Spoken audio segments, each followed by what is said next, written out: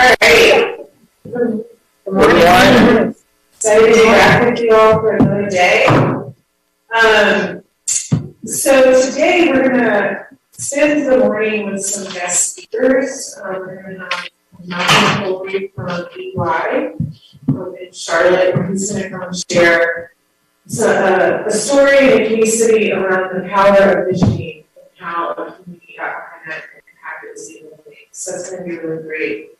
Rich conversation, and then we're going to hear from Frank Christensen, who's the chamber, and he's going to talk about some of the exciting things that are happening. And we have a lot of discussion about what are the takeaways that we can apply based on some of the stuff that we did yesterday too. This afternoon, I'm going to share some additional research insight, trends, insight on the challenges and opportunities that are facing Greensboro, and we're going to have some brainstorming time to consider where we go from here. How do we really start to build out a strategic action framework? And Zach has joined us. Great, welcome, Zach. All right, so just want to, we've got a couple minutes now, just want to hear from you all. What were some of your main takeaways from yesterday? What is maybe been sitting with you overnight?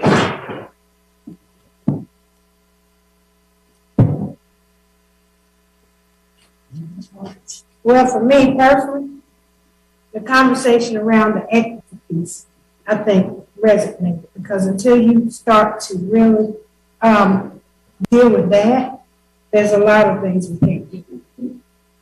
Fair. And investment being one. I think the discussion seems like everybody is engaged, everybody had comments, and I thought that was valuable. I think a lot of things were said, it caused all of us to think about things, but I think everybody was engaged, which I know is hard to get everybody engaged most of the time.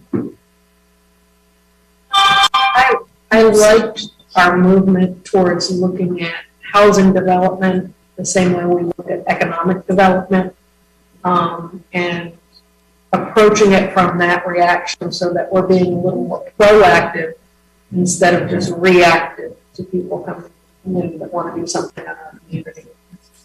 I think that allows us to accomplish more quickly. I was pleased to hear more people talking about, we've discussed before, but for developments and things, making sure that the process is easier for whether it's a business coming into Greensboro or a small business starting up or a developer doing an area, that what can we do to streamline that process and not overwhelm staff as well, because I know we're all short-staffed in various ways throughout the city and businesses. So I was pleased to hear that conversation.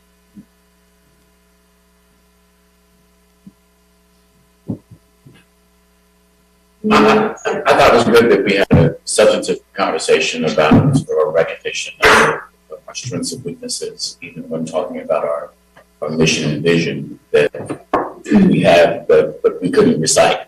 So it's important that we sit back and take stock of those things that are really important, that we really want to try.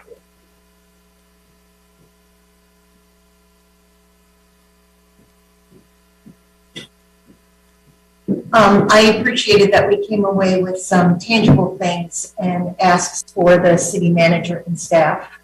I know that there were 4 items that we asked for an immediate report out in the next couple of weeks where we could move forward with some policy changes.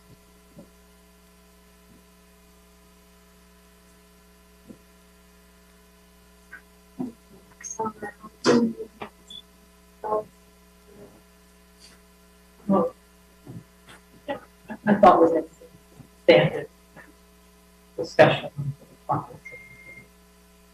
the resolution.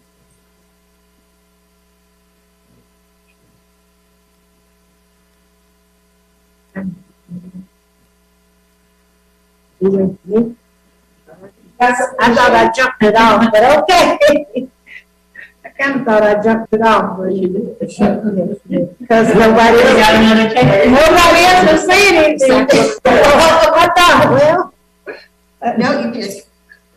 So, but, I mean, all of the dialogue, I think, was important yesterday. I think sometimes we all get in the business of focusing on our own individual needs, and sometimes we need to hear, where others are coming from too, so that we don't continue to feel like we operate inside. I think that's something that I felt real good about. It's one of the better conversations we've had in a long time, quite honestly.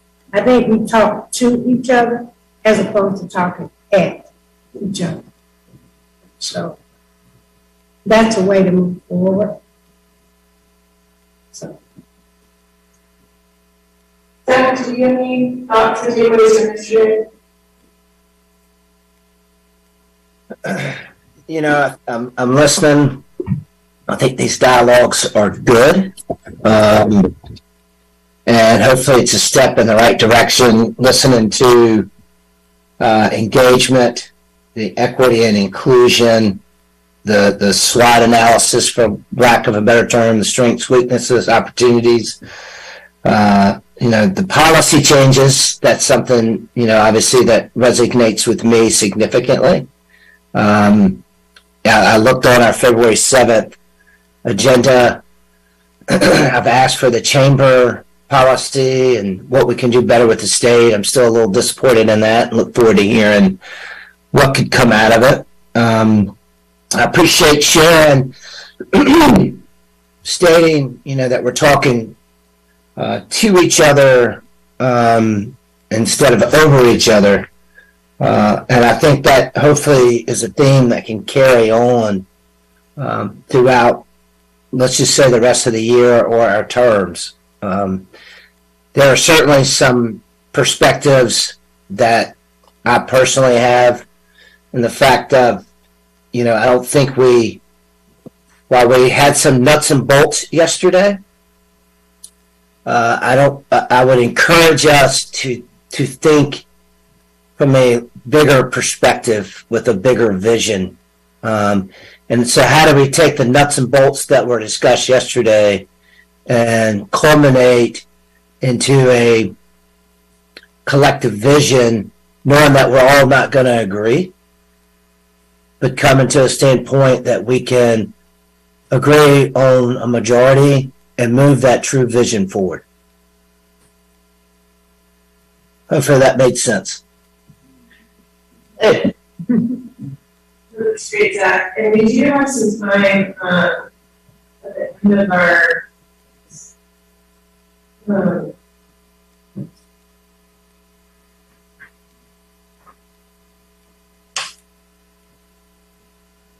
hold on, guys. I'm sorry. This is working. Test it.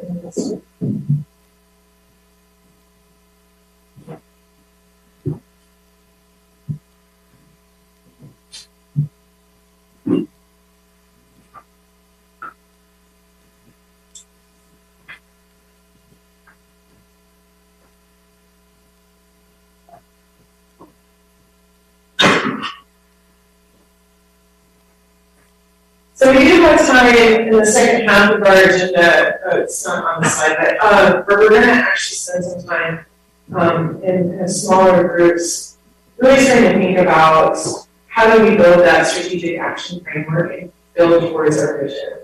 And I would love to just, we've got a few minutes before our speaker arrives, to just think about kind of where Zach ended with that and what we talked about yesterday with that sixth rule of being strategic, thinking about the vision that has already been developed,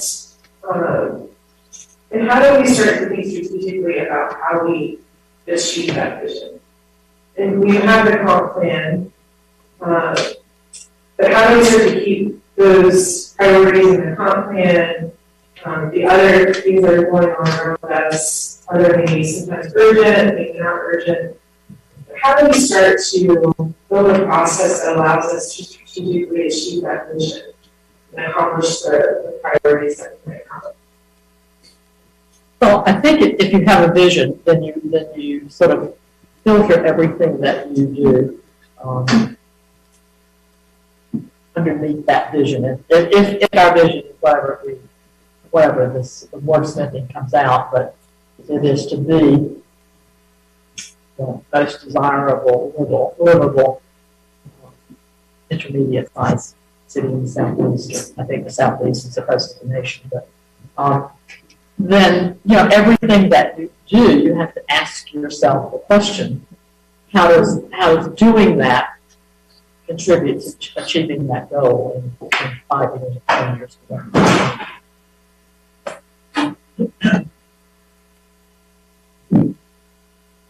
So what are some ways, as you all meet, as you move on from here, that can kind of maintain some of that strategic perspective and a longer term perspective as things start to get crazy and you've got your council meetings and different issues are coming forward? What are some ways that keep that vision more front and center?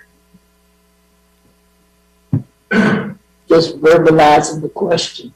Everything we do when we have our work sessions, when we have to make decisions on items, we need to have this in our heads, asking ourselves that same question again. Is this going to make this the best city? We just have to keep it, as Nancy said, that's that thing that we have to keep in front of us all of the time. And base our decision, and something that's in one of the 6 things about thinking about others rather than ourselves. So sometimes the things that we may want, and it may not be the best thing to make it the best city, and then we have to kind of back down on our own personal biases sometimes. But we should keep that vision as the main focus. And, keeping in mind that you have to have some flexibility. We might choose that we need to do something that maybe doesn't quite fit, but if we're trying to rectify a past evil or something that didn't work well for us, then I think we have the flexibility of doing that outside of the frame.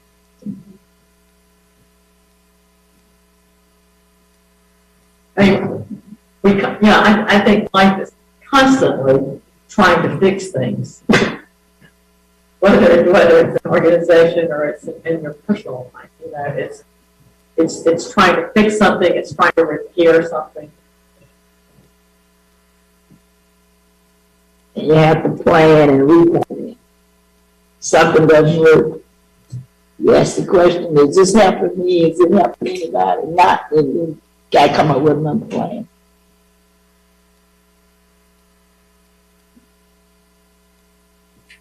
Can we repeat the vision? What was it? I did. All right, Mary Kay. You don't remember it? Put it on the screen. See, that's already important. One day. It becomes your mantra. It's not a paragraph. It's Use that a second. Yes. Building on our history as a diverse and forward-thinking city, Greensboro is a community with endless economic opportunity and exceptional quality of life. That's the vision. That's I thought the vision was the most, what happened to the Purpose is the short one. Purpose is the short one, become the best mid-sized city in the South. That's the wise thing. And why? But It looks- that purpose, you gotta have some backbone to the vision on it. The mission. Clear. To shape I an think we just inclusive endorse that. future.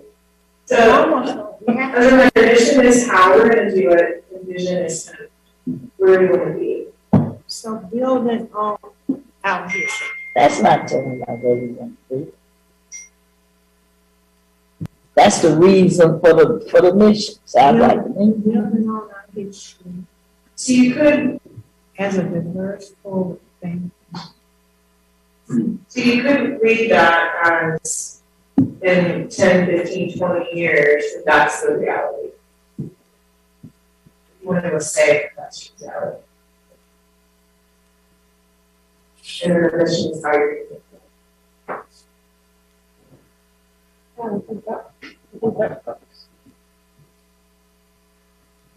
The vision is where we want to be.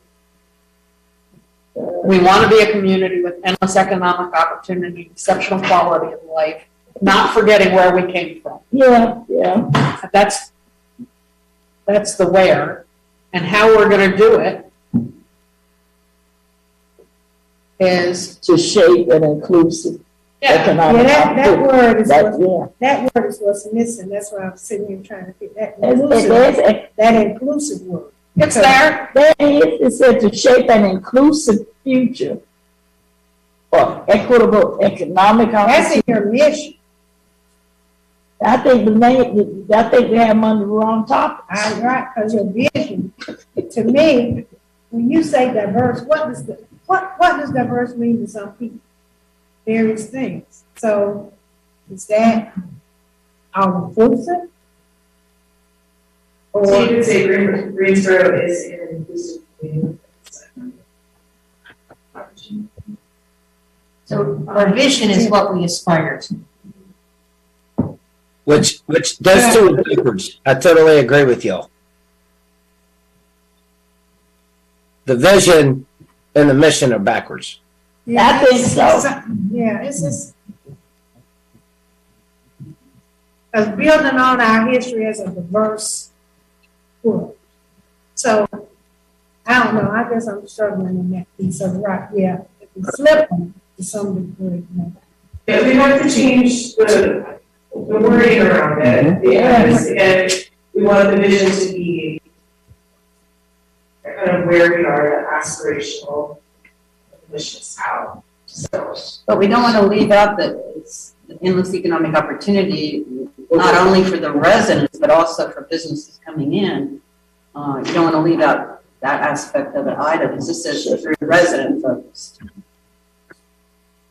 But it shouldn't be just resident focused. Exactly. Yeah. It should be tourist, it should be business and citizens, not residents necessarily. No, don't say citizens, residents, anyone who lives in Greensboro. Yeah, because And I think that should be our vision. Right. That should be our vision. I think we just have the wrong topic. The mission, is where we aspire to go. Somebody needs to change that word. the mission is to deliver. Yeah. Deliver on the vision. It's to be.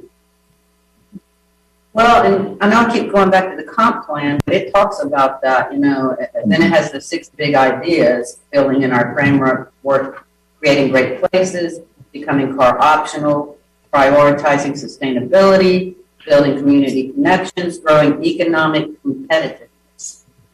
So it kind of builds, I realize this is a little different than the mission and the vision, but it does go and kind of address all of this. yeah, so if you remember that slide, and I'll bring it up later today, where you see it was kind of like a walk, you have it, where you are today, where you want to be, and then those things of how you the get there. specific programs and priorities and how you get there.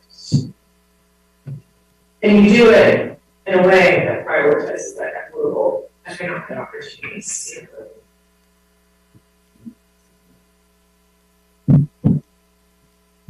I mean, I have a suggestion for you. I know I'm not counsel, just kind of want to jump into that.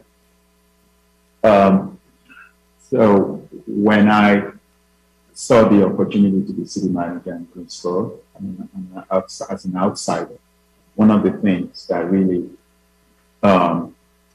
motivated me was that vision, city vision.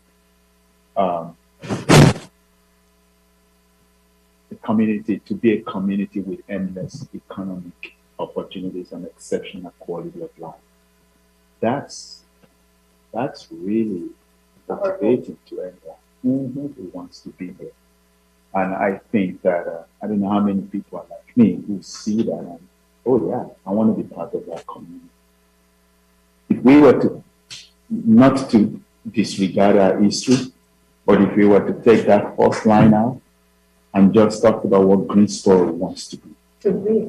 You know, Greensboro will be a community with endless economic opportunity and exceptional quality of life. If you want to throw equitable into it, that's fine. Because you mentioned yesterday that our values have to be reflected in our vision. Which is why I think, while what the comprehensive plan said is very good, to be the best mid-sized city in the United States, it does not include our values. It's just a statement of purpose of why we're here, something like that.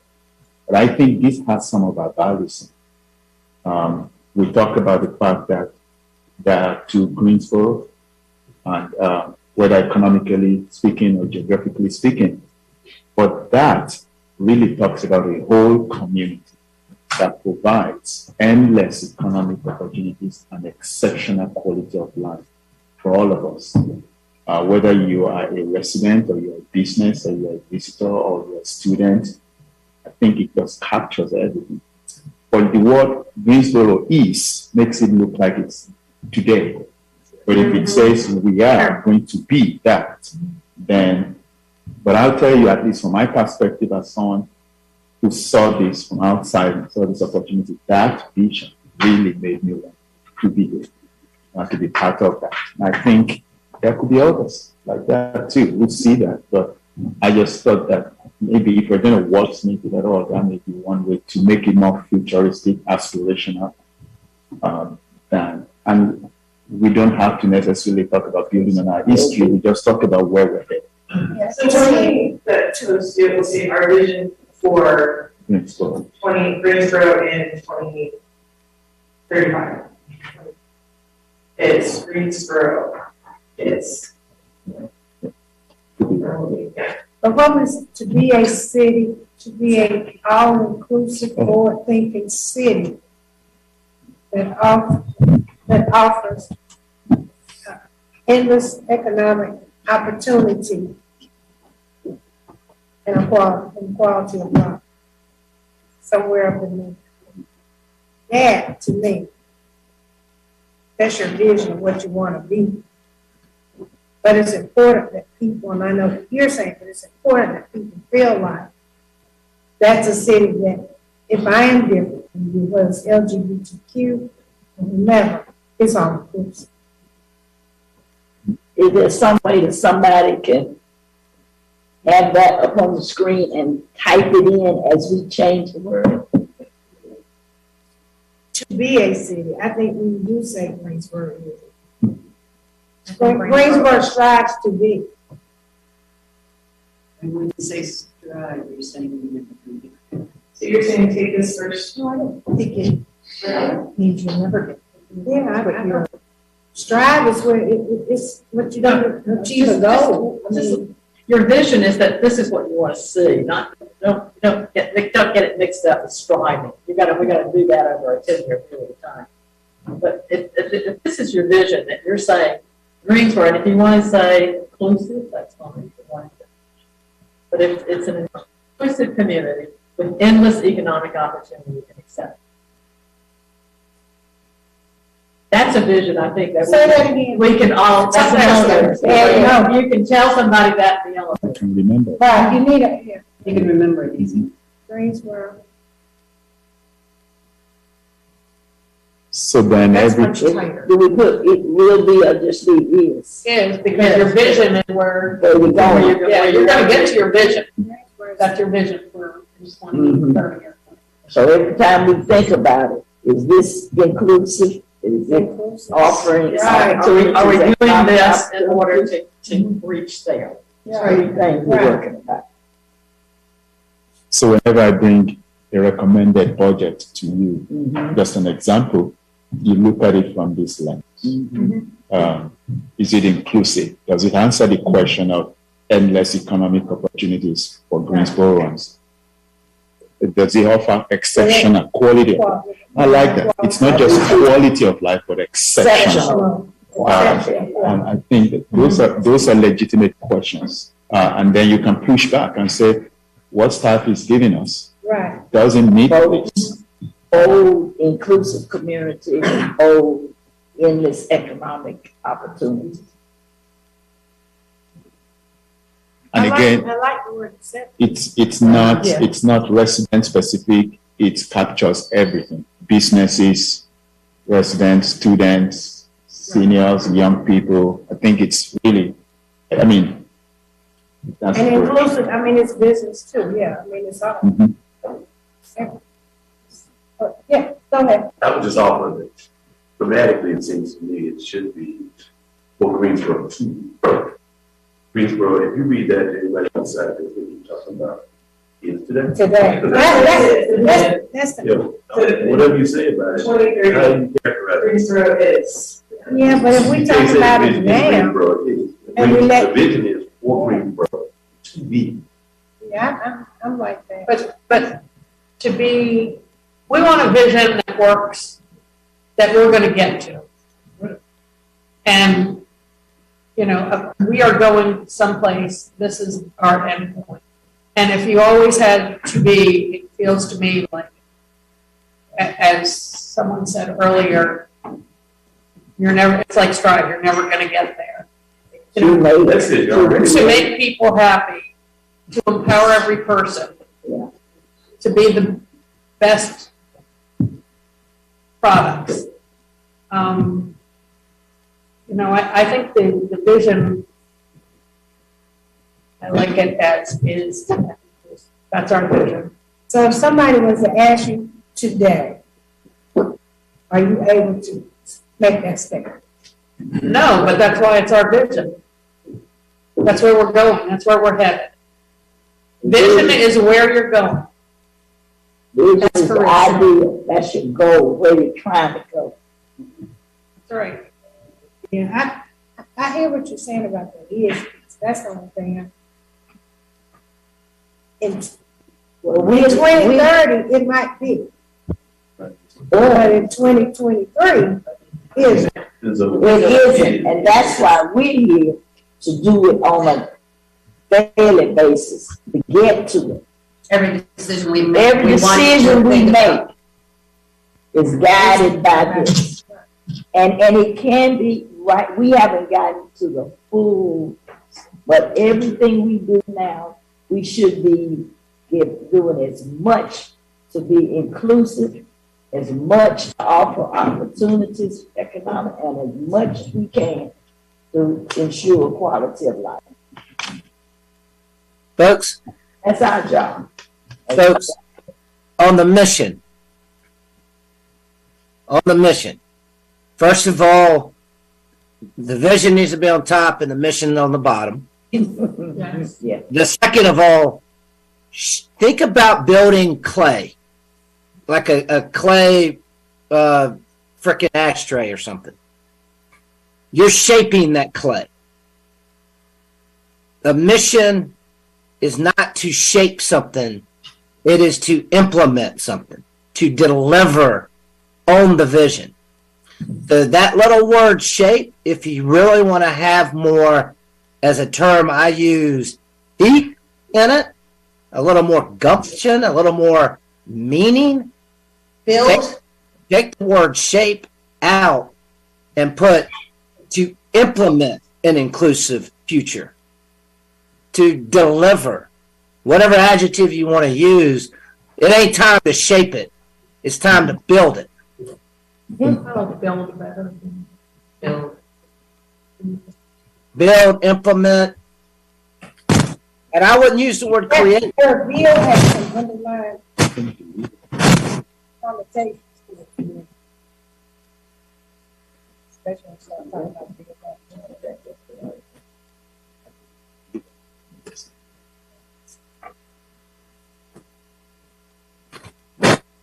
I know where you want it going.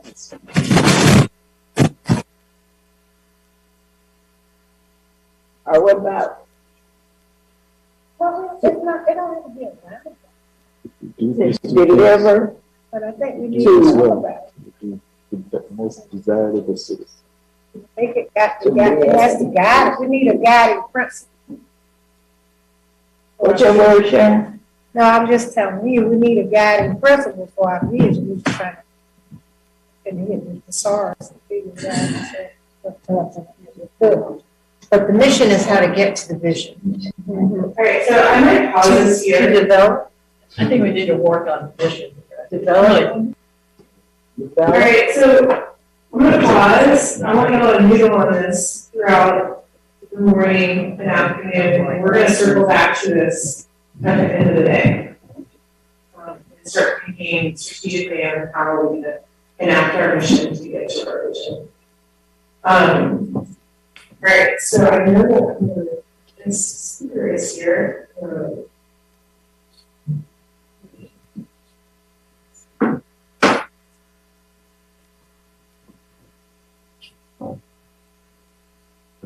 Thank you.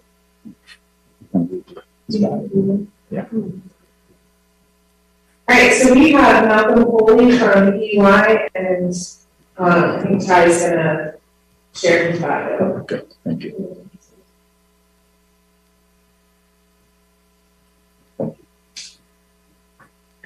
Can you hear me? I think you turned it off. Okay.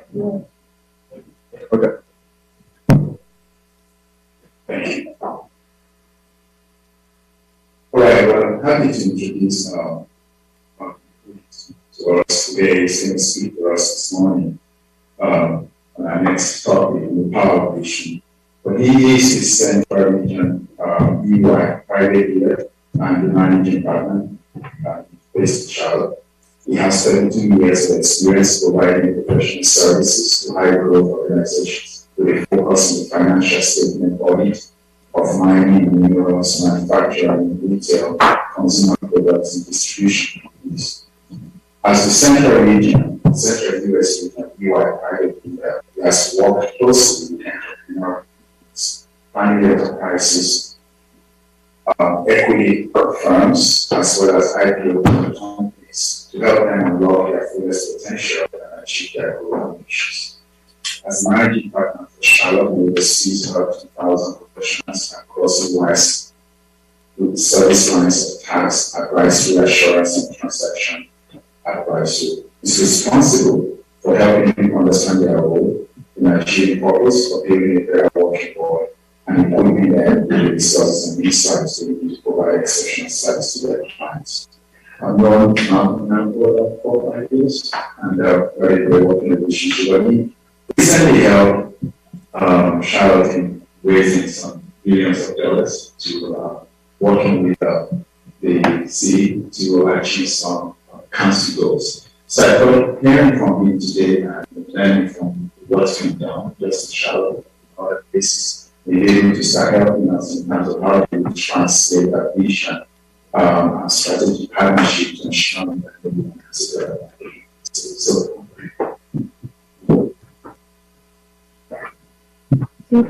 Yeah, I don't know. Can everybody hear me? I think exactly. okay. Well, I think this is fine. Now that's a voice I can hear real easy. Well, first of all, good morning, everybody. Good morning. Mr. Moss, good to see you again.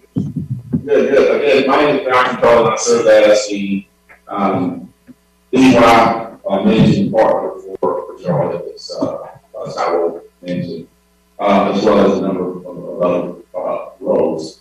Wanted just to come and talk to you about our vision partnership. You know, different things that I've done over my career around ensuring that everyone participates in the thriving economy. And how do we really look at, you know, those communities that have been marginalized and left behind, and how we can create public-private partnerships and ensure that everybody participates in this thriving economy. Here's some ground rules. You know, I was in Atlanta, did this in Atlanta, and did this in Georgia for 11 years, and there's another one in Atlanta. We came up with some big bold ideas of how to ensure that those that have been left behind and left out participate And one of the things we did was built this academy and all else to ensure, that these young black men get an opportunity to succeed. Huge success story. And then moving to Charlotte, I like to discuss some best practices of what we did. This is, when I moved to Atlanta, Charlotte, it wasn't about making Atlanta, making Charlotte Atlanta. And this is not making Greensboro to be Charlotte or Atlanta. This is about how do we share what I have learned over 20-something years of working in both Atlanta and Charlotte to create, great opportunities for Greensboro. One of the things that I focused on in Charlotte was that what we did in Charlotte was to be a catalyst for other communities. And the worst thing we could have done or could do in Charlotte is to keep that secret sauce only in Charlotte. So wanted to make this a ground rule about what worked for Charlotte may be different from Greensboro, and the magnitude and size and scope and scale could be different. But the concepts are the same. And that is, how do we ensure everybody gets an opportunity to play in this economy? And so some of the things that we did in both communities is first we started off with what we call an ideation session. Bringing key constituents in the community together to really sit down and talk about what are those things that we can do to make a huge impact in our community. And as we all know, there's a huge bucket list because we're trying to fix things that happen over centuries.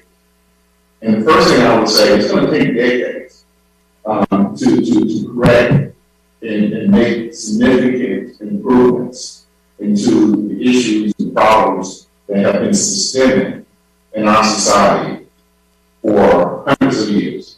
And I think we all agree with that. I think that's pretty straightforward. And so what can we do as a community to make sure that we create these public-private partnerships to work and improve the lives of those in our community? And so, what we did in Charlotte, again, as a test case, is not trying to make Greensboro Charlotte, make sure we're good at it.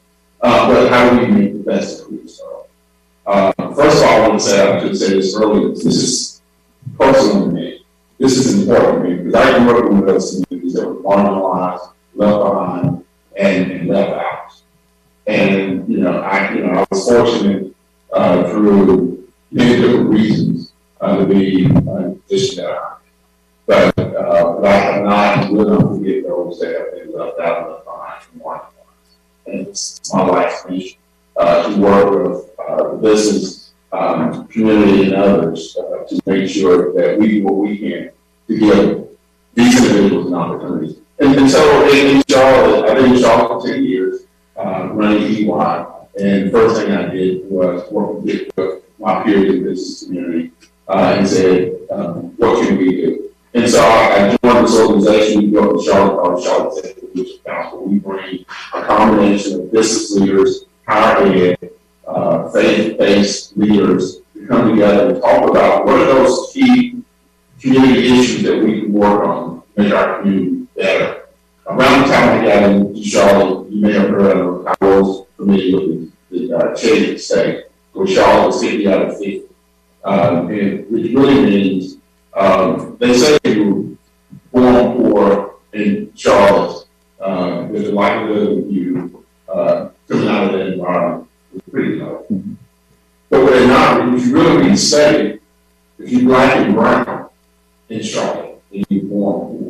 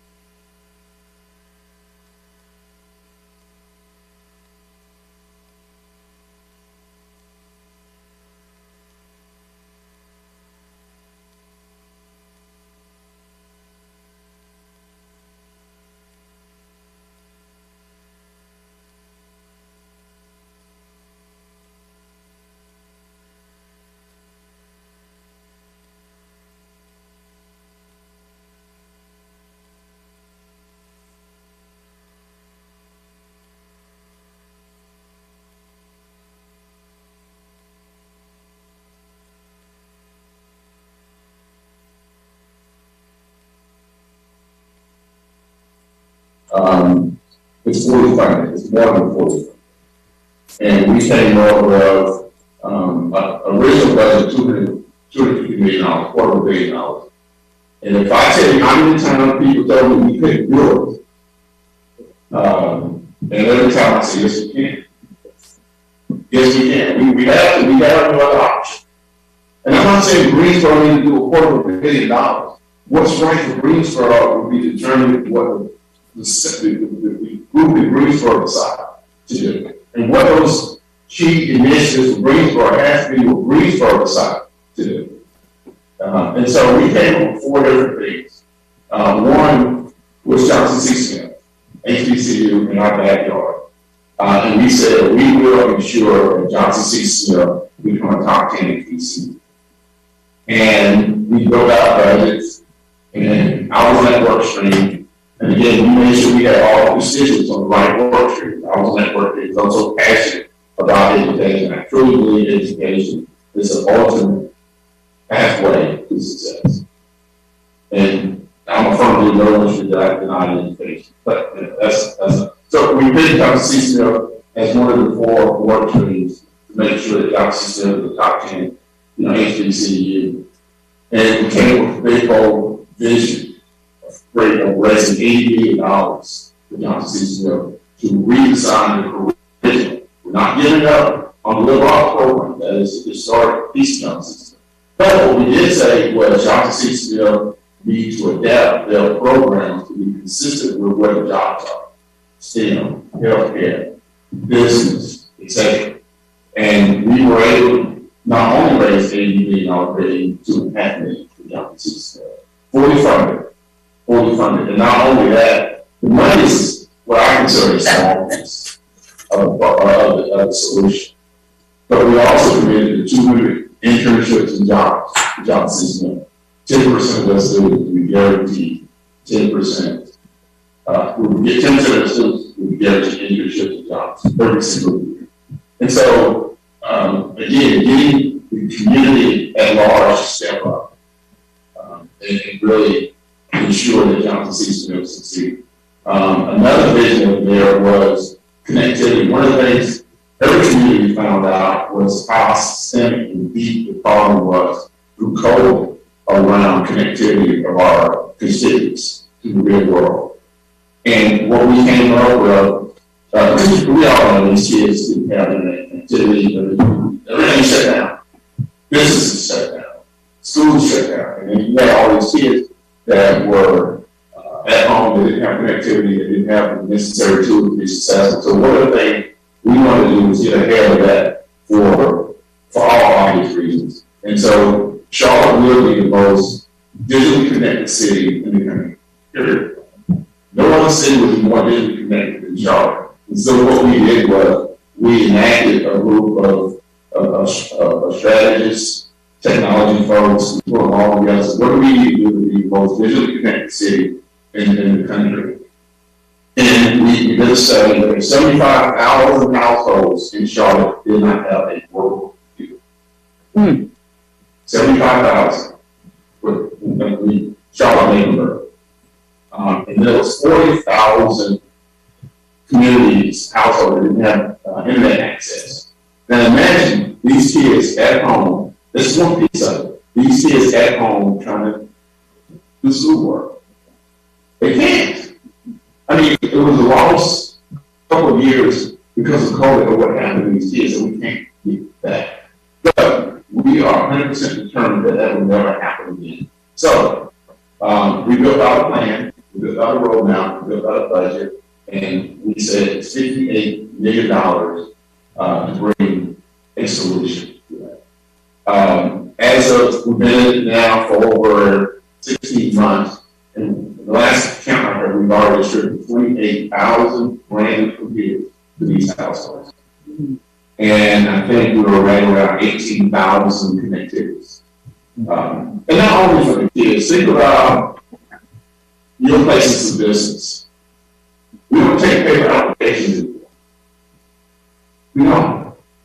And, you know, and so in order for parents to go get a decent job, they have to go and buy this and that. And so they have to the internet. And you can go on and on why it's so important to be connected, to the real world. And so, so that was another big initiative that the mayor had. We pulled it out and we said, Mayor, tell us what's keeping you up at night? What can we do as a community? And then the third one was those we call corridors of opportunity. Those parts of the community that have been marginalized and left behind. And so we raised well over $100 million for those communities to help those small Black and brown and Asian businesses grow and scale. And so, and not only the money piece is a small piece. The bigger part of the issue is access. Those communities are not being given the same access as the majority of businesses. And so what we in the business community committed to is to give them access. Money we raise to build a balance sheet, but if they don't have access to revenue, which is the best form of capital. If you got good revenue, you can grow your business, build capital, you can reinvest in the business to revenue growth. You can also have money for a rainy day. And so we raised $100 million, but now there's a big concerted effort to build a platform where these businesses can get access to the work that most companies are laying out. And that's easy, right? I mean, these companies are going to spend money with other businesses. But Black and brown businesses were not given the same opportunities. They were typically tier 2, tier 3. And we don't have to get to tier 3, right? You're doing the same work. But tier 1 person takes 10-15% of the profit, tier 2 takes 10-15% of the profit. And by the time you get down to the own business, 30% of the revenue is already taken by people just taking money off the top. That 70% as well keeps them paying the bills, but not building equity and not building capital. So that was another thing that we really focused on, was ensuring that Black and brown businesses are also given the opportunity to grow and scale. And the best way to do that is give them access to market rate revenues without a number of individuals taking profit off the top. Because by the time you do that, it gets to the actual company, then they're just giving them money to pay bills, keep lights on. And so that's one of the other big things that we're focusing on. And I would say the rally cry of community is unbelievable. The law practice groups, they set up a non-for-profit that can provide free pro bono services to these companies. One of the things we realized during COVID was that these companies did not have all the legal documents that they need for royalties, grants, etc. And they do business with businesses. So we have 2 big law firms that started this non-for-profit that they can provide free legal services to these companies. Again, help them get their back office stuff together. My profession, professional services strategy, consulting, along with financial services, we will provide free loan services to help them build their books in line, help them prepare financial statements, help them prepare budgets, help them prepare performance. And so now they can get their businesses back office stuff together so they can go out and bid for these jobs. When they can go to the bank and say, here's all the legal documents, here's all the financials you need, everything they need. Right now they're going, unfortunately, what we found out in COVID, because we also raised a lot of money through another initiative called Relief Fund for the business community that have been going in the shoeboxes. And it made it very difficult. And so, again, this is not about making Greensboro Charlotte or making Greensboro Raleigh or making Raleigh Charlotte or Greensboro Charlotte. This is about how do we make the best of Greensboro, how do we leverage, those best practices. So that was the real. The fourth one was around employee commitment and working with the employees in the community and the elevation of Black and brown individuals to from middle level to C-suite and board positions. Because we know that there is a significant problem in having Black and brown people in the executive level. And so there's a huge commitment from the businesses. And we're going to monitor it.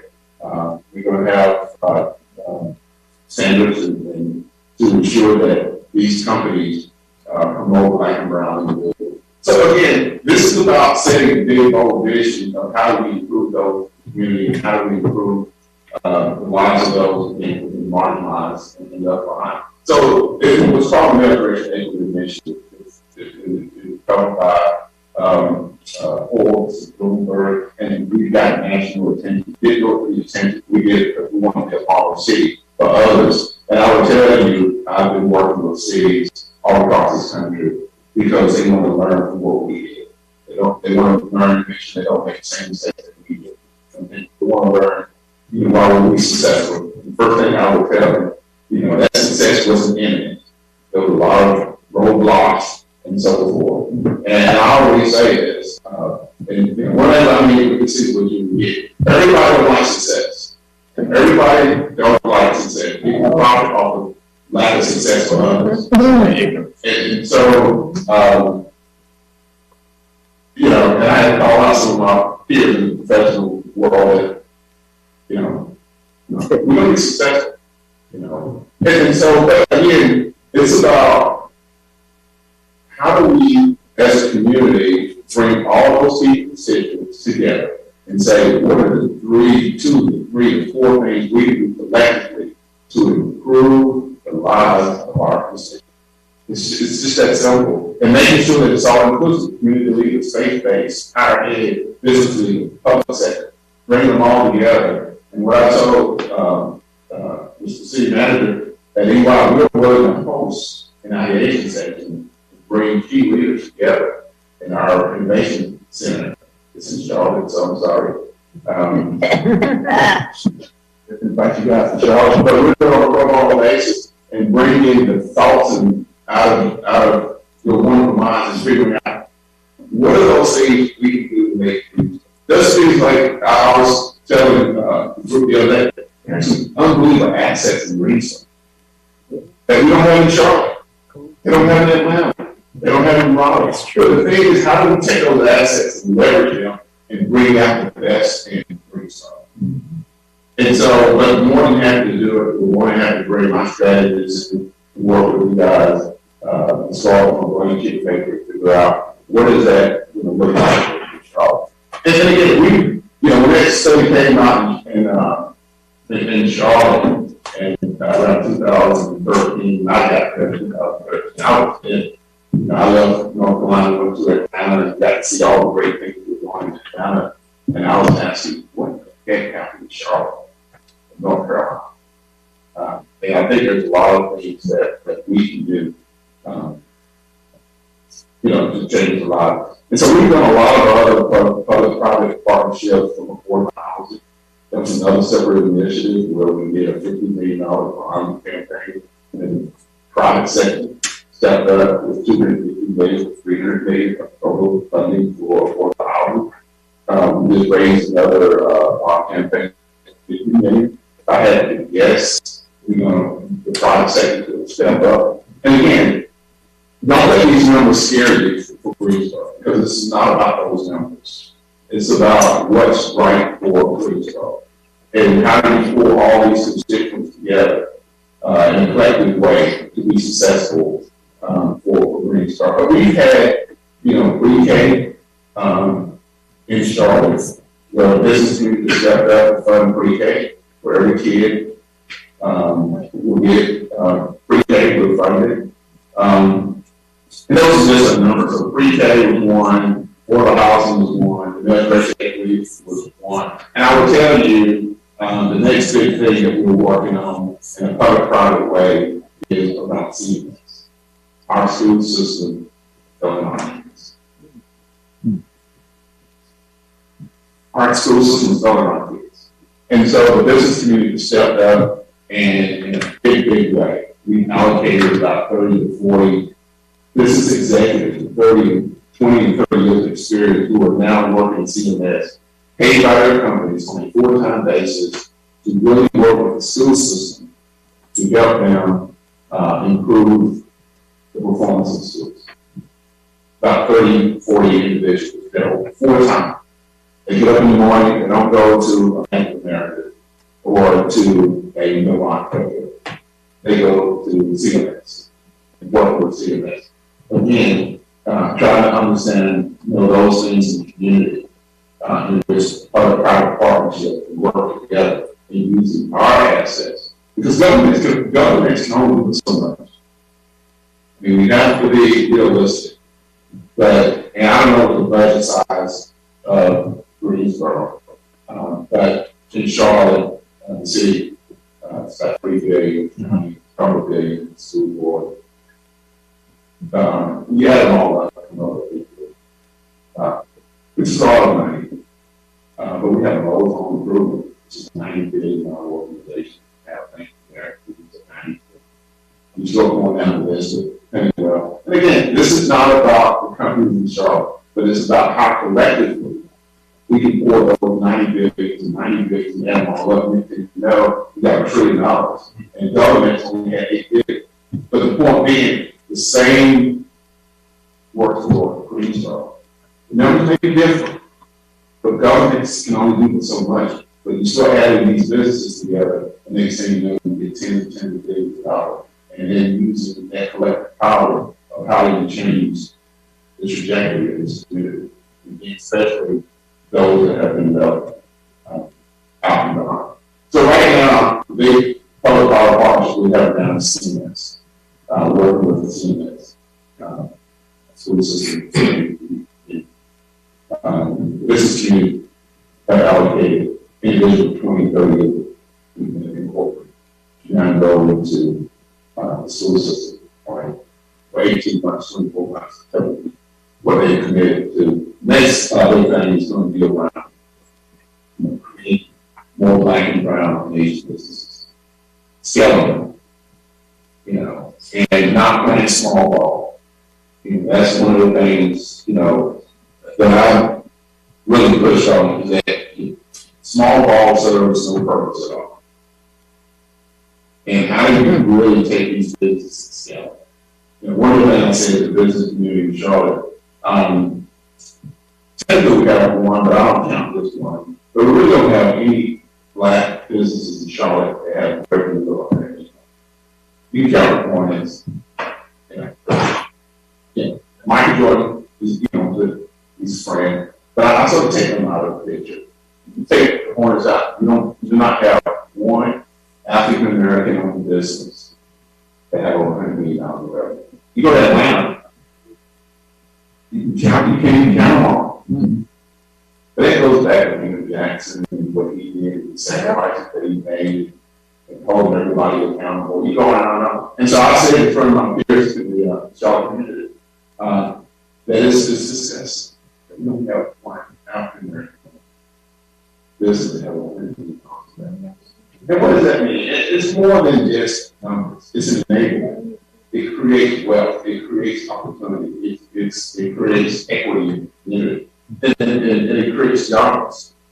And so that is the next big thing we're working on in Charlotte, is to create more mega minority-owned businesses. Too often our community want to focus on micro business. I don't want mom and pop business to get mad at me, because I think entrepreneurship and those businesses are the engine of this country. But too often, corporate America wants to focus minority business to be all micro businesses. And that's just totally inadequate. That's just not able. We need to create more mega businesses. Those are black and brown businesses that have revenues of 20, 30, 40, 50, $60 million. And then we need to also have black and brown businesses that have hundreds of millions of dollars that become mega businesses.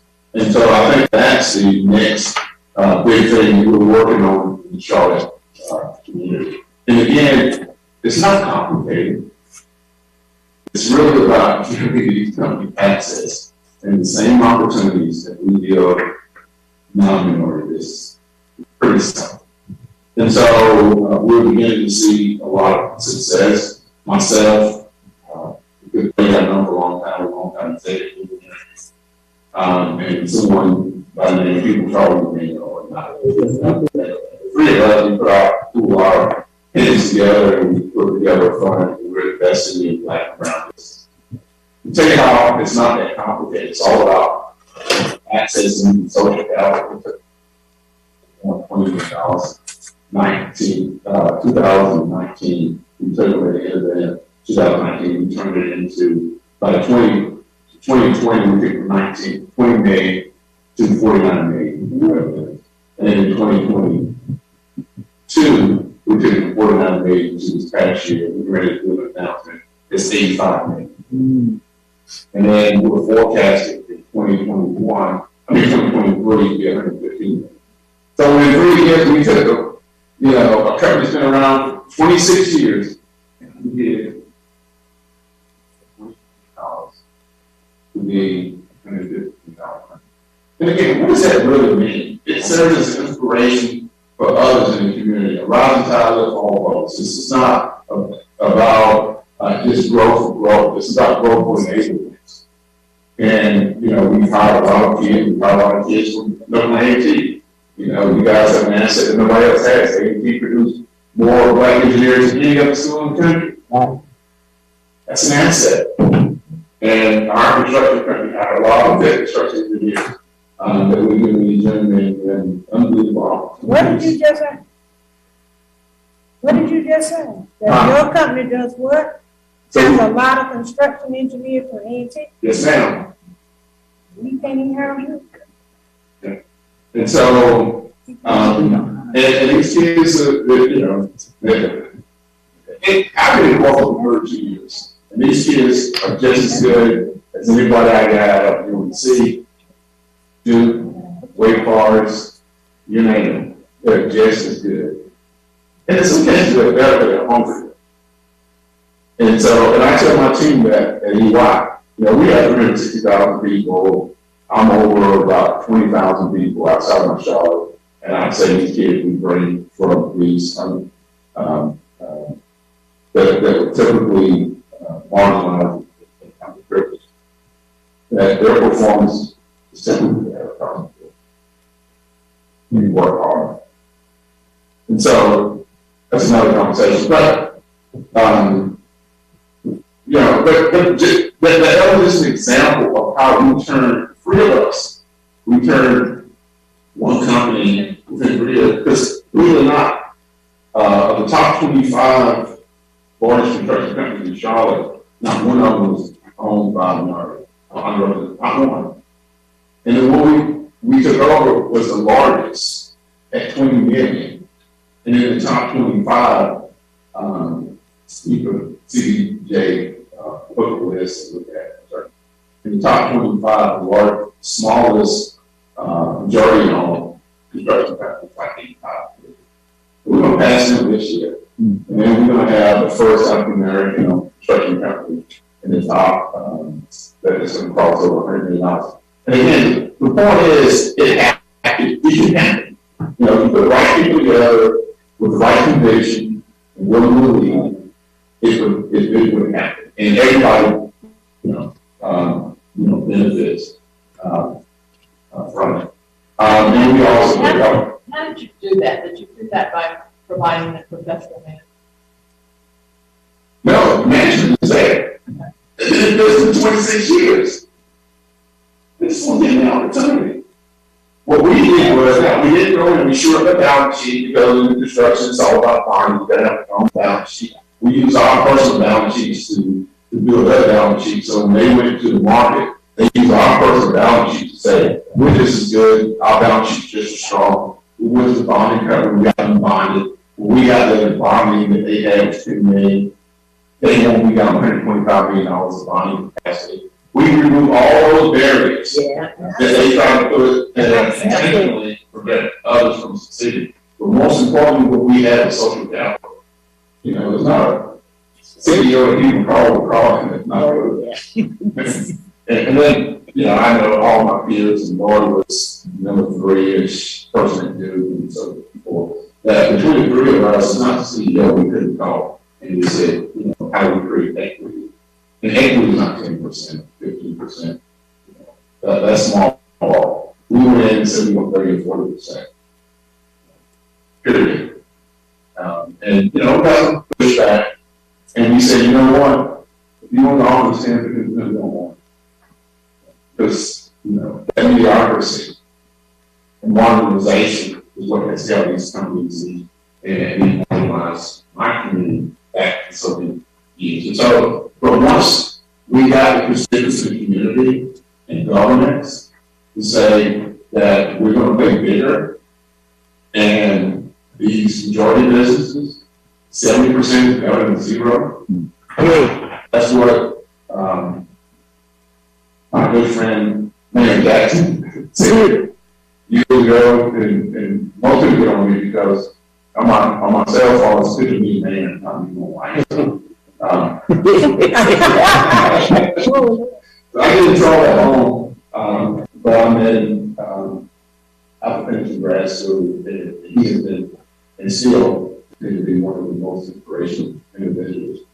Was the catalyst of creating equity and that everybody lives in the same global system.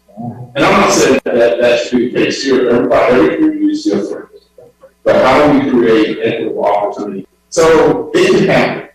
And so that's the next big thing that we're working on. But we're not just looking at creating micro businesses. I think, that barber did an extra barber chips. I think that small amount caterer can hire another person. That's it. But we can't marginalize these communities. And we have to look at how do we create a $50 million company. And it's really just redividing the pie. It's already going. And making sure. And so as part of the other piece of not only having them, giving them access, it's also business community, it's also step up the injuries. Because we know you can't go and take a company from 2 million to 10 million. It's totally, you run a $10 million different. And so on a pro bono basis, we go to these companies, we want to do these companies. And we just created a new foundation with our, that's called Chamber, creating new foundation. And when we hire a group that's going to drive that piece of it and pairing up mentorship with businesses, working with the inside, it's not part of the community, providing services. And also taking the business community to provide business advice to these businesses. So again, it's really about how do we create private partnerships, constituting the entire community, come in and help these businesses to be successful. And so there are other examples. And again, what's right for Charlotte, what Charlotte's willing to do is totally different. I'm no economy outside of my 11 years in I'll tell you North Carolina's best state in the world. And I was in Raleigh, I was in Charlotte. Familiar with Greensboro, my son just graduated a couple years from AUT. Computer engineering. So I'm a big fan of the university. My cousins all went here. And I know there's enough money to provide between Raleigh and Charlotte. But to me, again, this process is not about that. It's about how do we build all these communities to be successful. And so, again, what works in Charlotte is going to be different in Greensboro. What's good in Greensboro is different in Charlotte. It's good in Charlotte, it's going to be different in Raleigh. It's good for Raleigh, it's different. And so, I said a lot. But let me stop there and I will more than happy to answer any questions. Yeah, I want this to be a dialogue, this is a conversation. I just wanted to give some examples of the art of the possible, thinking big, thinking bold, but most importantly, think about those constituents in our communities that have not been given the same opportunity as others. What can we do collectively? Governments, private sector, non-for-profits, higher ed, healthcare, faith-based, community leaders, coming together for a common cause. Knowing that we all are not going to agree, which is perfect, but how do we figure out collective thoughts and come up with the best solution? So let me stop there. More than happy to answer any questions, you ask, I answer. Wow. Wow. I mean, the creativity, the commitment, the passion. We talked, and I think I mentioned yesterday about seeking new sources of revenue, new sources into the community. So it's not always through the budget; it's through issues. It's through relationships like this where you come in and it's already there. You simply just pull it together. And I know that Charlotte has definitely benefited. You said, what, 300 million? 250 million for 300 million for affordable housing. We did 36 million for the arts. I mean, and again, don't get scared about the numbers, because it's not about the numbers. Right. It's about the collective thoughts and effort. Bingo. In community. And coming together. It's about taking those. Because we go to LA, and their AI numbers look different. Or go to New York, their economic numbers look different. But one of the things I focus on in Charlotte, when they told me, no, we're not going to raise 250, I said, yes, we will. We're not, don't defeat us before we get started. Right. And that's what happens too often. We defeat our own selves. And again, we said big, but as a matter of fact, it wasn't 250. It was less. Kept rolling. Yeah, it's more than surprised me. And I was like, I think we were like, and that's the largest ever raise in Charlotte history for a philanthropic. Right. In Charlotte history. So don't get intimidated by the number. It's getting intimidated by the passion. And all the possible. I think we're excited about the numbers. Excited about the possibility. Absolutely. I think okay, so, sorry, you probably, so, and you can go ahead. No, okay. So let me ask you this, because you're preaching what I've been preaching for the last 10 years. How do you change the culture of thinking for the majority of firms to embrace those smaller minority firms, to help them grow? Because that's problematic. You can't get them mentored, as you just said. We have a MWBE program, that one of the recommendations in the program, which is not being utilized, is a mentor project. So, because it's a subcontracting program that's designed to grow them into practice, just like you're talking about. But there's a lot of pushback from that. Because we have several companies, majority firms here, that are $1 million firms, probably 100, 200 billion. But there's no access and opportunity. And so until the mindset is changed around doing, yes, it's the right thing to do to build, and the rising tide lifts all boats, but the boat still got a hold. So how did you work through that culture thing? Right, and as I said earlier, everybody wants to say, but it was about forming all key constituents, those that could get to fully pulpit with a loud microphone, that will pull this select group together and say, to that point, arouse the high level of both, and that those that are defining decision makers. So, for example, you mentioned minority construction companies. Those that are the final decision makers have to say, we are going to change. You all have some big healthcare. They'll spend a lot of money here in construction. And they're going to have to be some of the ones, along with local governments, that will be a change. And that we're going to have minority participation tier 1 level. And really just getting all the key constituents together and say, we're going to ensure that everybody participates in a fair and equitable way. And then we have some pretty loud voices at some of the largest corporations in Charlotte. We are going to do this. Because at the end of the day, they control the purse strings.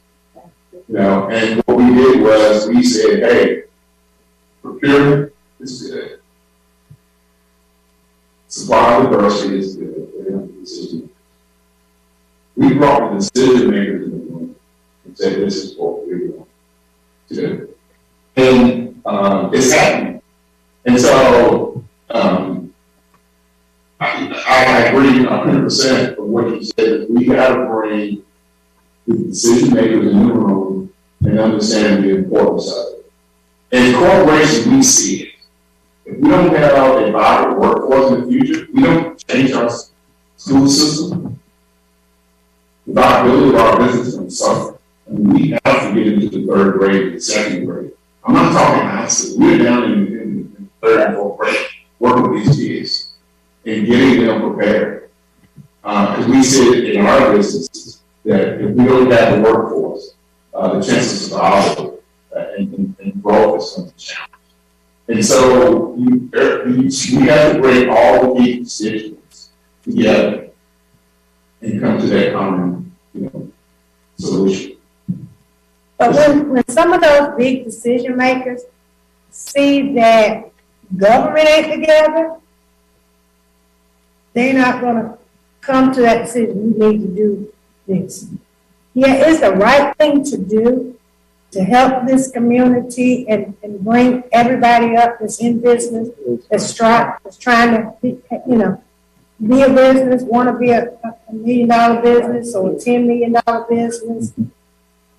But if we ain't on the same page, even here, the government, and they pick you off,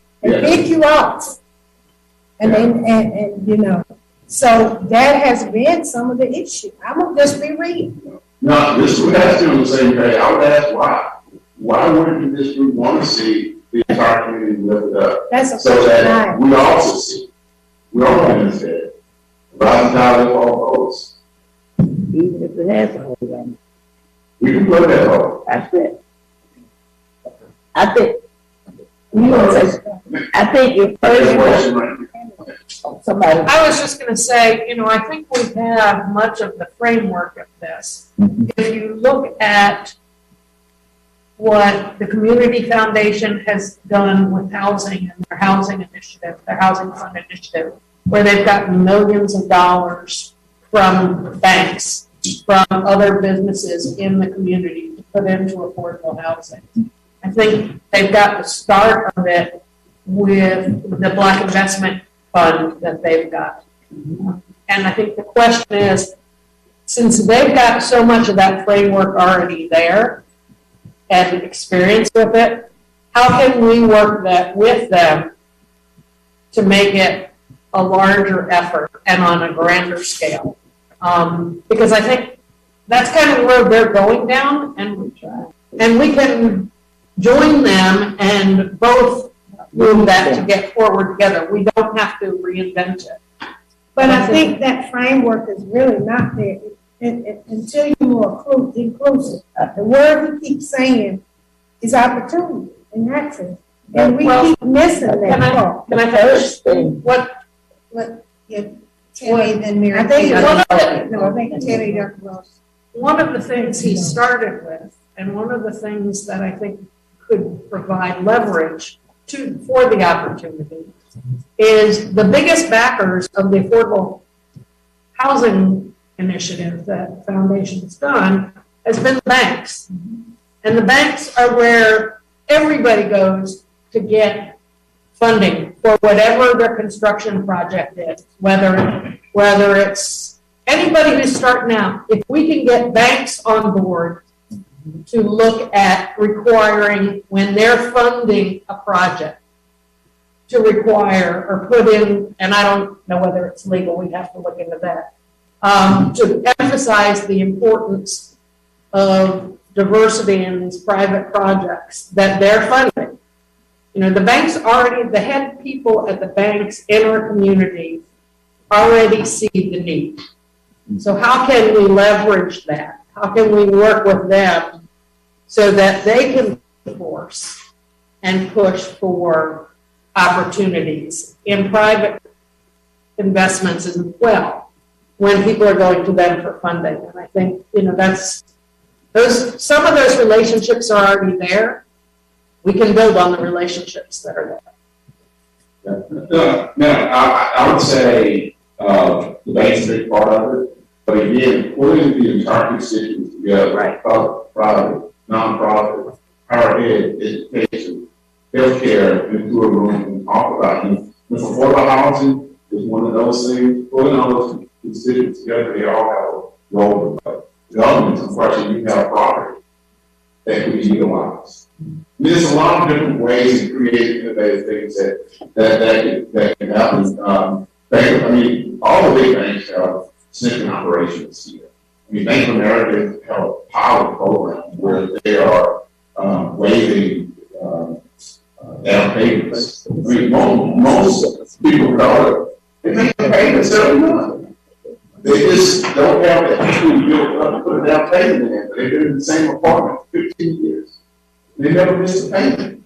So Bank of America has some test markets. I'm more than happy to reach out to my bank, President of Bank of America, come talk with you guys and talk about what they're doing. And so they're waiving payments. And they're looking at credit. You have to look at credit differently. And so, again, those are some of the creative things that banks and more banks that they're doing in Bank of America. I applaud. What they're doing is amazing. And they're removing the barriers that prevent home ownership.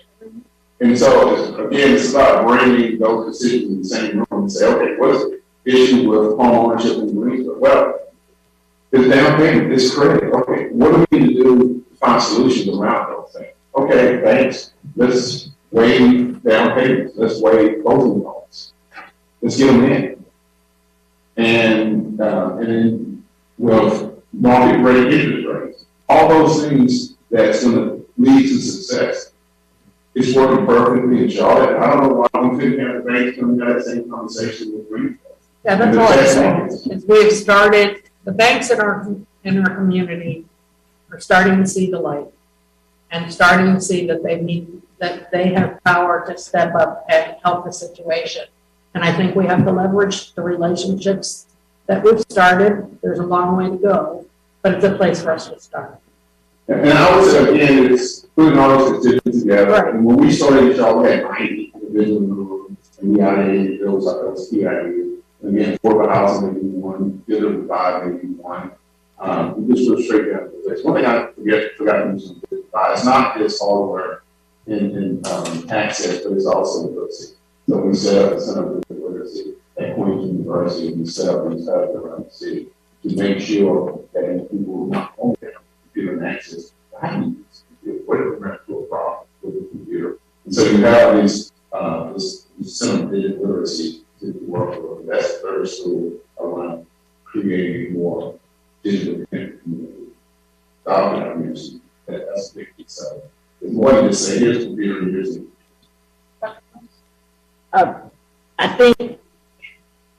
I think what I heard you say first was that you convene the leaders, but this is the visioning section. We've just been talking about our vision. So if we want to achieve our vision, then we convene the people that will make it happen. It's about a paradigm shift, not just with them, but it's a paradigm shift with us. If we take the stance that we're the leaders, it won't happen unless we get the bull by the horns and say, this is what our city we want it to look like. We need your help. And then come up with the things that we can work on together. And when you talked about, you talked about the 4 things that they did, they decided they were going to sustain Johnson C. Smith. Here we have Bennett that's failing, the only African-American institution for Black women. There are only 2 in the country. We have one of them here. And it's in poor condition. Poor condition. And it's on one of our corridors that Ty mentioned yesterday, that Washington Street corridor that we want to get better. So we got that. And then he talked about the digital divide. We've been talking about that with the innovation district and trying to get broadband all over Greensboro. And then the underserved communities, we've been talking about getting more money into those areas, and then the barriers that we've been talking about. And we know the barriers that keep our businesses, the Black businesses, from going forward. I think the thing is that we have to say we're going to be intentional about seeing this vision go forward. And if it's going to go forward, then we have to do some differences. The thing he said was the mayor decided. And in Atlanta, it was the mayor decided and led that council and that city into a change. And I feel like these conversations we've been having and then focusing on our vision, that we have the power to do it. We have a good mayor. We believe in we support each other. We can work together to make it happen. But we've got to have the will. I've always said we have the knowledge and we have the money, but the thing we need is the will to make the change. And that means you got to change the way we think about things. And if we can keep that vision, we can really get that vision that we came up with in our heads, that this is what we want, and we can move forward with it. And I appreciate, because you say, and people, we don't want to be another Charlotte. We don't want to be another Charlotte, but we want to be a successful city. And there's no need to reinvent the wheel. There's a pattern. If the pattern has worked for somebody, it can work for us too, if we implement. Yeah, I would say, I was going to say it would be a better Greensboro. Oh yeah, Greensboro. And they saw well having someone that a visionary leader. It was our mayor. Yeah. You guys are a great mayor. We got a great mayor. Visionary leader, and you built it. They would come. That was our motto. All together. One of our mottos in Charlotte. And one of the things I failed to mention on this divide, we got national attention. Vice President Kamala Harris came and visited, see what we were doing along with Dr. Cooper. Came and looked at our model. North Carolina, I can't remember how many things that all they have to do the infrastructure bill, part of that broadband. So there's money out there. There's state money that's coming through, the infrastructure bill, there's federal money. We're going to leverage that. The 50 million I talked about is all local money. It's not any state money yet or any federal money. But we're going to see some of those funds through grants for sustainability. And one other thing I didn't mention, one thing I told the community, that $250 million is a down payment. That's everybody I went and sat down with and had this conversation with that day. I said, your investment is a down payment. I'm coming back in 3 to 4 years. Once we can show you outcomes and why this is so successful in about 3.5 to 4 years. And so that $250 million for Charlotte and different communities was a down payment. I was straight up with them. But now it's all about execution on those 4 pillars that I mentioned. And once we are able to show the connectivity to the community, the literacy to the community, Johnson C. Smith, the employment, the employees that we create, in addition to Charlotte and Queen, now Johnson C. Smith, so we create employees for our community. You go on and on and on. In 3 to 4 years, we can go back and go to state and give to the community and say, what they has resulted in these outcomes. Now we know what we're doing. More. But it's, again, 5 years is not going to solve all these issues, but we can make a significant progress forward to that framework as to what we need to do. And we're going to go back to with outcomes, real good outcomes to the business community, private sector, face-to-face, higher ed, healthcare, and show the reasons why. I mean, North Carolina was #1 place to do business for the first time this past year. And assets Greensboro have with all the new businesses and major you guys have had, the other county cities. You guys have a lot of assets. There's a lot of good things behind you every so. I'm sorry. Just a couple of things. Of course, we are different than Charlotte. We're not the same. We all know this. For instance, our schools are under our county commissioners and our school boards. So we don't have quite as much input on that, perhaps as Mecklenburg does. But yet, those students are our residents. So we are still very attuned to what's going on in the school, or try to be. Second thing was, we have in Greensboro, I was going to touch on what the community foundation that Tammy brought up. They've got the Black Investments in Greensboro Fund called BIG.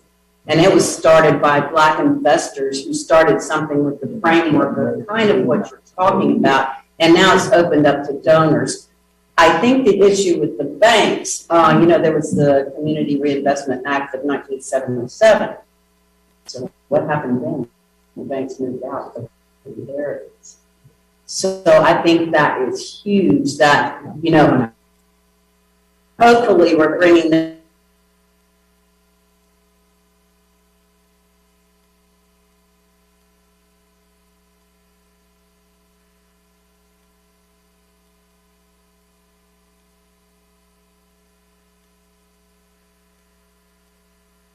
To be able to give everyone the opportunity to move forward, whether it's a small business, a big business like you were talking about, or whatever the case may be. Yeah, a couple of things. We have the same school system they have here. Okay, so we don't. City council doesn't propose to us. Right. School board, which is totally separate. The bank have customers here. They have branches. They have customers. Because my headquarters doesn't mean they should not make that. Exactly. This is just not about the banks. It's all the profit savings. They may not be headquarters here. One of the things we got in Charlotte, we have a lot of funding from companies that have headquarters in other major cities around the country.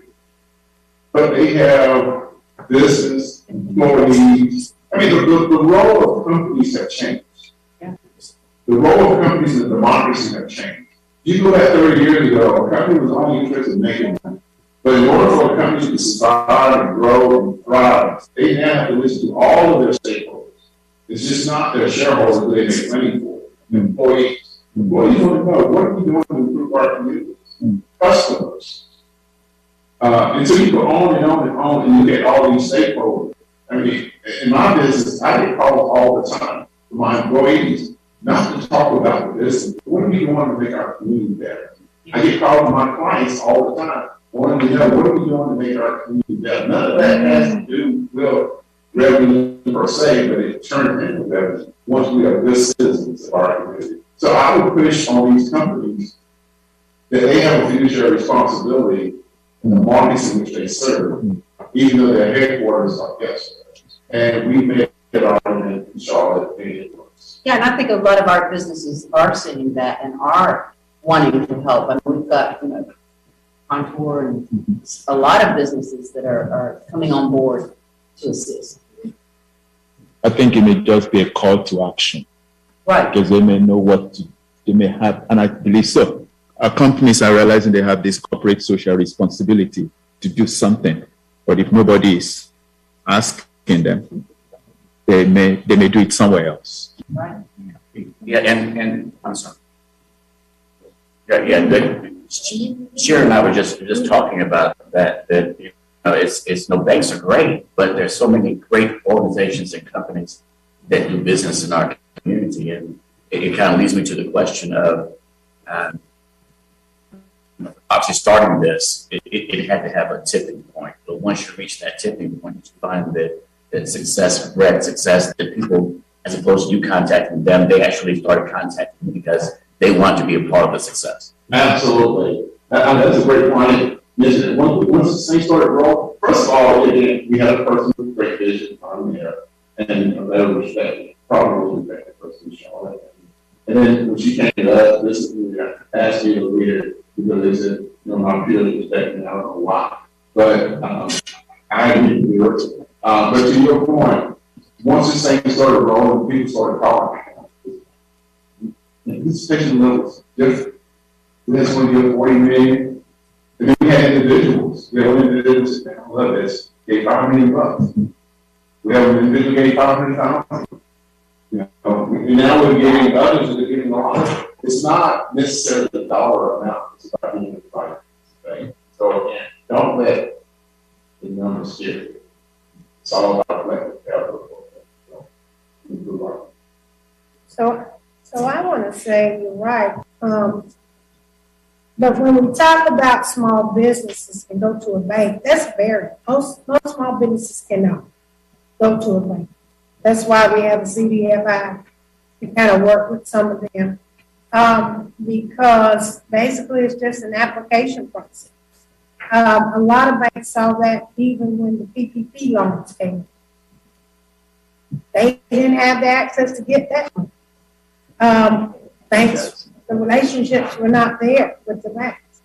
And so I think we have to understand it so that that's the part, and I think we have to do a better job of getting banks to understand the relationships that they need to be creating in the community with our small businesses.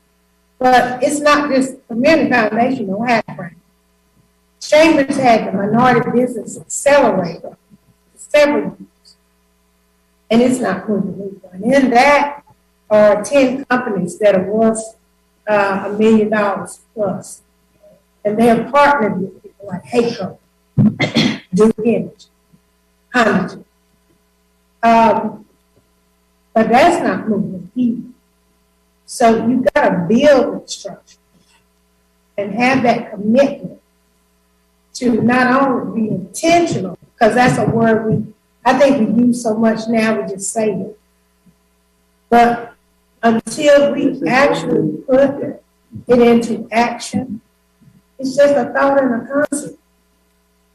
And really a lot of our businesses, the smaller ones that I deal with and I talk to, don't trust the system.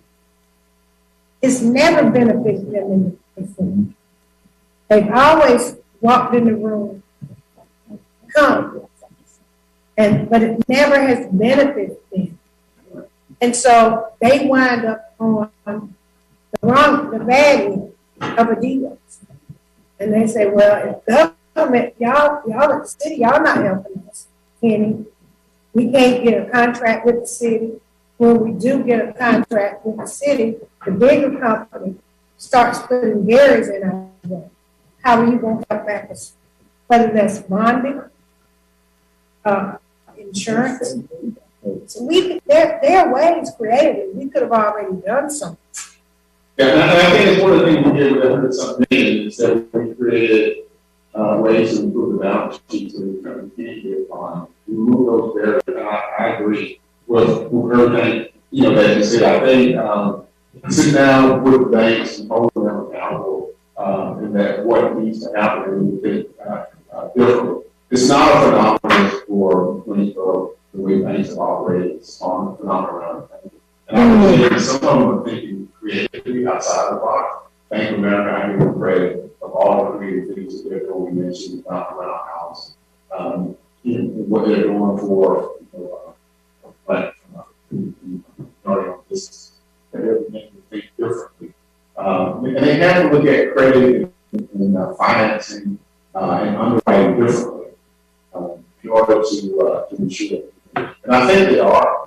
And again, something not overnight, but you have to start the conversation. And so hold them accountable. A lot of people here, everybody here is a customer of Duke Energy.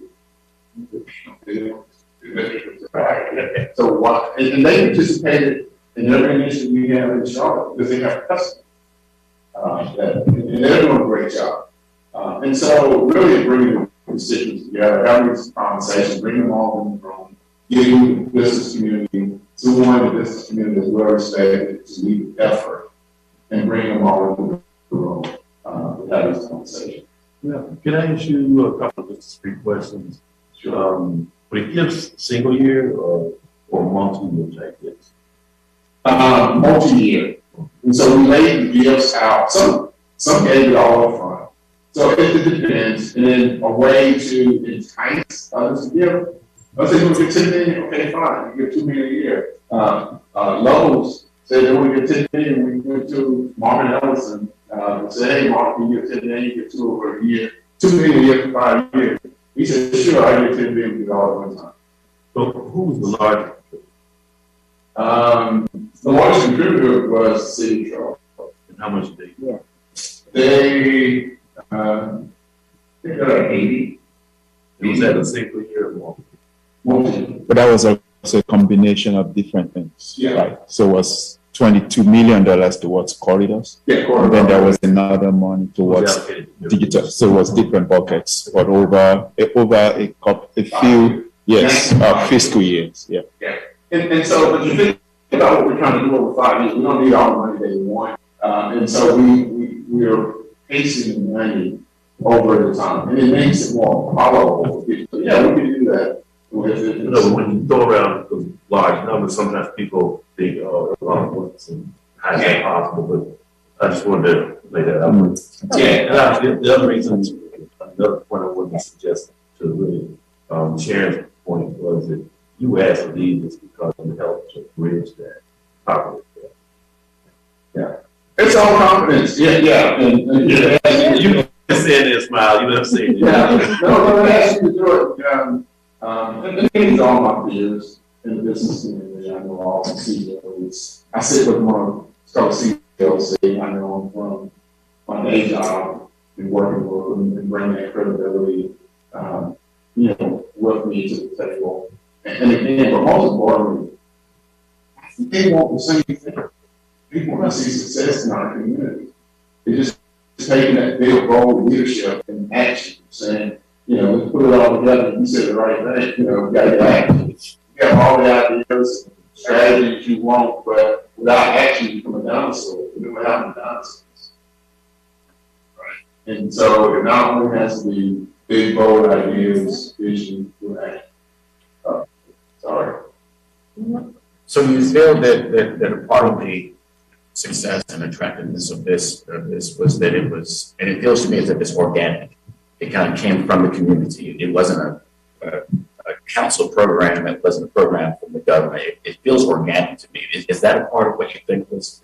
Yeah. So it was organic. It was all inclusive. It was not, to your point, a single entity. It was bringing everybody, together. And one thing I failed to mention is, and then how do we leverage our own individual assets, to help? Like, for example, outside my day job, I work with these small businesses to go to corporations.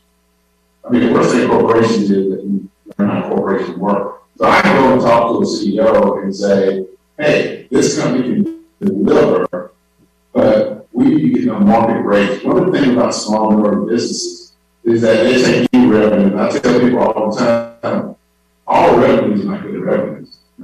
You get $10 coming in the front door and $12 going out the back, that $10 is bad revenue. But you know what? It should be $15 coming in the front. As a matter of fact, there was a meeting, I was telling Taiwan, I was supposed to be at this morning with a major Fortune 100 company to work with a small minority company, meeting with their executives and renegotiating their contract. Because when I'm in the room with 30 years of experience and working with the largest companies in the world, there's a different elevation of conversation, right? Because I can talk a language of what the market is and why we need to do what we do. Because, and there's nothing wrong with some of these companies. Unfortunately, they don't have the experience that some of us have. So I can go and sit down and have a different conversation. And so, again, that is part of the process of mentoring these companies and getting access and sitting down at the table with decision makers and say, instead of them getting $100 an hour, they need $120 an hour. Let me tell you why. Because $100 just keep the lights on. $120 on the growth build equity, and really invest in business, save for a day, etc. And I will tell you, every situation is successful. One last thing was a company that was paying 15% interest rate. And when I went and sat down with them, along with Mr. McCall, to a bank and said, hey, why are you paying 15%? We got it to 4%. That $500,000 of debt. We took 11% off. $55,000 a year that they saved. But now you're affecting your business, $55,000 that they can now reinvest in business. And so a lot of it is bringing the right people to the table and having this conversation. I know time check. Yeah. All right. So. I have a question for you. What's the role of the foundation? Because I know you've mentioned the community foundation. What's the role of the foundation? So we set up a new foundation at 5163 that is at the, what we call Charlotte Business Alliance. I share that as the chamber. You guys have a good chamber, which is the force of businesses, just all big businesses here in town participate. The role of the foundation is to, it does a couple of things. One, to drive a lot of some of these initiatives. You know, but the number one that they're driving for us is the employee opportunity. The corridors is by the city, digitalized by Queens, and then Johnson C. Smith, they're driving it. And then also, so they're driving this piece around employment, workforce development. And then also gives the company another option where they can make a donation to a 501c3 with the tax credit. And so again, being creative on finding different avenues to remove barriers for people to say, well, I can't do it with 501c6 because it's not tax deductible, whatever it is. So, oh, well, we got a 501c3 thing to do with them. And then there also will be an intersection of bringing the legal community, the business community, the financial sector community, and connecting all these businesses as well as driving out. So we got to have a centralized location, and so the foundation is going to be the intersection of bringing all of this together around the employee communities forward, as well as some of the other assets that the business that the community is investing in this area. Thank you. All right, thank you.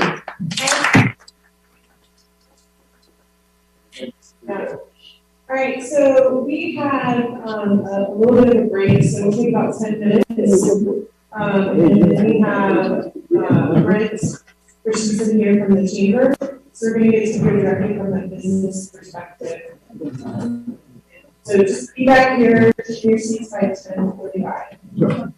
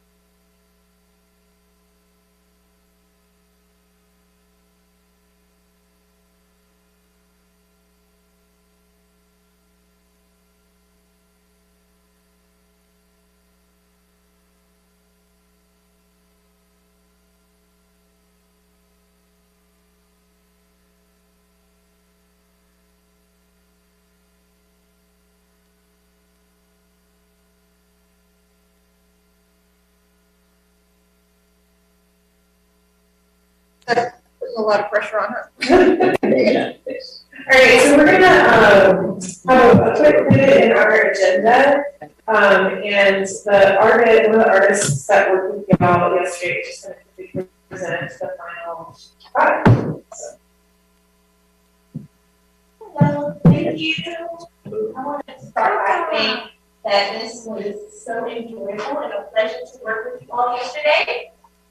This is the collaborative piece that y'all did. So we did a filmmaking collaborative piece to show that different minds can come together and make something gorgeous.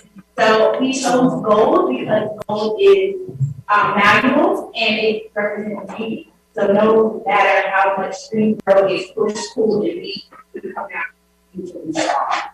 And then of course our famous Greensboro G right here.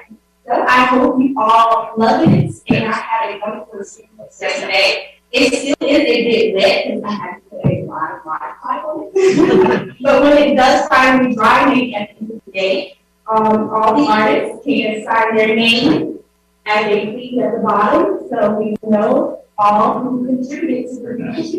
And I hope y'all enjoy it. Thank you.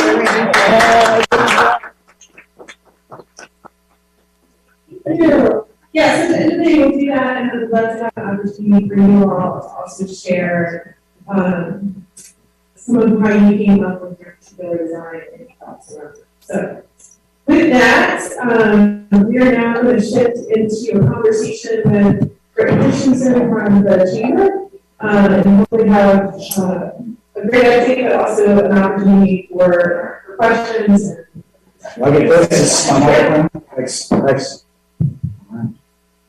I have a little bit of a cheat sheet here to keep me honest, keep me from rambling, but I do want you all to consider this a conversation. You all see a lot of me, right? You just met Malcolm, so hopefully you know me well and can have a good conversation going forward with this. The first thing I will say is what is in front of you is a creative item from us at the Chamber of Youth will debut at our annual meetings. Our annual meeting will take place on February 15th at 10. So what you have in front of you are wonderful assets of the city of Greensboro. Across the top there, you can see all of our colleges and universities and that sort of thing. And in terms of some, the first thing I will say as well is, probably 100 things you could put. So before you start saying, hey, what about this and hey, what about that? I think this thing might become somewhat of an annual thing. So if you have things that will be on, I believe that there will be future editions. This won't be the only edition that we do. But you all are the first ones to have this in your hands. So thank you for allowing us to debut it with you. And thank you for inviting me to attend this morning and share a few thoughts. We are a partner of the city of Greensboro and have achieved some incredible results over the last few years. But as I've said, and I know the mayor and others have heard me say this, the work is not in just because we've had some successes. In some ways, it's just the beginning. Quick aside, as we get started here, I would say it's great to have an in-house partner like Marshall Beal. He is someone who has been in our shoes, who is an invaluable asset to the work we do, to be sure that businesses continue to build value in the city of Greensboro. John Wooden once said, when opportunity knocks, it's too late to prepare. When opportunity knocks, it's too late to prepare. As I get a chance, and I'm going to get to this slide in just a second, to share our successes over the last 5 years, I do so knowing that it took years of preparation to be ready for every project. Years to assemble a mega site, years to plan and construct water lines across the city, years to have shovel-ready sites and send them when they were most needed. And I can honestly say that the city of Greensboro and its elected officials have never said no when we've asked for something for economic development. I'll repeat that, and I want to thank you for that. You have never said no when we've asked for something for economic development. So let me share real quick what that preparation has meant for our community. 5 years ago, we embarked on a strategic plan. We called the Chamber our road campaign, our road strategy. It was our strategy for economic development. I've been here now a little over 7.5 years. This was really the first plan, I think, that we put some really solid goals and objectives. We were going to measure ourselves. We were going to hold ourselves accountable. We were going to hold us accountable. We were going to do things to move the entire community forward through economic development. We came up with this plan over 5 years. So we came up with 7 distinct goals and objectives. And so as we ended 2022, this was 2018 through 2022 in this plan, we will now show you what those results are, because we all were investors in this plan, as was Guilford County and a lot of other private businesses. We are primarily funded through private contributions, private investments in our economic development. So let's start on this. The top goal is one, we originally set the goal 5 years ago to have $500 million in new capital investment that will be brought about through our economic development. It's $500 million. Public came very early in this one with $400 million investment that they estimated. They're probably over that by this point. They estimated $400 million. So we raised that goal. We said we're going to go to $700 million. We kept $700 million, and then, as you all know, things like Boom and Toyota and big investments, big, almost career-year level investments come out. And you wind up with a number of $5.25 billion in capital investments. So we set a goal, raised it, and then continue to blow through it. That is a typical economic development goal. New capital investment and new jobs. So if we go down a little bit, let's talk about new jobs as well. Our original goal was 7,500 jobs. That goal continued throughout the 5 years, but we can see we moved through that as well. At the end of the 5 years, we're at 8,860 new jobs that we have we've enticed over those doctors.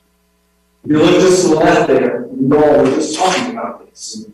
And, we have a program, as Councilmember Hightower mentioned, called the Celebrating Youth Program. It's specifically focused on making sure that our minority businesses participate in that success as well. So we had a goal in 5 years to entice $10 million in new minority business revenue in 5 years.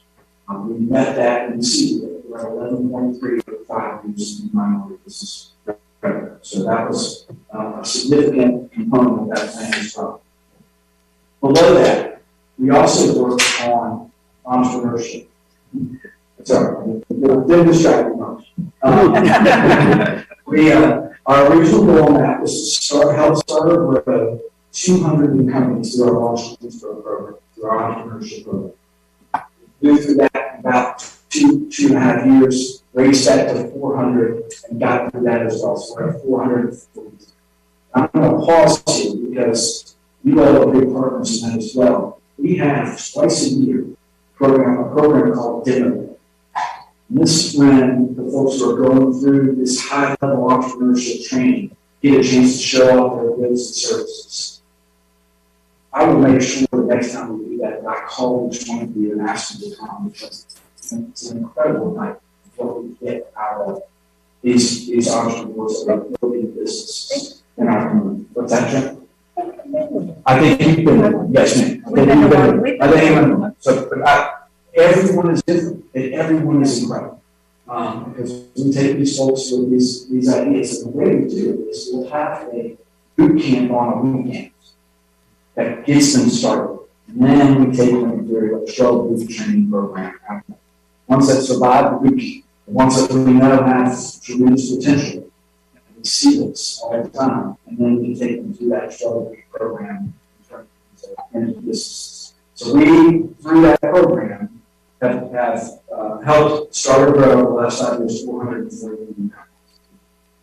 At the very bottom there, that's the only goal that you'll see on the sheet that's annual rate. And so our goal on an annual basis was to feature Greensboro, Guilford County, national or regional publications 8 to 10 times. Those have been really easy over the past 2 years, right? So we have been others. We've met that and exceeded in the past 2 years, but I can tell you every year we exceeded that. The reason why that's an annual goal is because we don't want to meet all that in 1 year. We want it to be spread across the document. You want that good news to be a regular official storage costs in the national and regional. So that was what we did.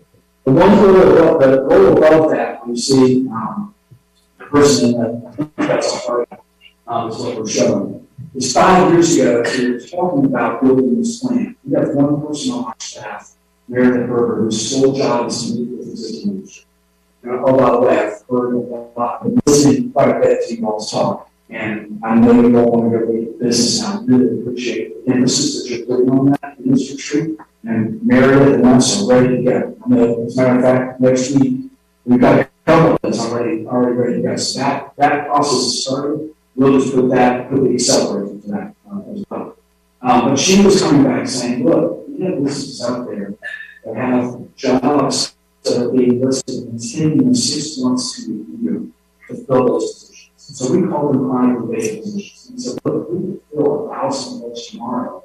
If we brought a new company from 1,000 jobs, we have to keep celebration.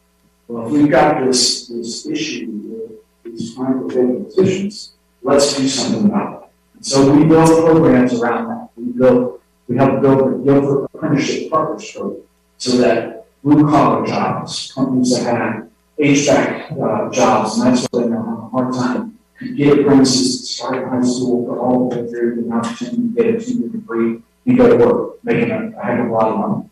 They'll help build that program. And one of the best nights is another night I would encourage you to go to. One of the best nights of the year was when they have their science ceremony. Yes. When they all line up like they're college athletes. The way we treat college athletes, right, is we get all excited and get all the news teams and they got a hat, those 3 hats in front of them, and they pick one up, everybody cheers. Well, they're signing their apprenticeship partnership agreement with the hat of the business in front of them. So we mimic that. And it's just as important to those kids. And quite frankly, also, the wonderful part about it is to their parents as well, who are sitting in pockets. So I would invite you all to be at that as well. So that was a big part. And then a lot of things that are going on within Action Greensboro. It's a campus Greensboro, a summer program that connects our students with opportunities to work at RHMI and other companies across the community, and then an opportunity to stay on after graduation and go to work. So through those programs and others, we actually were able to meet that goal of filling 1,000 positions over the 5 years, and actually exceeded it by 87. It's one of the longer obviously that, as you see, I think warrior, we did not meet it. We did not meet it. And we purposely did not meet that. Here's why. I see purpose. We put a pause. We were raising outside of our operations and funds to help small startup companies that needed capital. They had maxed out their credit cards, they've been up all the friends and family, they weren't bankable yet. They're not ready for big venture capital. They're looking for $20,000 to $50,000 to $70,000 to keep going. Our concern was we might lose those companies to other communities who have that fund, those funds there, ready to go. And so we raised a little over $1 million for that. We started making investments. To date, we've made 8 investments. They're all still viable. Well, the hope is that those companies will get big, or at least do well enough to be able to pay some of that money back. We've taken some equity positions, we've taken some debt positions in these companies. They're all still moving. We'll make some more investments as well. We have not exhausted all of that money. So there's still some powder, if you will, ready to go with that. But we did press pause. Our goal was to raise $2.5 million. The pandemic hit. We kind of cooled that off. And then after the pandemic, there were some funds that rushed into that area, right? People on business capital was one of those. So we didn't want to compete with those funds as well. So we put a pause on that. The beautiful thing about it is the instrument is still in place. It takes an awful lot to build one of these funds. It takes a lot of legal work, build committees, investment committees. It's not Brent making the decision on who gets the money, who doesn't get the money. I don't have that sort of expertise. I want people who have expertise in those industries. I want folks who have experience in being entrepreneurs, making those sort of investment decisions. So it's there. We will continue to use it, and we will raise more funds over time. That is one. So that's the only one on there that we didn't meet. But again, we purposely said, hey, let's just take a pause and say, look, now I'm going to take a pause and answer the questions on my own. So the new jobs, the 8863, Yes. which is great, and it's great to be able to hit that number. But those are the jobs that you are directly associated with. That's so correct. Other communities that are coming here without incentives, that are coming here for our quality of life, those jobs Right. are not included. I would say those are induced jobs, and there are obviously other jobs that come with that, right? So there are other businesses that will come to support those type of exactly those type of jobs. Right? Entertainment venues, restaurants, accounting firms, everything that comes in to support a growing economy. Right? And that's what we want to see. We That's want that organic growth. That's exactly. Do you have a way of capturing that by chance, or is that because it's organic, it's hard to capture? Yeah, so that you just have to look at the national statistics, the Bureau of Labor Statistics, or the federal government typically tracks that in terms of job creation. And so we're not, as an organization, going to take credit for all of that. So you just look at what that job growth looks like over those 5 years, and it's probably significantly more than that 8863. And the investment's probably significantly more than that 5.25 billion. The other thing I will tell you is that those numbers that we report are probably a little bit underreported as well, because companies, when they are incented to come to a community, they like to under-promise and over-deliver, right? And we're holding them, if we've got an incentive agreement with them, we're holding them to a number. And so they will typically discount the number of jobs that they will commit to, just to make sure that there is no worry about a clawback or anything like that. So yes, but we're only going to get the numbers that they've given us to be able to close us, but those can be underreported.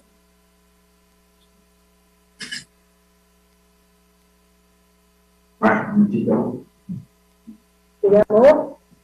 What's that? You got more? I do have more. I can stop. I do realize I'm the only one between you and lunch, right? So you all can tell me exactly what I need to stop. When you see the food come out. I will stop when I see food come out. So as we continue to go forward and prepare for future growth, business growth, what should be the focus? For that answer, I rely on site selection facilities. These are the ones that hold the keys to hundreds of economic development projects on a yearly basis. They work those with their clients. They're surveyed every year as to what the corporate site selection trends are. So I'm going to use a 2022 survey that showed that the two most pressing concerns for businesses looking for new locations are workforce availability, and the inventory of sites and buildings. So let's start with sites and buildings first, because I think that is where you can take some significant steps to assist with our community's future energy. We should again focus on helping to develop shovel-ready sites. Water and sewer extensions and capacity upgrades need to be on the table and may require a regional approach going forward. The city's growth tier system should be examined not for business growth, not only for business growth, but for residential growth as well. The city, as you all know, is also in the development regulation business. I really appreciated y'all's conversation yesterday about getting into the business, and like I said, we're certainly ready to help make those connections. We also heard plans for a real estate development roundtable. I think that is good. I think that's great. We must plan for the growth that is certainly coming. And that means planning and permitting processes that are predictable and streamlined. The development community has a lot on the line as it works to develop and build. The delay of any time costs them money. So yes, financial assistance is good, but making sure to avoid delays in the city's process is absolutely critical. The wave is coming, or it's already here. So we need to make sure that we can handle it. That may mean more personnel to keep up with the demand. It certainly is a good problem to have, but we need to make sure that we stay on top of it, and not like ours. I'm going to now move on to the top concern for expanding businesses. This is the top. So I started with the second. This is the top. And one where I'd love to have some input as well. And that's workforce availability. I look at this in two ways. in our community. Our first responsibility is to the folks who are already here. We need to make sure that they are able to take full advantage of the jobs that are being created. Certainly, the city has a huge role in there. We all are the local oversight of the state's workforce system. That group works directly with businesses on candidates for available jobs. And our Guilford County schools continue to expand career academies on GTCC, and our higher education providers work to provide graduates needed. I feel very good about the job that is being done to prepare us living here for future jobs. But it will likely take more than that to meet our future workforce. We will need to attract talent from outside the community, and that's where the battle is. I heard someone yesterday, maybe Councilman Thurman, that mentioned boomerangs. That's a great strategy for attracting talent. Actually, Greensboro is seeing great success. But what exactly can we do to make the community more desirable? Not all. Each other. That's one thing, yes. Now I can tell you, in the 7 years I've been here, the American attested this as well. Young professionals for the past few years have been saying, when are we getting our top dollar? When we went to Louisville, they actually highlighted that as one of their big gets. One of their big gets. When that became a good housekeeping seal of approval for young professionals, I don't know, but apparently it has to some degree. They drive in the community and see that we've met, and that means it's a growing, happy community. For years, we talked to TopGolf.com. We kept talking, and until it didn't happen, and we showed them the kind of community that they could benefit from things, that they could grow the business. And here we go. So we drop out at Sunday today. We see being good. That's fantastic. Amenities are big. You can see a number of those on the tumbler in front of you.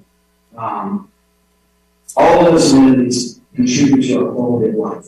And a better quality of life, from some of the discussion this morning, I think we'll bring more this afternoon. Better quality of life is the number one reason relocating workers here for coming to the community over the past 2 years. I'm reading from a publication. I'll be happy to share either one of these with you all if you want to read in more depth. It's called the Talent Wars, TCI. It's an economic development, tourism, and talent attraction firm. We've utilized them in this region to assist with economic development, marketing, tourism branding, and attraction. And so here are the top factors. What are the primary triggers that cause you to relocate in the past 24 months? 46% have a better quality of life. 31% want to be closer to family. Boomerang campaign, one of the big factors in that, one of the big opportunities for us to invite people back when we went out to the community was, who do you know? Who do you want back? It's sons and daughters and grandsons and granddaughters and others. Moving back to be closer to family. Realization that you wanted a different lifestyle, 27%. Lower my overall cost of living, 25%. Access to larger living space, 23%. Accepting a new job would require relocation. Access to more open space / less congestion. To move to an area better aligned with my social and political values and beliefs. Desire for home ownership, remote work, allowing you to move anywhere, visit and travel to location, decide to move there, loss of job, other. But you can see at the top of that list over and over again are things that I would say are related to quality of life.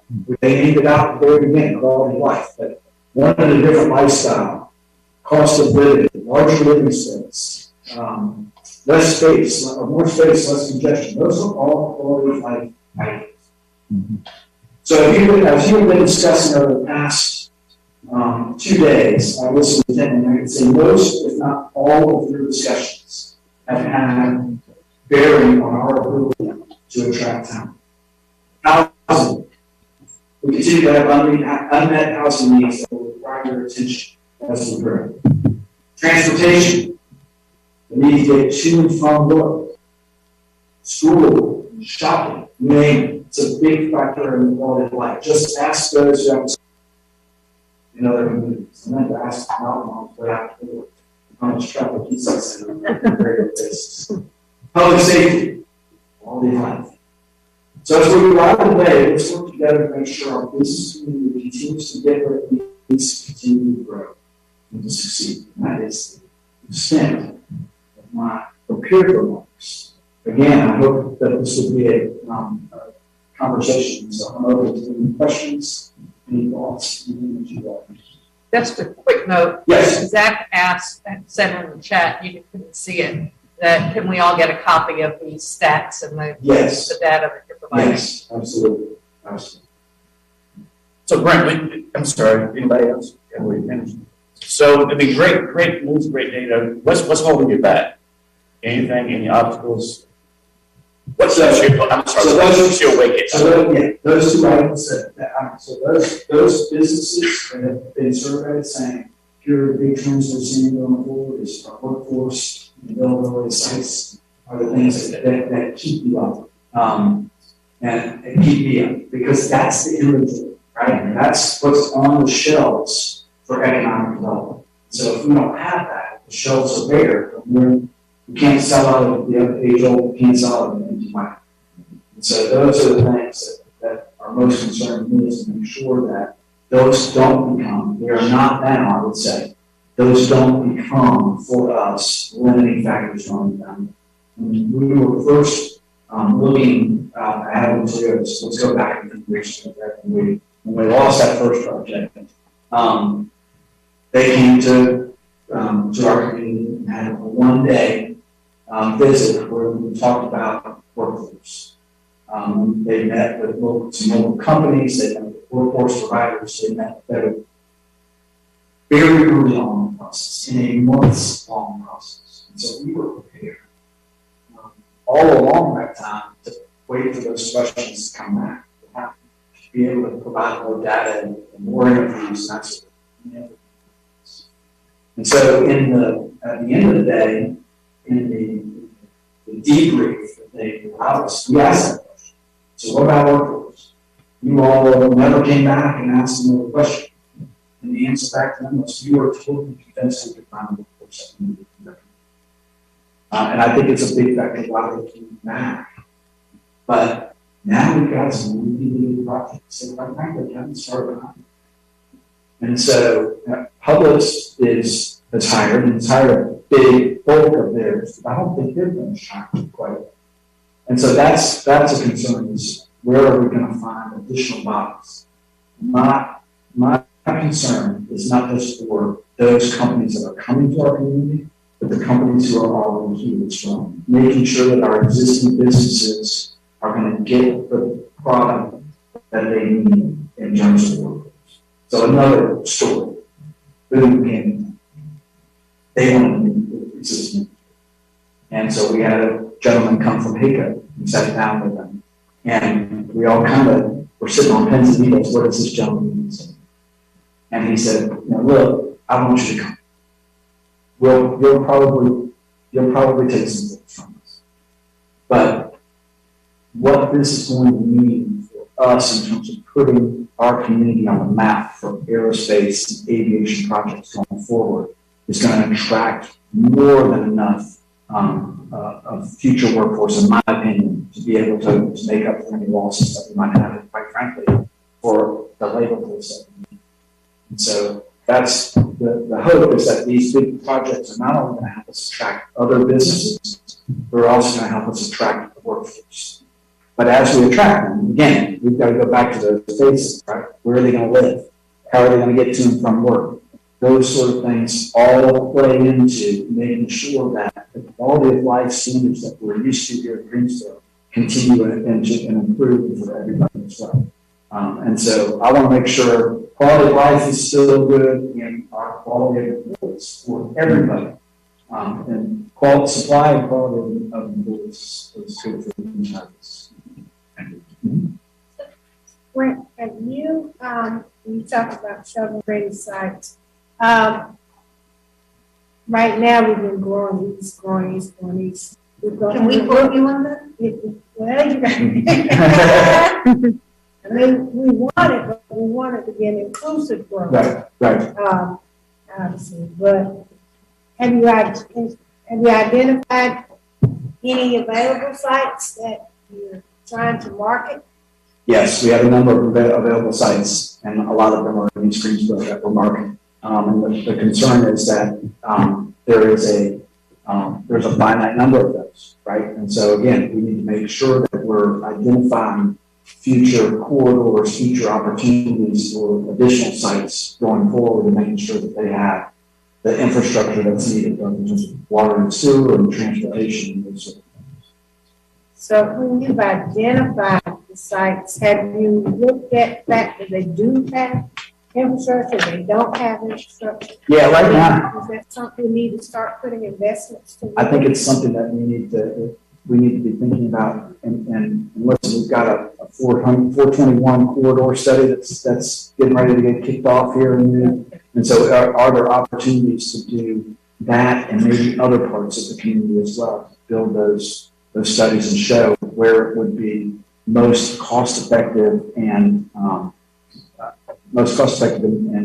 to make those sort of investments in water and sewer and road networks and that sort of thing. Yeah, I know there's a lot of interest along that 421 because the presumption is Toyota, everything's going to kind of come down that corridor. Things are going to start to kind of happen. I've seen some housing stuff already kind of start further down. But at the same time, there needs to be a mixture of industrial, commercial, retail. My own, obviously for economic development purposes, we're interested in the type of industrial development, but we also know that it's something that has to include all of those elements in order to make for a strong, self-sufficient community. Right, and what seems to be lacking, I think everybody knows, is the retail piece. So how focused are you on that? Because we're in food deserts, we say it all the time. And as the growth is growing, we've seen the big housing developments. Some of them aren't building on yet, but they're planning. I was in the news last night. They won't get there till 2025, but that's planning. So you're putting out this density in an area where you're not feeding. That has to be a conversation that goes along with the development piece. Yes, I want to bring this industry, but what else can you attach to it so that the people that you're bringing that's going to work, and then you want them to live close by, have all the other amenities as well. Right. That's important. It is. So what are you doing along those lines of trying to couple that? So most of the time, retail follows the jobs. So retail will typically come where they can be supported. And it's the same way, let's talk golf. Right? They're a retail establishment. They weren't coming until they felt like the kinds of jobs that would entice their demand would come. Very similar to a grocery store, that sort of thing. So we can work in particular communities to help affect that, but typically having a recruitment strategy for that typically is, to your point, coupled with industrial or higher wage jobs that those folks are in the commercial or the retail sees the opportunity for those folks to shop in their stores. Yeah, I keep hearing the old argument of we gotta have the rooftops and all that, but they're already planned. I mean, we're not talking about, we're talking about stuff that's already planned on paper. Right. To come. Right. So to me, retail should look at that and say, oh my God, they're building 1,400 houses here, 600 some here, 800 some here, or whatever. That should drive them to say, we need to start planning to supply those individuals. I think that's a fair point, and it's probably one where retail sometimes lags the growth, where we could make a better outreach to them. To your point, and say, look, here's where the planning is coming from. Here's where all of these are going. Why don't we talk to you about getting in as these things are being built, rather than being a lagging development? Why don't we get you in up front? Right. Yeah, instead of building the houses, they're there. Right. And then, Right. you know, it's almost like transit. You build the development, and then you want to talk about a bus route. Right. You should have had that conversation on the front end. Right. So it's similar, I heard that discussion yesterday, absolutely. you know, so.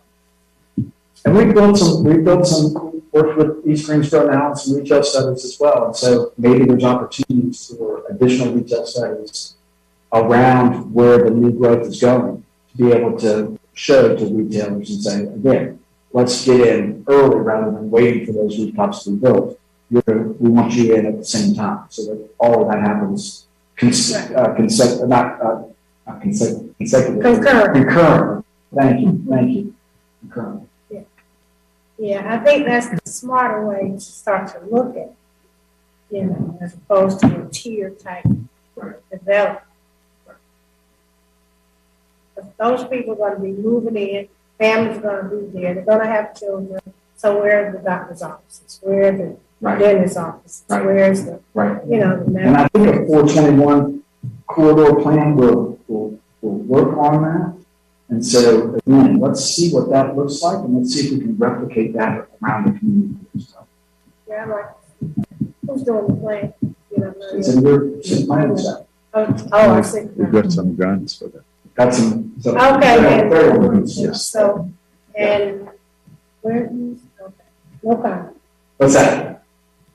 Okay. I think that's a lot of where the planning department has gone and tried to locate centers that are coming, not just the ones that are already here, but, you know, the activity centers where people could walk and, you know, maybe there's a doctor's office and there's grocery and all that, because what you're going to have, especially with the urban loop coming, and then is that you're going to have a lot of areas where, like Sharon was talking about, you're going to have X amount of housing here and X amount here, and you want to try to have the amenities or the retail or the things that are needed around those areas. That's right.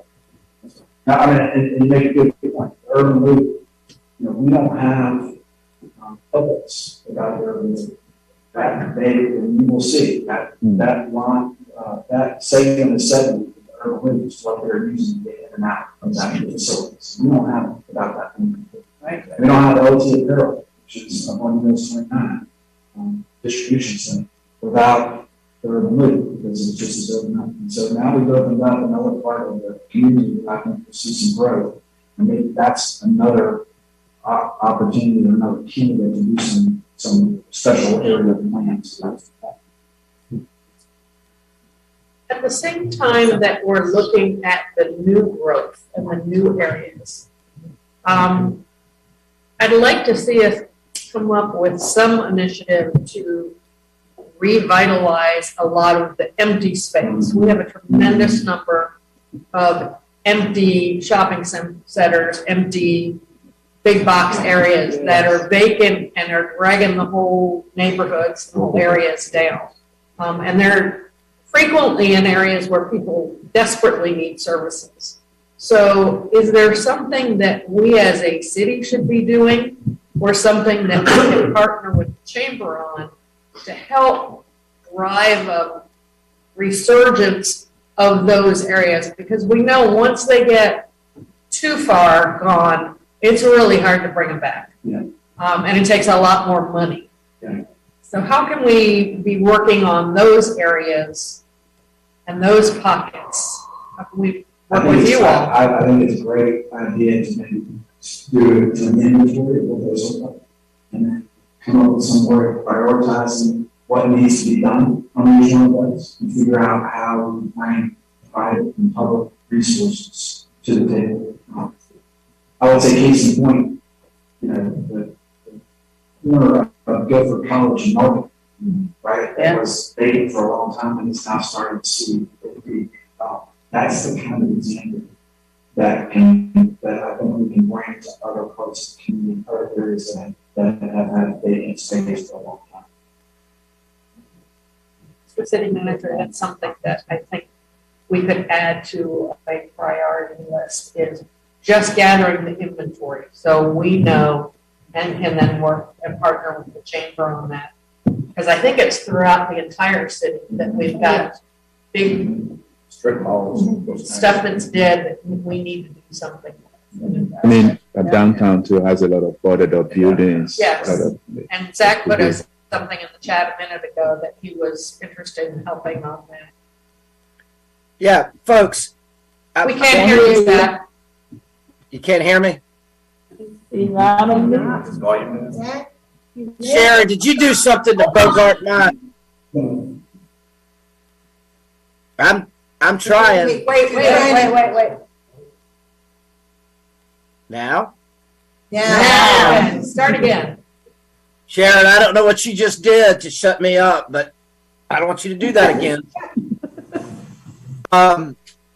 Folks, on the retail discussion, I would love to play a larger role on behalf of being on the International Downtown Association. And downtown is not the best. It's kind of like the folk festival. The worst part of the folk festival is just the name. It's really a music festival. And the Downtown Association is really urban centers. And we have all kinds of data and research on how to work with empty storefronts, which I could flood your inboxes with. And it doesn't mean it's just downtown. It means that it's urban centers as a whole. East Greensboro, West Greensboro, doesn't matter. Corridors. And so I would love to help facilitate that. I know the chamber, that's not necessarily been your forte on working with retail recruitment, but I think we can build something in the future that we, with East Greensboro now, the chamber, downtown Greensboro, could work together. So I can give you some white papers on it, and we can begin that discussion. Inventory, to Tammy's points, also a crucial aspect of that. Well, I think one of the things that we hear all the time with zoning issues is, why don't you use some of the empty buildings we have? You know, don't cut down a tree, use what we've already got, use what's already paved. And I think when you talk about quality of life and green space and open space and walk, I mean, all those things play in together. So anything we can do to drive that, I think, would add to the quality of life. That's number one. Well, then we've got to figure something out to do with property owners that are not good property owners. Now, there you go. Absentee property That's owners. the key. That's the key there. Yeah, we've got some crappy property owners that need to be held accountable. Absolutely. And we've got, but we are not enforcing what we do already have that allows us to enforce some of it. I think we've got to tighten up on that too. That's a policy discussion. That I think should be data driven. And so can we create a database of empty properties that and potential uses, zoning, all that sort of stuff, then you all can craft better policy from that. It's already also cheaper because the infrastructure's already there. There's already plumbing and water and sewer going to those buildings. You know, all that's there, just ready to. I can tell you there's very little industrial inventory. Yes, industrial. So we're talking commercial, retail, but just as important. And could it be repurposed? Is there a whole end of a shopping center? I'm thinking of one on Gate City that's almost entirely vacant and has a ton of acreage. You can just bulldoze the whole thing down and rebuild it, you know, into something more industrial focused. So I just, how do we look at those?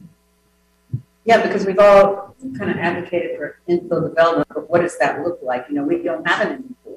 I think having an inventory will help us figure out what could be done, as Tammy was talking about, because I think that's a key component that we need somehow to get. And then somehow, as we have that inventory, and I know that this may be more council or us based, but that recent online map we have that shows all the different aspects, we can add that to there, so it's now visual, and we see different spots, and you know, something that we think of, not really realizing how close it is to the route, for instance, and use that as a marketing tool also.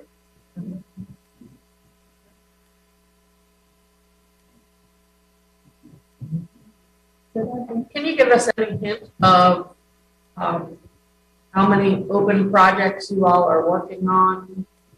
Anything of that nature in terms of looking forward for the chamber? We met those goals for those 5 years. We did. Where are we for the next 5 years? So the next 5 years, let me see if I can recall in my head. We raised our goals for the next 5 years, and there are more than 7.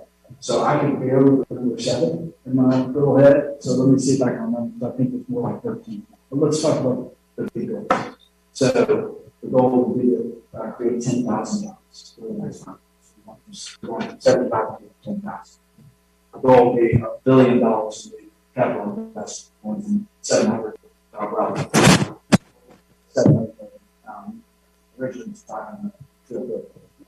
It's starting to create a healthy start to grow 500 companies instead of 400. But we also put a longevity measure in there as well.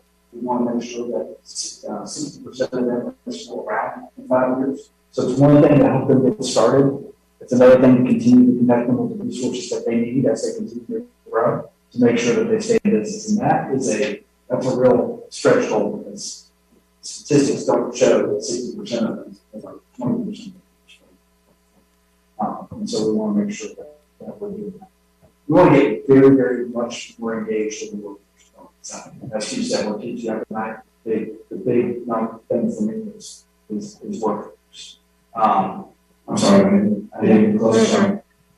Is workforce. And so, and also making sure that our working age population is growing. 7.5 years ago, when I got here, somebody asked me what scared me about this. She was great. You have a great question. What's keeping me up there is our working age population was stagnant. Now it's growing. And so as these job opportunities come, as these amenities come, I believe that will continue to grow as well. And so, and we'll also continue to market the community, share the good news. My friends in marketing told me that they didn't really like the measure we used last time. We didn't get 10 publications in there. It was the age-old, if a tree falls in the woods and nobody hears it, they really fall. If you're an 8 to 10 publications and nobody reads them, it's really good. So now we're ready to talk about, and I love marketing for millions of impressions, social media, website traffic, all that good stuff, which I totally understand. That we need to do that. I don't understand how it's included, but we've got who sets the pretty ambitious goals for that. So. How many jobs have been created by this 440? I don't have an answer to that, but I can use you. Absolutely. Yes, ma'am.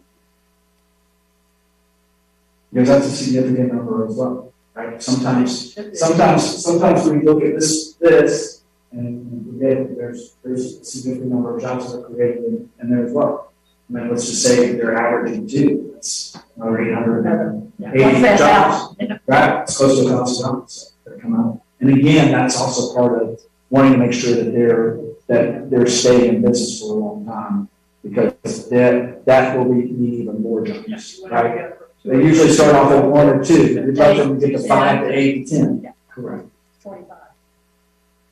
Brent, I kind of have a 2-part question. Yes. When you have been helping a company relocate and decide not to come to Greensboro, is there any sort of an exit interview on what we didn't have? That, like why did they go somewhere else? And then just take that a step further. What do you think Greensboro should have that we don't have right now? Okay. So have you heard from potential employers why they didn't come? We have in some cases. There are a number of cases, there are a lot of cases where we don't get that. Right. I mean, Toyota allowing us to have an instant interview was a gift. That was great for us. And then allowed us to create a checklist of urban savings, things we needed to do. And we just kept checking off those things and making sure that we were staying in touch with them so they knew that. So the second time they came along, the visit was not, hey, let's see, it was prove it. It was prove it. It was, let's go see it, let's go see what you've done, let's go make sure that all this you've been telling us is good to go. Most of the time when we lose because our property didn't meet their exact needs. So we've also client about a month ago because they were convinced that they did it right. And the sites that we had that met their needs that they identified did not have it. And so they made a very, in their minds, difficult decision. They loved Greensboro, but this other community had a site that had the potential for it. And so we lost because, you know, you can't have, every site can't have ramps. So rail, yeah, rail, sorry, trains, jeez. So yes, that we weren't able to be able to provide. You know, see companies that are going to neighboring communities because they want to expand and we couldn't find a site. And so that's typically where So inventory seems to be high on your list? inventory is high on our list, but we're never going to have the inventory to be able to satisfy every need that comes through.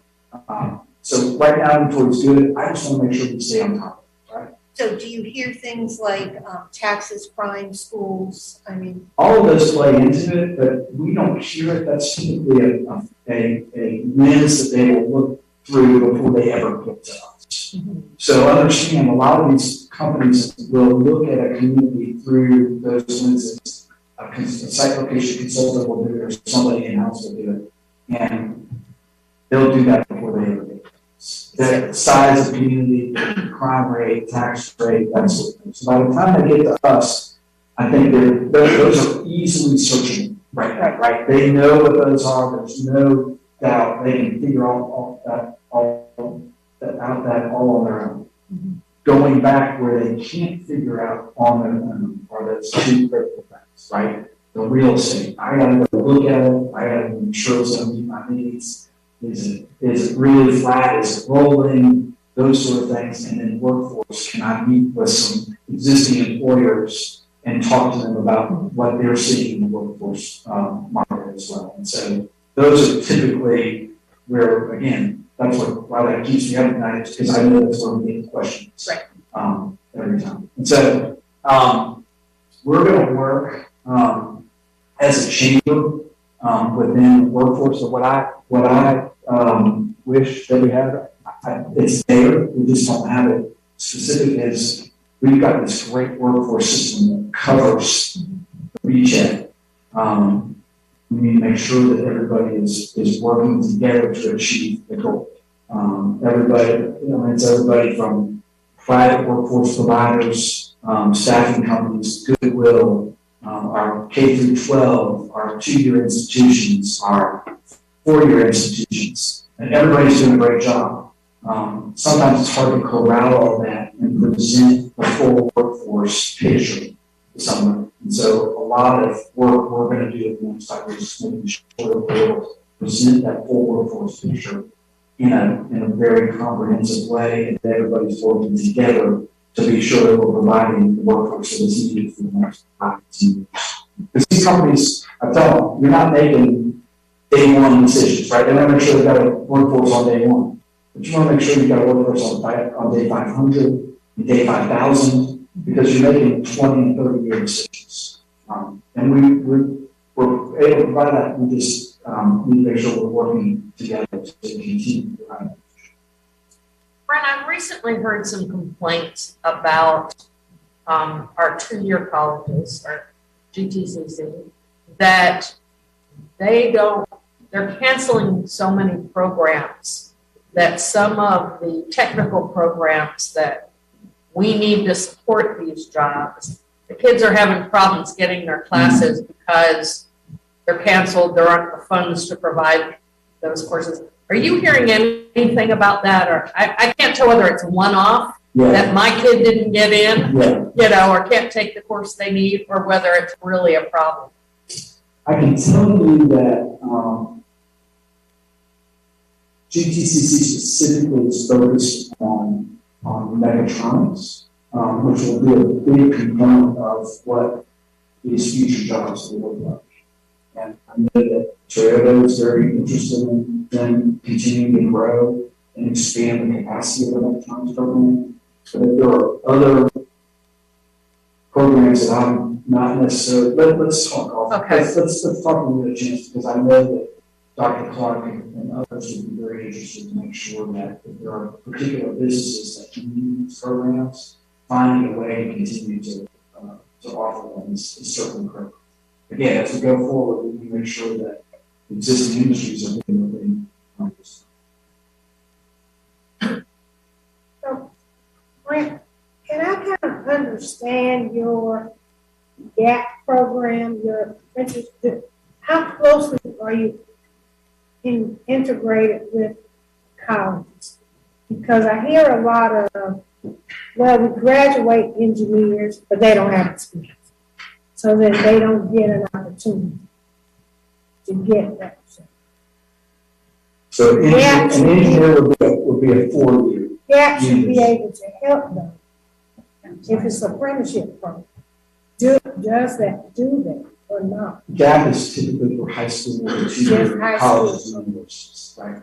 The other side of that, campus Greensboro program provides 4-year students internships in the summer would be something that we would make sure that those engineers are getting those opportunities in the community through the campus Greensboro program. Yeah, because I hear that a great deal. Yeah. And that while we're the number 2 school here, graduating engineers, they start exiting. Right. And because they can't even get a chance. We've got some companies here that I know need them. Right. But I think that we found a way, that internship, I mean, right. Is it paid? I mean, because that's the other thing. It's finally paid summer internships. Nobody wants to work free, but I mean, even learning. Right. You know. So Action Greensboro works directly with the companies. It says, look, if you're doing this, if you're offering summer internships, we will help you. We will post the internships. We will help bring a candidate pool to you that you can interview and choose from.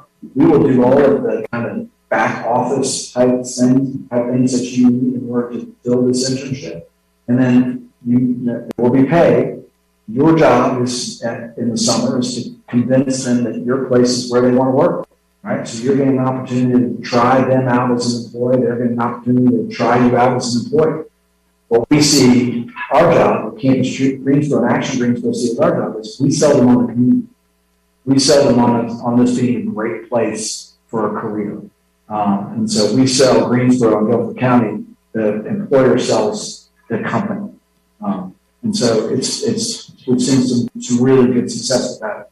If we need to put more emphasis on engineering, I'd love to work on that. We'd love to have some of those companies that need engineers in our community step up and participate. Yeah, well, I think so, because, I've said a few years ago to Harold, is, companies that have engineering companies ought to be knocking on your door. They ought to be coming here and, building companies that have it.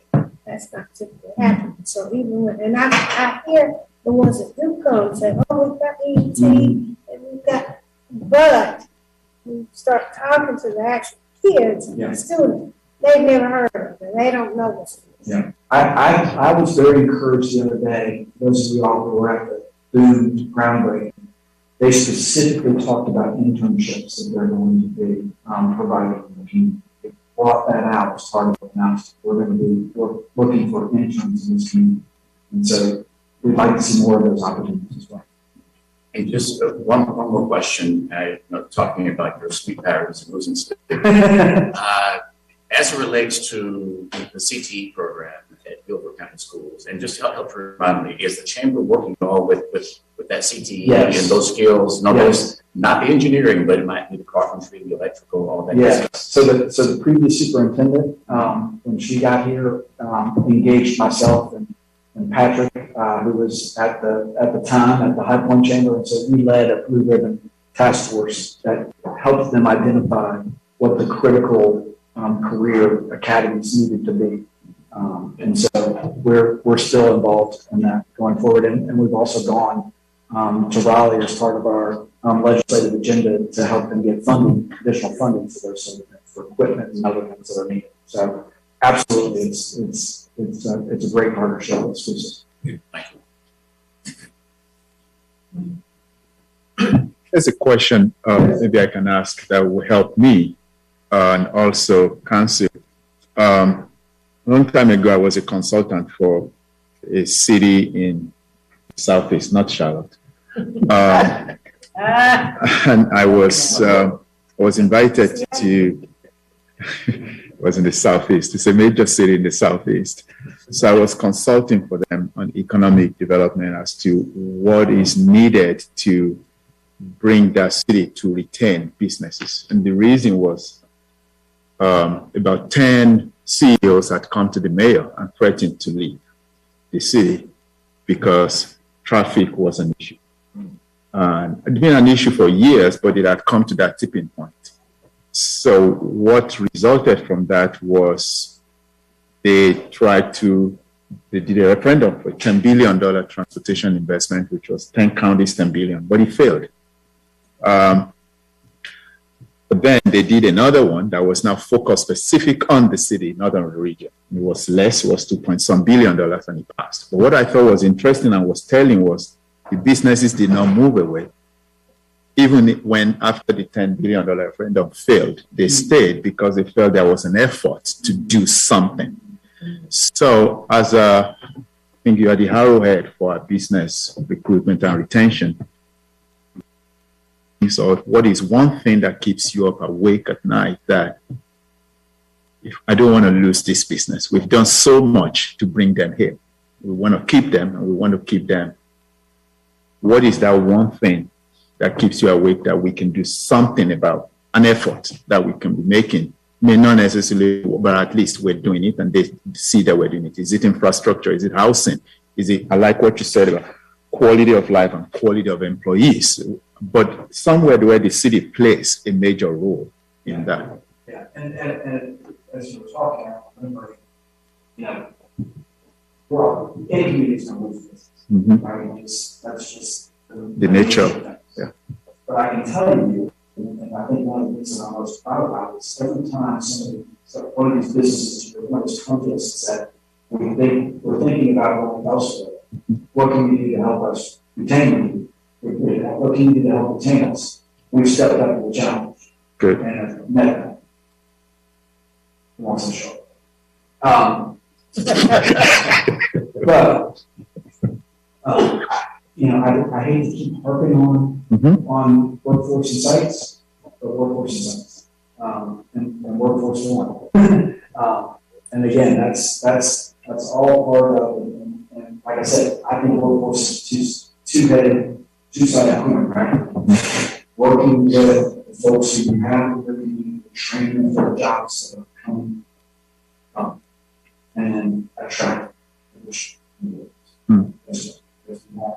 I don't think we're listening to just our own, yes, growth. We've got to see folks coming up on that side. Okay. Brent, we talked about your sleeping habits and what keeps you awake at night. So what keeps you passionate about what you do besides a paycheck? So every morning you wake up, what is going through your head about what you're going to accomplish that day or what is going to come down the pipe?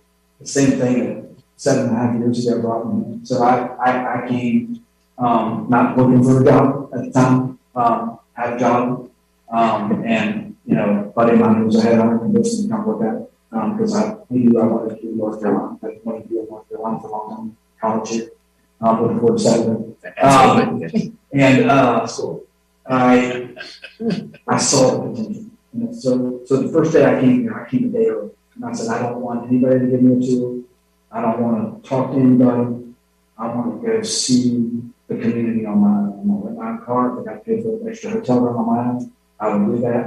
Because I wanted to go on my own and see what the community is like, talk to people in grocery stores. My mother tells me I could talk 30 minutes to the wrong number. So I don't have a hard time striking that conversation.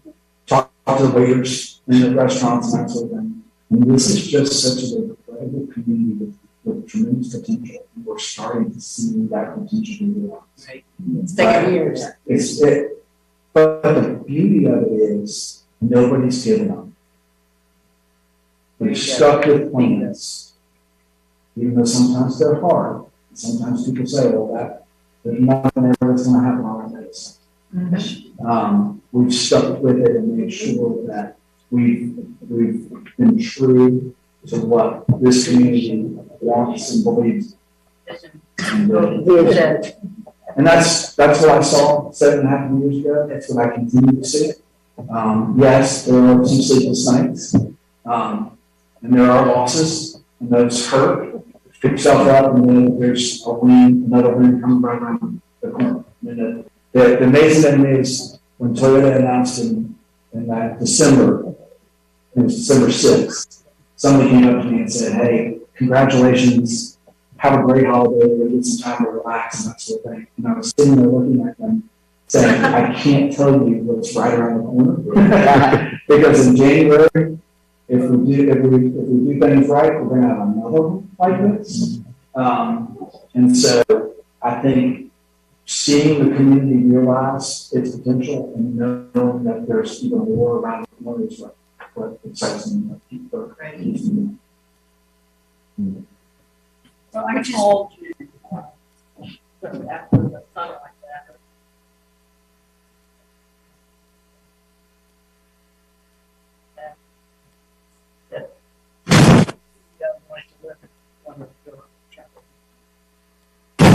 Nancy, they can't hear you. Yeah, I don't know exactly. And, their headquarters was, I think they're in Burlington, right? I think that's where they. Is it Burlington or? Yeah. I said, why do you want to go there and not be in Greensboro? Zach's having trouble here. We're He's having trouble hearing Nancy. we're gonna have some that don't always go all the way. But they maintain their They facility here that we didn't have Yeah, money. they maintain the manufacturing. Absolutely. I think we'll grow. This is an exciting time to be in Greensboro. It is. We've worked hard to get where we are right now, and now we just have to make the best of it, which is why I think workforce development is so incredibly important. I think things that Chris Rivera brought to the table, Absolutely. he really, I think, changed workforce development, and I hope his replacement will keep going with that, because as I've said many times, if our residents aren't employed at Toyota and Google, it really didn't mean anything to us. So we need to really work on that workforce development. I know this GTCC just had that announcement that doing the work. Yes. Absolutely. Yeah, so, I feel confident that we're getting all those pieces in place so that 5 years from now, while we may not be as large as our neighbors to the south, we are going to be the best Greensboro we can be, because I think we're going to retain that quality of life, and that we're not going to have traffic issues. Well, folks have heard me say, when the service has to say it, it's just as critical as the same. Right? And I'm someone in the sales business. I sell our community to businesses. So making sure that Toyota and Boom and everybody, Sunlight, everybody else is getting, all those companies are getting what they were promised, because I can tell you, the next company that we recruit is going to want to talk to us. And then some, right? Did they do what they said they were going to do? Have they treated you well? Where was there a hiccup in the road that you were able to overcome? Because it's not always going to go according to plan. I promise you, it's not. We can plan and plan and plan. And there are some things that have been hiccups, but we've overcome all of them. And I think we've got some great stories to tell. We just need to make sure that we continue to provide what we promised those companies. And that's a really easy place to do business and a great one. I think somebody mentioned the airport before, and I have my two fun facts on the airport. One is that we ship more cargo than any other airport in North Carolina. I think that says a lot because the merchandise is coming locally. But the second one that I think is really fascinating, there are 72 airports in North Carolina. We have more non-airline related jobs than all other airports combined. Wow. And that really shows that while we're not getting passenger flights, that has really become our economic generator. And jobs out at the airport pay above our average. They usually start around 60,000. So if we can continue to attract those people out at the airport, while we may be sacrificing some passenger flights, and at some point, I'm sure they'll catch up because of all the businesses. Right. But right now, we've got a gem in the back of the airport. Well, and so another story I'll tell you. So the first time Boone came and visited, and Kevin took them out on the site, it was just before he started doing the major grading of the golf course. And so there was a lot of equipment that had been staged. It really wasn't working yet. And so they came and looked, and I think they kind of had this thought in mind that we staged that, just as acts, right? Hey, look at all this equipment we got out here, we're getting ready to grade. And the next time they came, about a month later, I mean, that place was working and trucks everywhere and that sort of thing. And we were, you're going to work. Because, yeah, we're going to work here. This is our plan. This is our vision. This is what we're going to do here. And It's like the Toyota site. I think we won the project that day, right? Because there was this little doubt in their head that maybe they just brought a bunch of trucks out and convinced us that they were going to grade that site and one way to do it. Here we are a month later, and look at the incredible progress. And it takes that sort again, that vision and that belief and that unwavering execution of it. All right. I think it's straight on in. Wow. I think I take this much time with you all. Thank you. Thank you.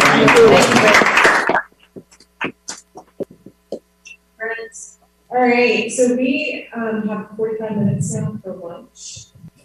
So we'll be back here. Thank you.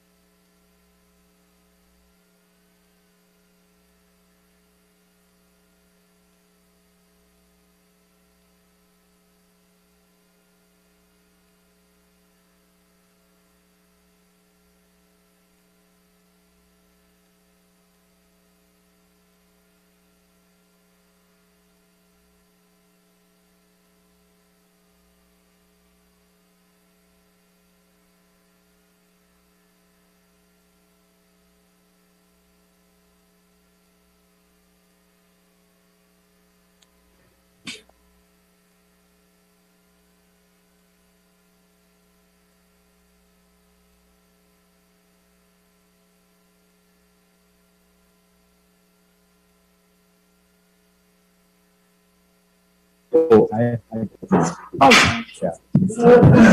We all gathered back. We have lunch. Yes. Sold all over themselves there.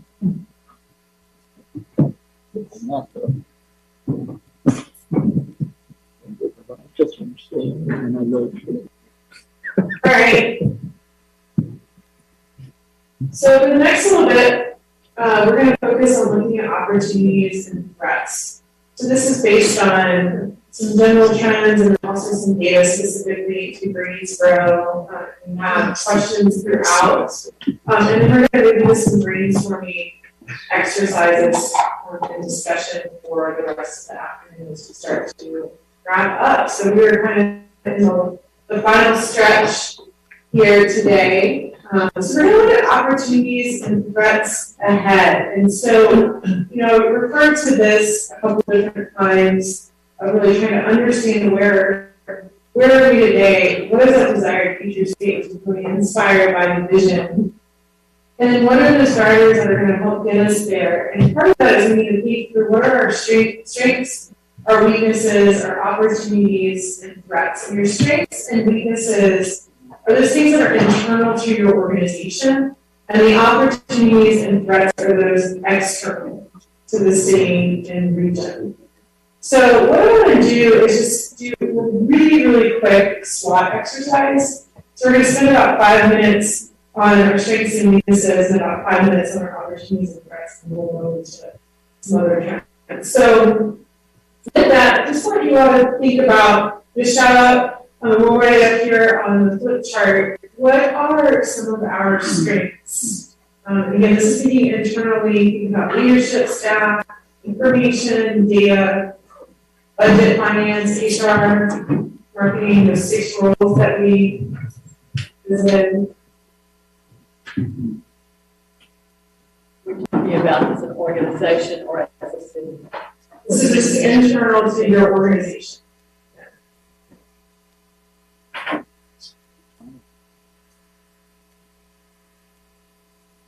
Sometimes I think there's a lack of follow through. We'll do strengths first. Okay. Sometimes there is follow through. I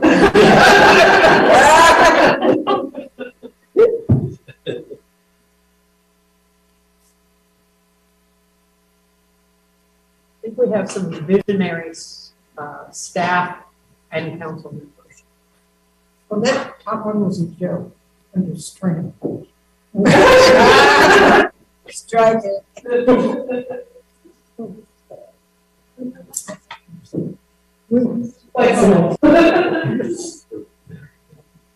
Yeah, I think we have dedication. Dedication. I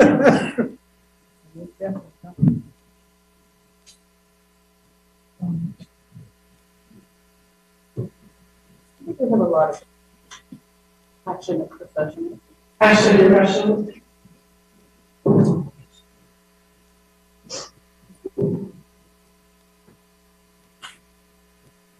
I would add to the dedication. Okay, so dedication is double. Yeah.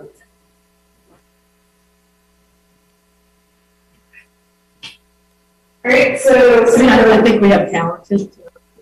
I mean, we have people on who've been nationally recognized for their work. Talented.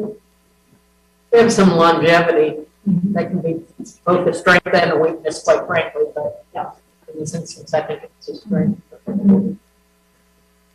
Yeah, I need my attention. All right, what are some of our weaknesses? So follow through. Non-responsiveness. Can you expand on follow through specifically? Right?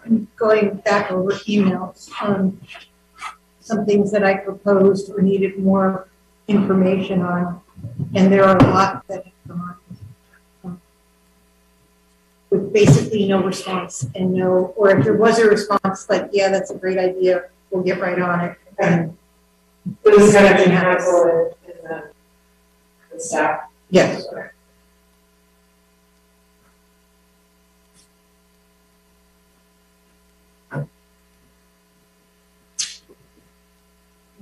Employee retention. Retention. Especially the young professionals.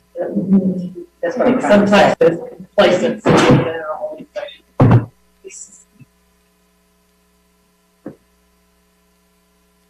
Non-responsive. Non-responsiveness, that's what they're. Unresponsive, yeah. Oh, sense of urgency. Oh, you should put it on there. My writing small. So you had the officer. Oh. That sense of urgency. Oh, urgency.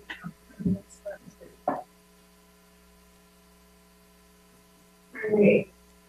So let's move on to thinking about our external opportunities and threats. So these are things that are external to the city and the region. Often these are things that we can't really control.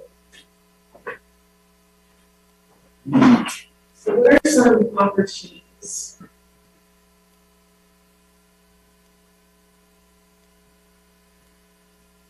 Well, as we talked earlier with the chamber, we have great jobs announcements. Now we have to parlay those announcements into something greater. Make that one word. Good luck. I do think that potential. Potential is a good word. Potential is a good one.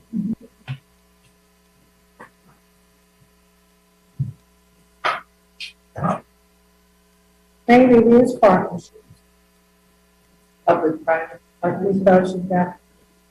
No, not just, yeah, private, yeah, it's doing a better job, like working county.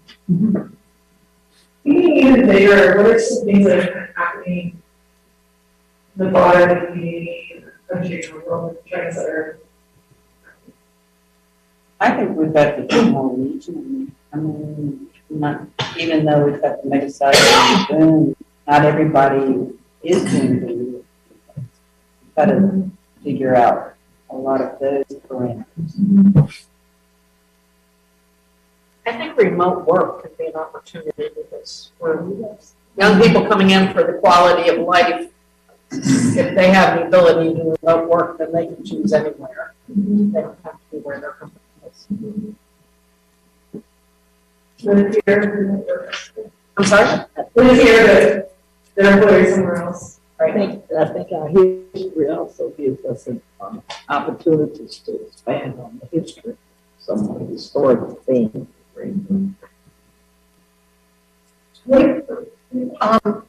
We are still affordable, which that's an opportunity. Yeah. Right, what about some threats? And we do another opportunity. We have great amenities. We are amenity rich for a city this size. What about education? That is a strength, the educational assets is a strength. Higher ed. You might want to add also, we have a strong, diverse population, diverse immigrant. It is our strength, but it's also Okay, our. we're talking about the organization. Well, now, we're thinking about this opportunities and threats, which are external. Right. And even though we have it, versus. You're right. It's our, yeah, that's what I'm saying, educational opportunity. Put it on. Yeah, for the opportunity. Listen, you've been resting for just this moment.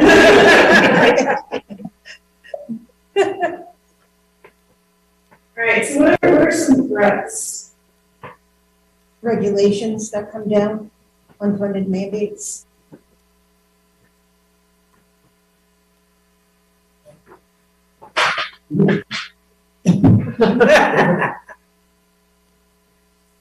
Let's think even broader than what's happening.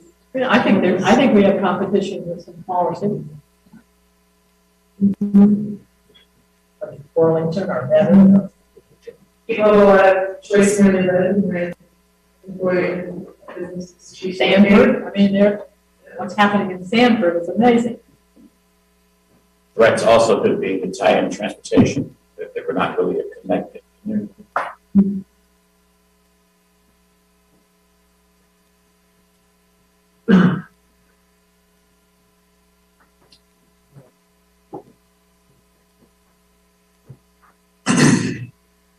Competition for workers. Competition for employers. Workforce participation that we're talking about.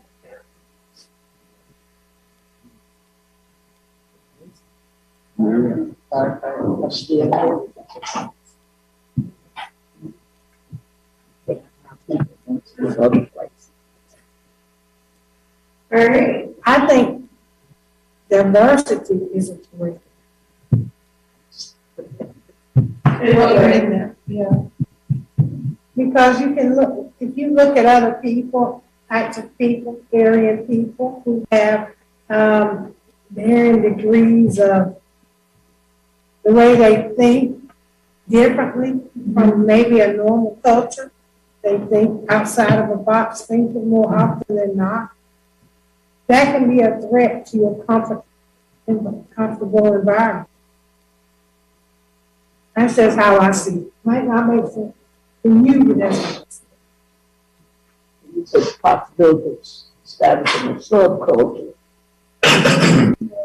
A possibility of establishing a subculture within our people. Well, so would threat be the lack of adequate housing to support our tax base?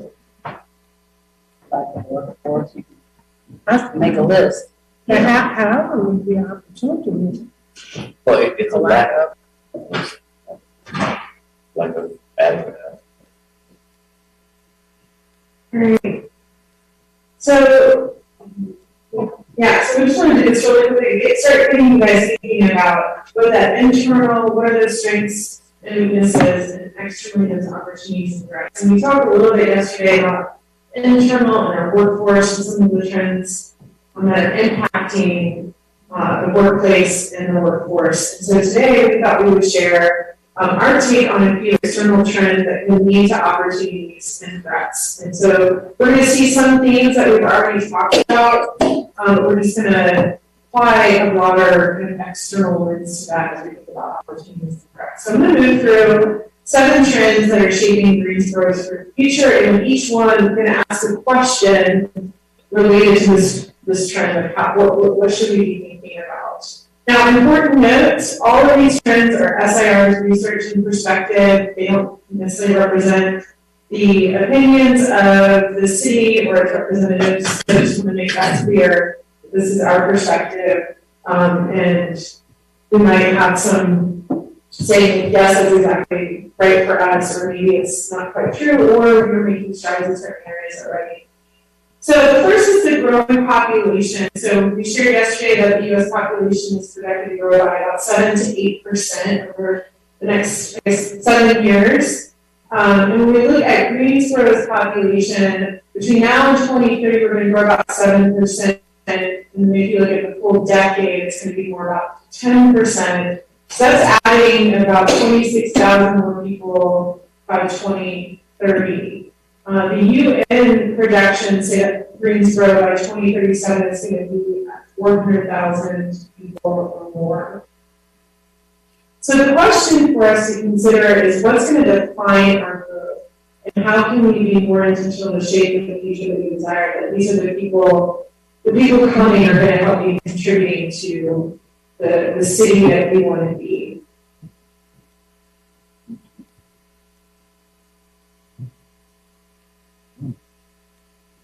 I think as we focus on the types of jobs that we're attracting to our community, whether it be Boom or Toyota or whatever, that's going to help drive who arrives and who comes to our community and the type of growth. And I think it speaks to being intentional about how we go about, not only how we go about recruiting businesses, but which businesses we focus on and which businesses we want to really bring to our community there are jobs and then there are jobs. And I think we need some of both, but I think we want to focus on the jobs when we can. I agree. And adding to that, what Brent said earlier, that those companies are looking to make sure that we have the adequate workforce that's going to support them when they get here. So making sure that we have the investment in the workforce existing and those that we're going to attract, so that we can use them as the tools or the levers to bring in the Toyotas too, or the food too. I think also, you mentioned about the quality of life. I think that's extremely important according to what business recruiters are talking about. Yeah. So we're going to dig into a little bit of these a little bit more. So we're going to come up with other of these tiers and figure out some of the trends. So we talked about this administrative aging population and about how people are living longer. We're seeing that fewer babies are being born, and so I'm not going to go through that whole thing, but we saw the shift in the age pyramid where now you have about as many people that you can double to at older age, and how that's leading to this jobs war because there's fewer younger people and more older people. And so what communities are doing with that in this kind of war for younger workers is creating strategies to really target them. This is just a case study that happened in Richmond where we studied young professionals and what attracts and retains them, and really started to see a lot of growth in our community. And we asked this question of, when you think about a city as a place you really want to live, how important are each of the following to you? And we surveyed this among young professionals all over the country. And what's interesting, and this gets back to some of that research that we saw yesterday from April, that even young professionals, what they're looking for is it has to be safe, it has to have a variety of employment options, and it has to have affordable housing. So that's where you get your basics, your table stakes, that soap that you clean. Every community needs to have that. And then it moves into what we call placemaking attributes. So these are the things around outdoor recreation, creativity and innovation, arts and culture, bikeability, walkability, public transit, all those other things that kind of help create a sense of place and that quality of life and make places attractive. And this is consistent among young professionals and communities all across the country looking for these things. And, we're seeing a lot of programs like Canvas Greensboro. Actually got to hear them at a conference up in Philly a couple of years ago and the work that they're doing. We're seeing organizations like that popping up in a lot of different cities of how do we keep college students in our town once they graduate. Campus Greensboro does a particular focus on internships and also exposing students to what the community has to offer. So it's a really great asset that you all have, and we're going to talk about it as well. But the question is Greensboro really advancing what young people are looking for in a place? And what are kind of some of those opportunities for us there? Where are we doing well? Where are we improve? I don't think so. Because I don't think we're engaged to really know what they're looking for. I think we're committed to jobs, pay well. I don't know if we're actually getting them in those things. Or they wouldn't be exiting. And we can't say all of our students are looking to go somewhere else and live. Because students that are here are from other places. So it's not like the whole university is Greensboro University. They're students from New Jersey and Philly and other places, so they've seen other lifestyles and living. And they're here getting an education. But then they're going back to those places, because those places are where they're doing what they want to be doing. And so we're missing something. I do think we're doing some things very well. When you look back at that original list, we have great outdoor opportunities. We've got the Greenway, the AMY trails, the Science Center. We have a lot of outdoor, so, you know, that top up there about recreation options. I think we have a lot of recreation options that are affordable. And so I do think we do that. I think we do that very, very well. Bikeable, walkable, and that we are looking at ways for entertainment. You know, entertainment is a big thing, especially as you're younger. You want to be able to go to world-class concerts, which we have. We've got world-class things going on at the Tanger Center. We've got Guilford College with a speaker series that always has wonderful speakers. So I think we are looking at recreation and entertainment aside from the employment. They want to have something to do. Right. Are we there yet? No. Is the foundation there? Yes. Are we building towards it? Yes. I think there are a lot of communities, probably most communities, have a story. And whether or not they connect the dots to that story and are able to sell or market that story is the big differential. We're starting to do that even more so, and we're starting to feel the benefits of it. We're not quite there yet, but we have culture, we have history, we have entertainment, we have sports, we have education, we have jobs, we have the loop. We have so many different things that are working in our favor. We just need to make sure that we tell that story. Every time I'm involved with the strategic plan, it's always, well, we got to tell our story. We got to find a way to package this and make sure that people really understand. And that's just, I think, going to be our next step. Just connecting the dots, putting the package together, making sure they understand what's here, and then they're going to stay. Mm-hmm. Yeah. Now that may be, you're right. That's the one thing we always have kept saying is we don't market ourselves very well. We don't brand ourselves. What happened to the branding campaign? That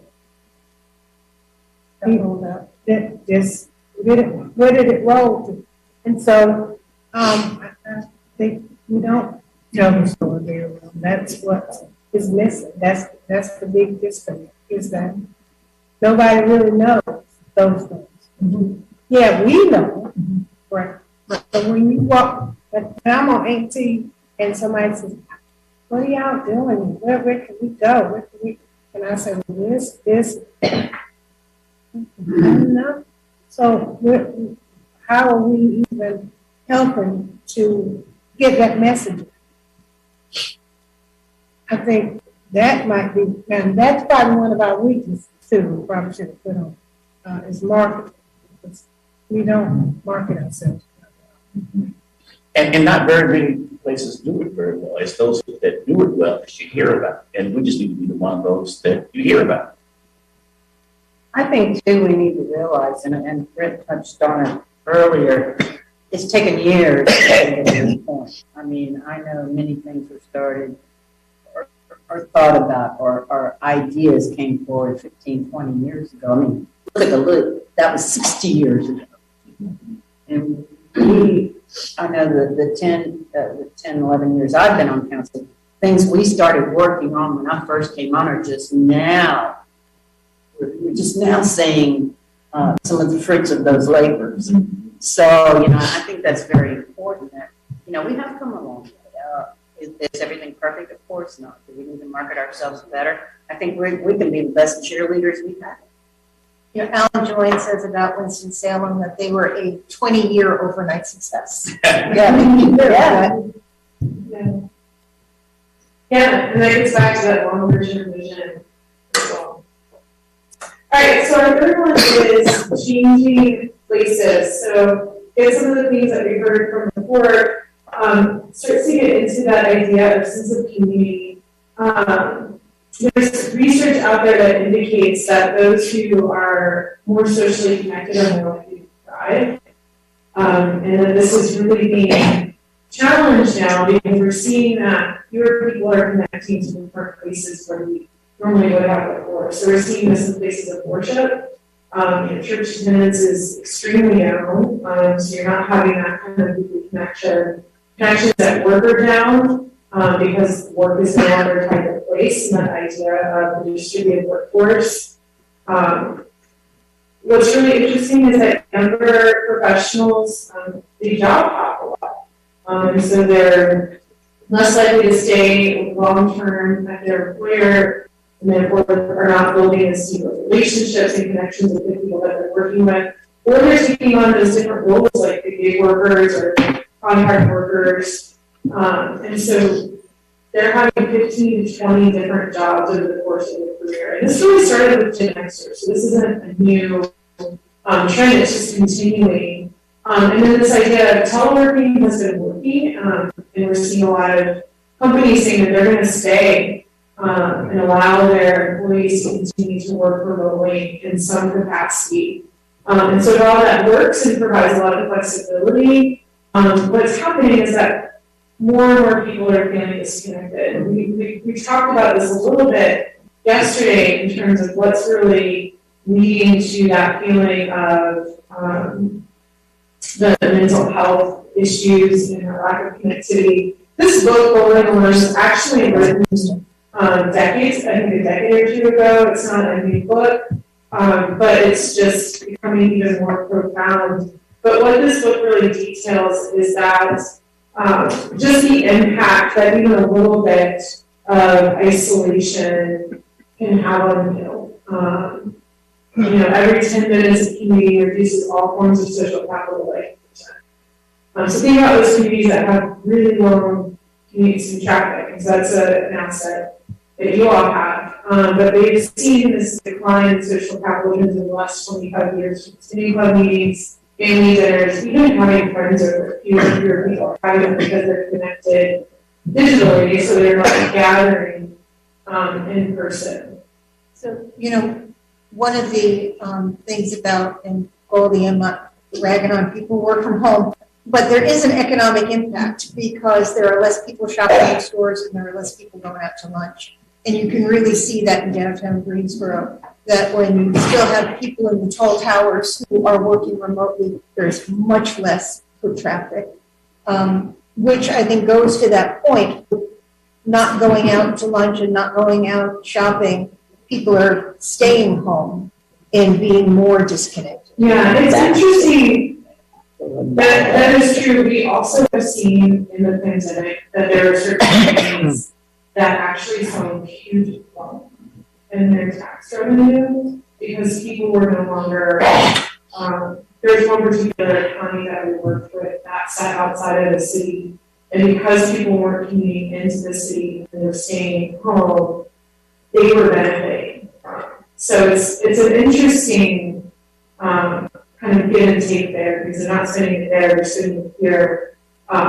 We still have a strong sales tax revenue. A lot of that's being generated through Amazon, not through our local businesses. If I can say something, I think that's probably one of the challenges to not having enough housing units downtown, because in cities like Miami, they actually saw huge uptick in retail activities in their downtown because people live there. So they work from home, they shop and everything.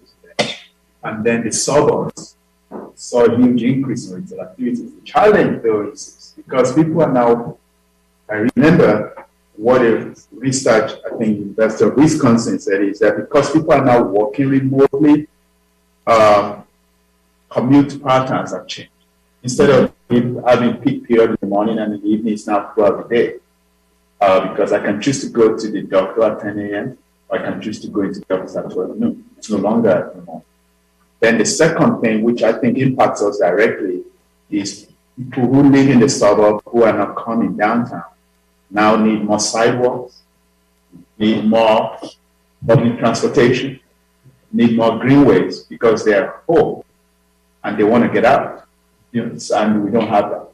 So, and I'm not talking in Greensboro specific, but it's affecting almost every city that I know of. But the cities that are mostly impacted downtown, like Mayor said, and that is true, is if you don't have enough housing units in your downtown, restaurants won't be supported, retail will not be supported because those people are living outside and working there. So that's a challenge for us because I think we've got about 3,400 units, Isaac can confirm that, downtown, compared to a place like Durham that has 20,000 units. So you end up seeing the major difference right there. Maybe that's a push we need to start making. Do we get more housing units from downtown school?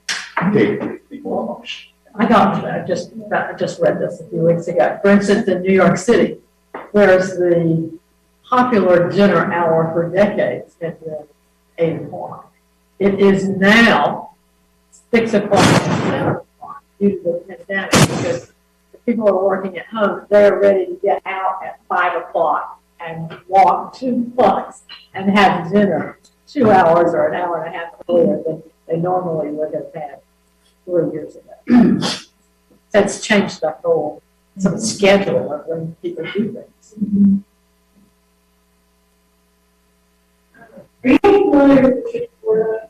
Yeah. Yeah, so he, He's actually been to Greensboro. Yeah. Sorry? He's been here. Okay, yeah, so he, has kind of come out with some updated research, and he says that more and more downtown is for people. This kind of speaks exactly to what I was just saying. It's less and less about a place that they go to work and escape from at the end of the day. It's at once a central cultural district, a central entertainment district, a central nightlife district, a central recreational district, a central social district, or as I call it, a central connectivity district. And so the question for y'all, I mean, the Taylor Center has come online. What are other ways, other things that we're encouraging the decentralization of employment to where people live at the same time remaking downtown into something that's much more than a monocultural office? I think our downtown parks and the programming in our downtown parks is a huge contributor to that. The variety of programming at LeBauer Park is just incredible, whether it be the International Festival or Bluegrass or Family Movie Night, and all of those, I think all of them are free. I don't know of any of them that put that car off the top of my head that charge cover charge. That downtown programming brings people. You know, I work in one of the towers, and when there's something going on at LeBauer at 5:30, I can see people parking on the street and walking up towards LeBauer. And I think that's a big draw. Well, but having our baseball. Yeah. Baseball tournaments and other, Yeah, it's really good. 12-1 venue with other activities like that.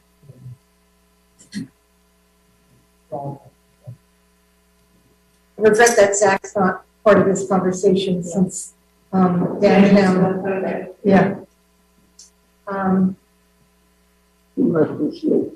I think from again working downtown, because I'm down there typically Monday through Friday. I'm one of those that still goes into the office during the day. I think part of this is we need to be strategic in not only the businesses that come downtown, but where downtown.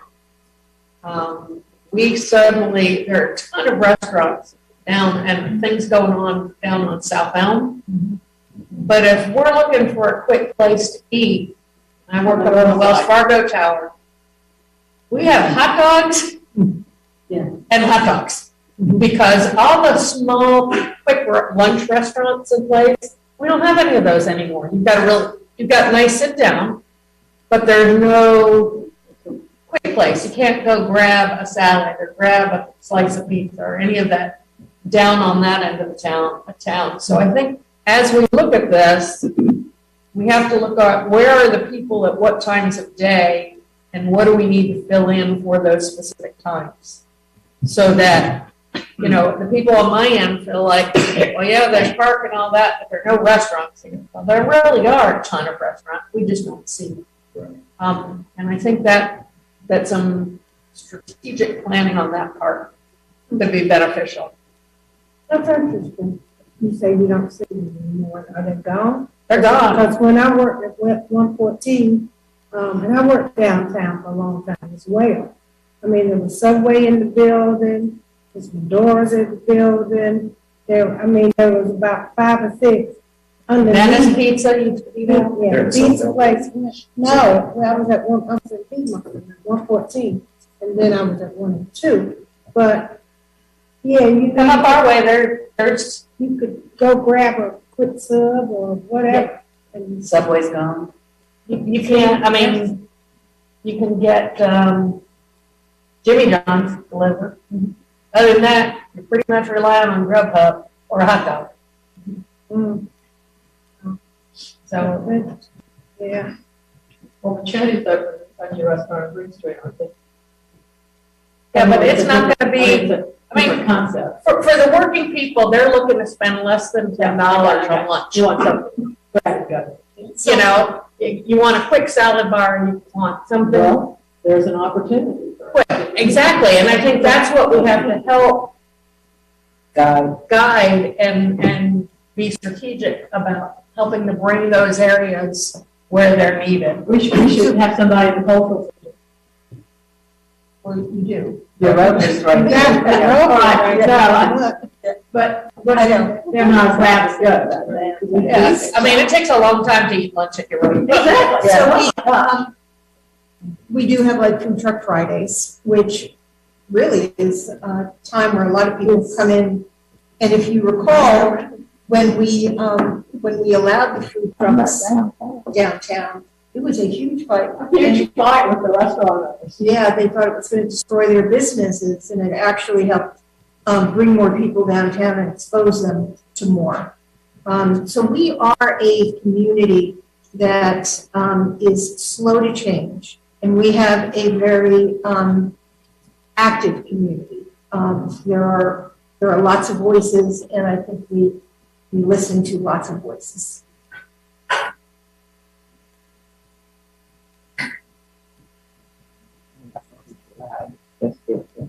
Great, well, we'll keep moving. Number 4 is a growing economy. So here, when we look at the MSA, we can look at some of the data at the MSA level, the GDP is on a positive trend.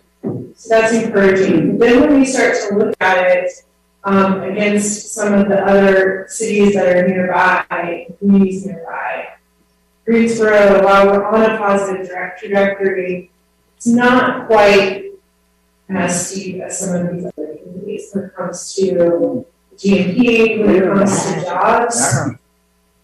I will say though, if you're using our MSA, that also includes Rockingham and Randolph County. So, you know, so if you're looking at the whole MSA, those are not urban areas. They don't have a whole lot of industry. The others will have, the other communities will be our MSA as well. So but they are much more urban and developed.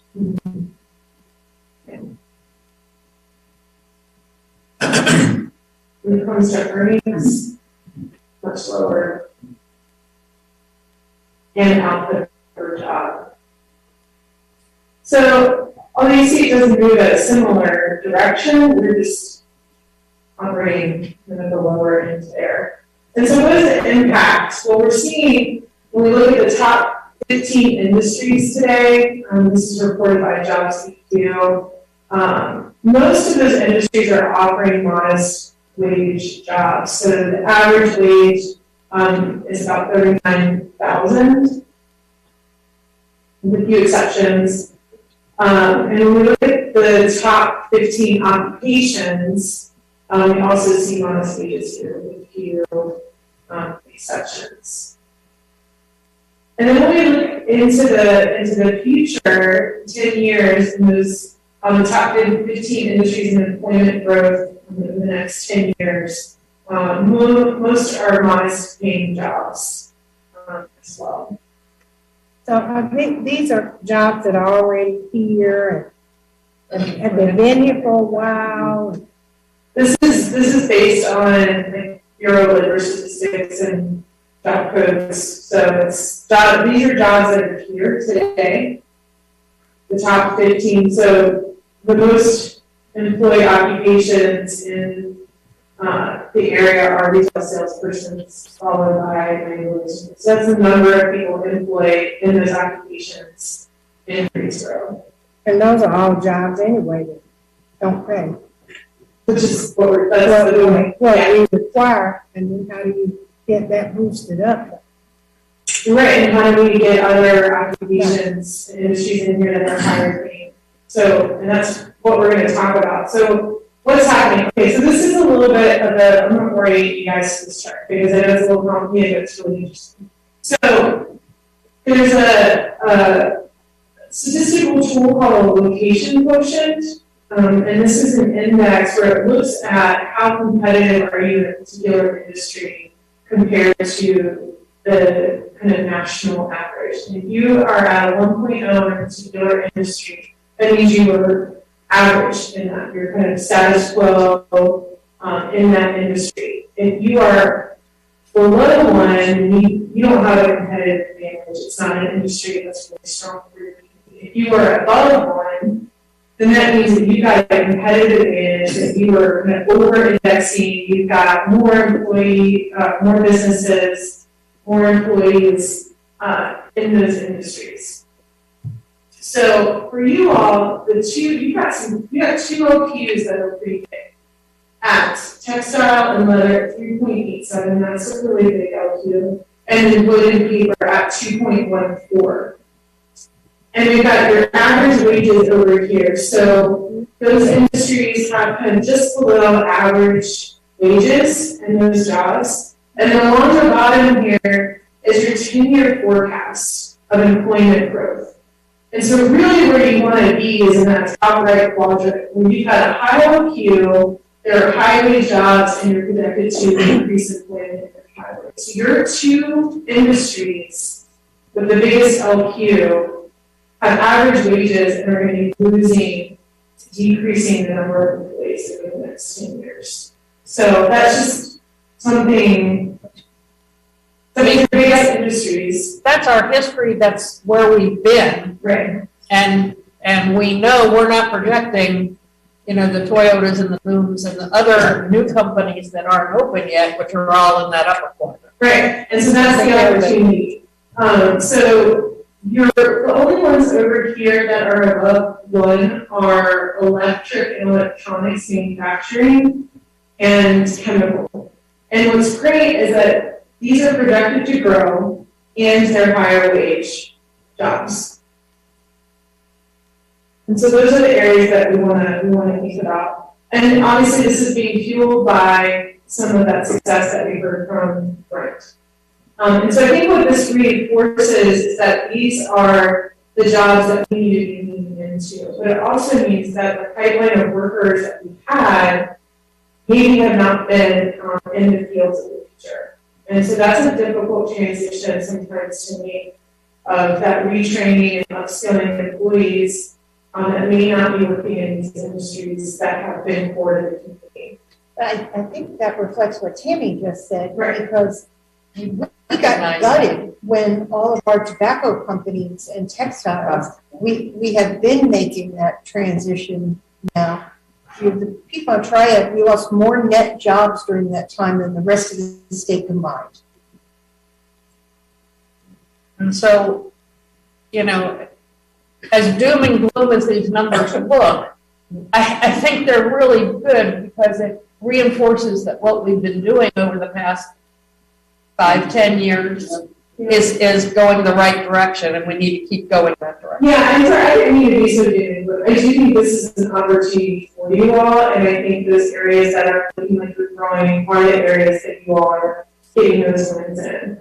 And I think that shows the intentionality is paying off, and so the question is, are we continuing to lean into that, and how are we thinking about someone? Can you go back to the chart? Yeah.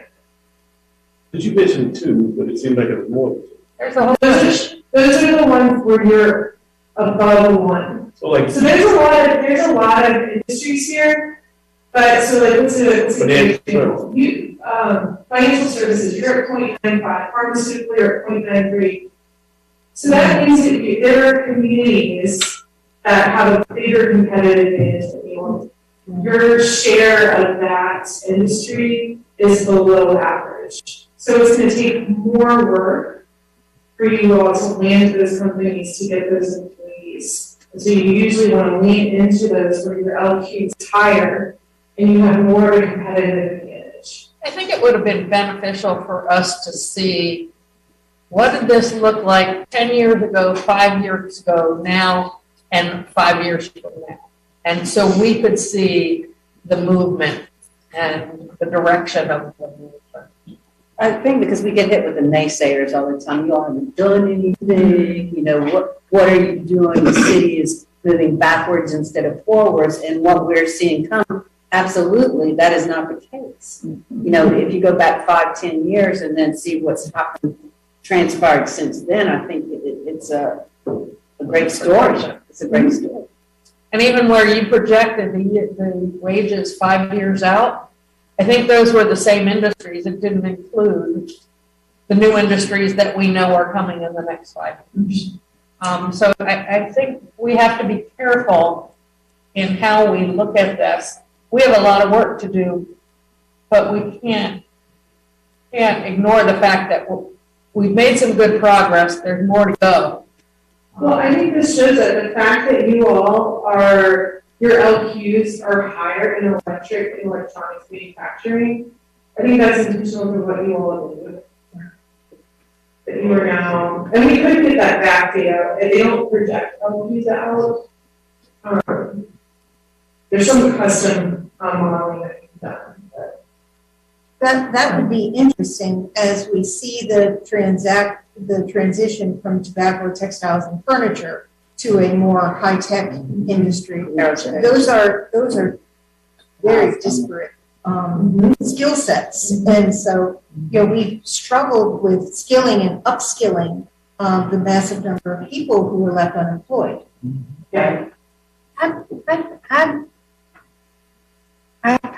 think that's a given. Oh, that's a given. But, so I mean, that doesn't concern you. You're bound to grow. And you've got to trend with the times. And so we're in a more electronic time than ever before. I mean, 10 years ago, Twitter wasn't a big thing.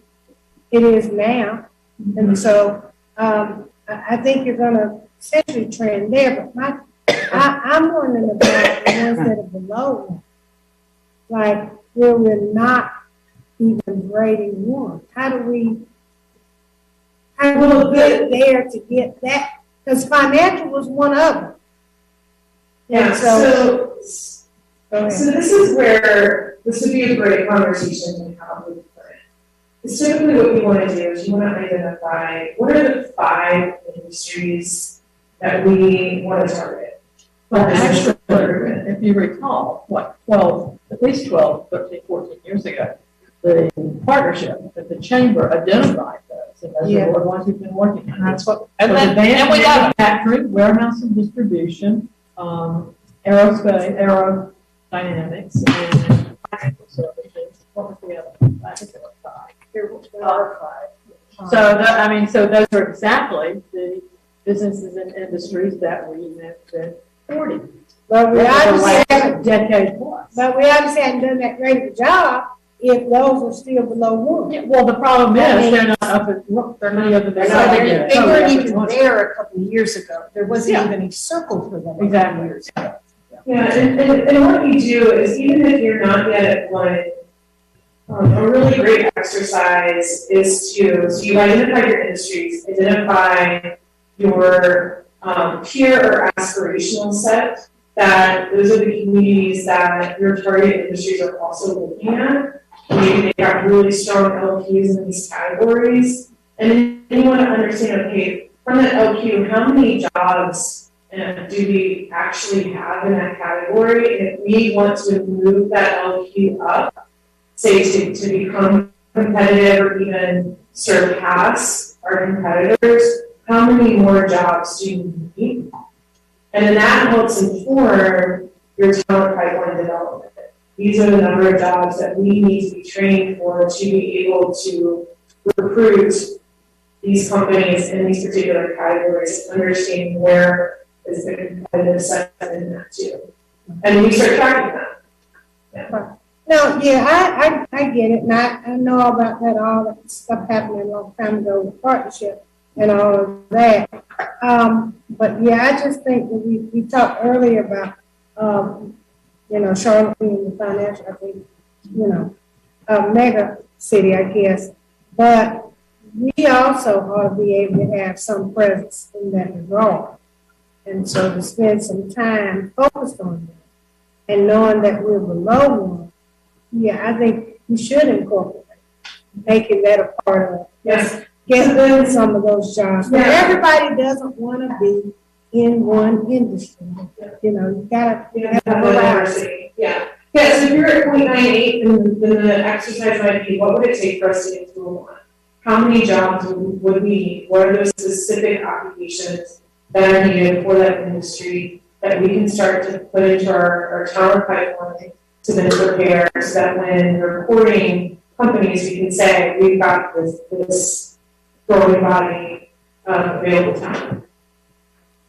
So was there a circle for aerospace? No, it was. No. I have to look at the line, it's a little, this isn't calculated. I will look into that for you. Okay. So my sense of something like logistics or aerospace is, again, because I'm thinking of what McKinsey said, I think that there are certain places that we are good at, but we have stronger competition. And for example, we could talk of FedEx, but then Memphis is not so far away. And that's really where they are, and they're given on that. Aerospace is a great potential for us because of them.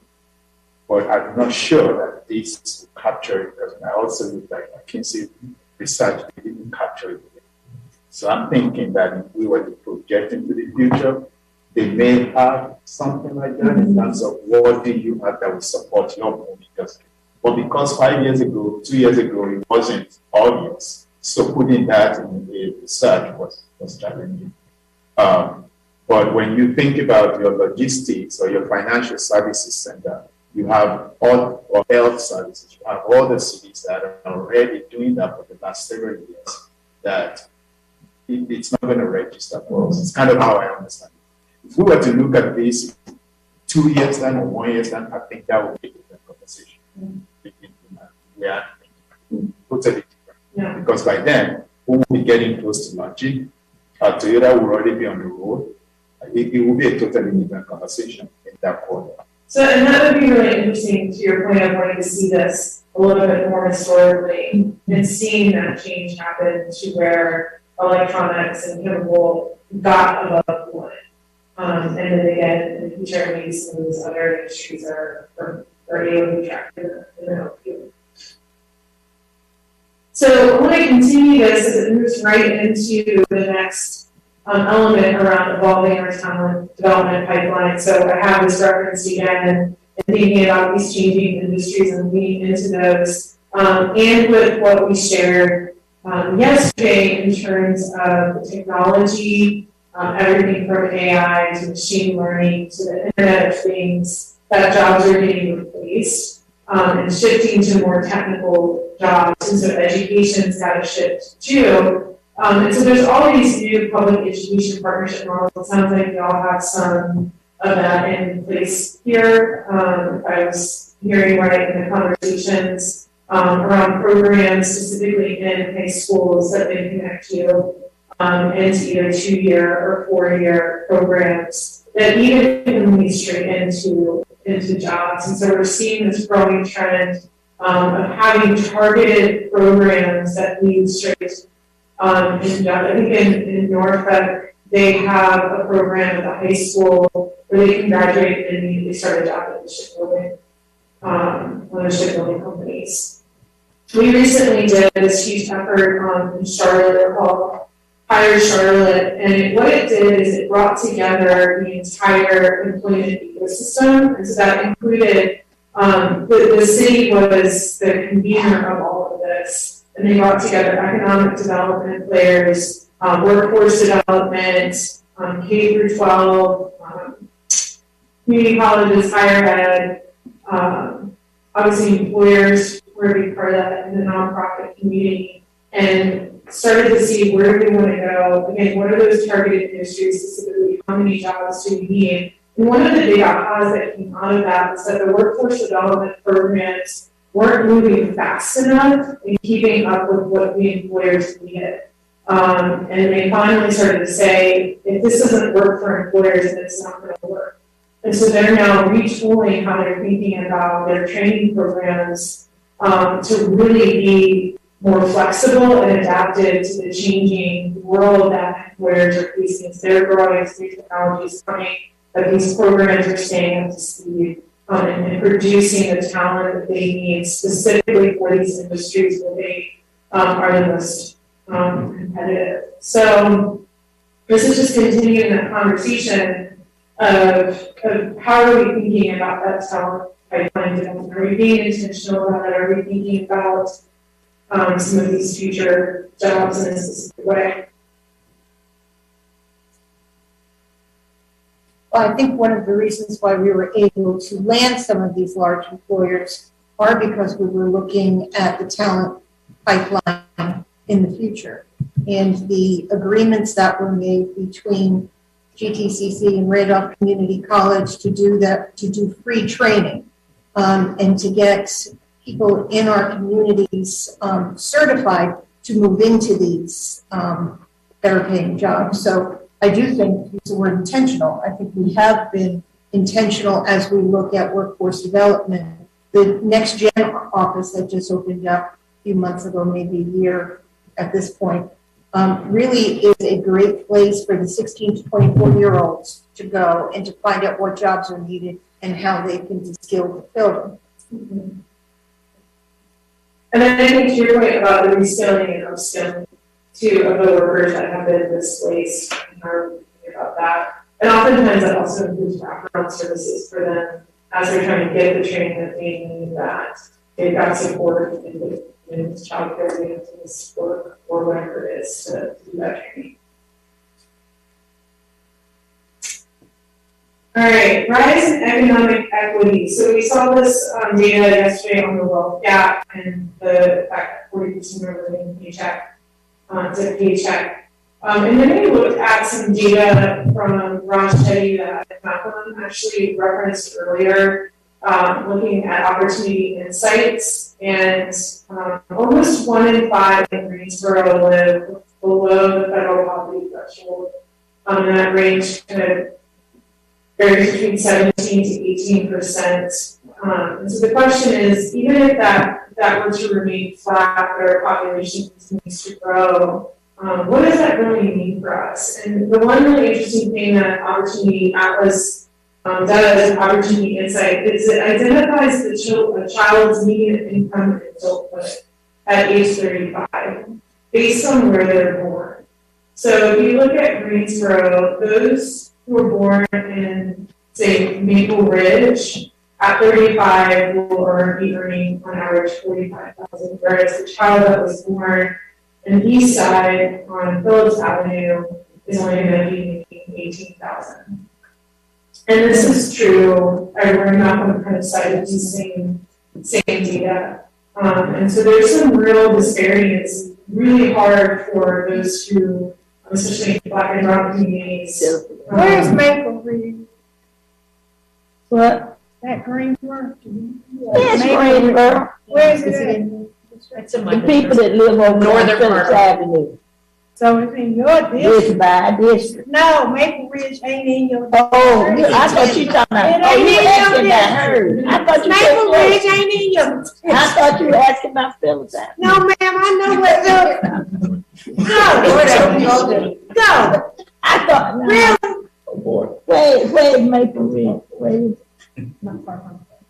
Not far from the airport. But she wasn't talking about them yesterday. She was talking about the Yeah, people. but the bottom line is she has a few, but not as many as we. Oh, no.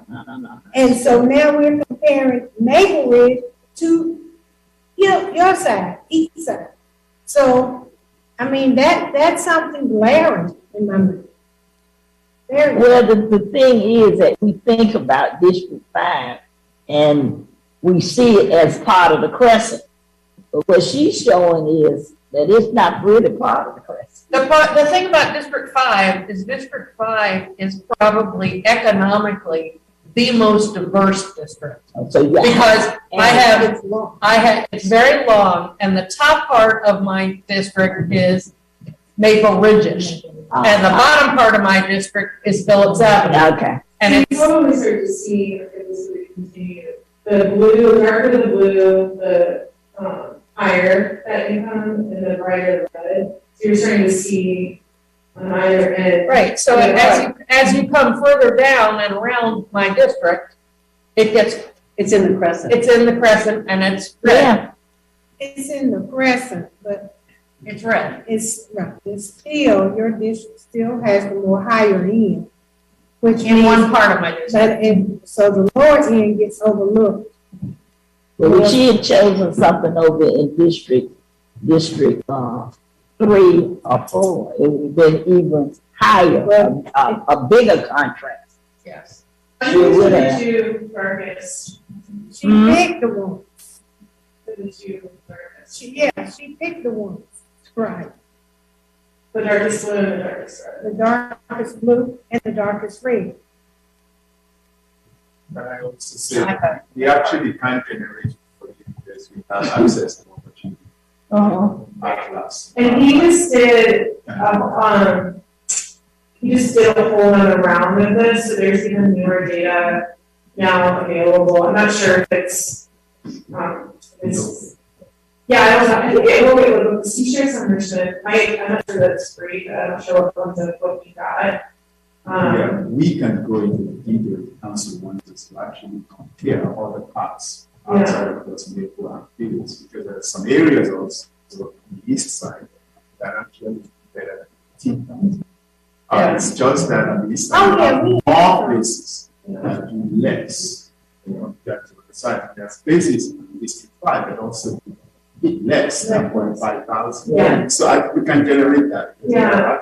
I would be interested to see that because I think, some areas don't get recognized the way they really can, should be recognized with higher income. Well, and I think we'll see that change as the residential is coming into districts 1 and 2. With all of the rezonings that have just happened, but those are going to be higher end structures, which are going to require higher end salaries. Yeah, but there's already. I mean, their A&T teachers lived over in those areas, professors lived in those areas, principal lives up in those areas. So they're already, those who made above and more than 18. So. Even without those jobs having they're already there. Sorry. No, you're fine.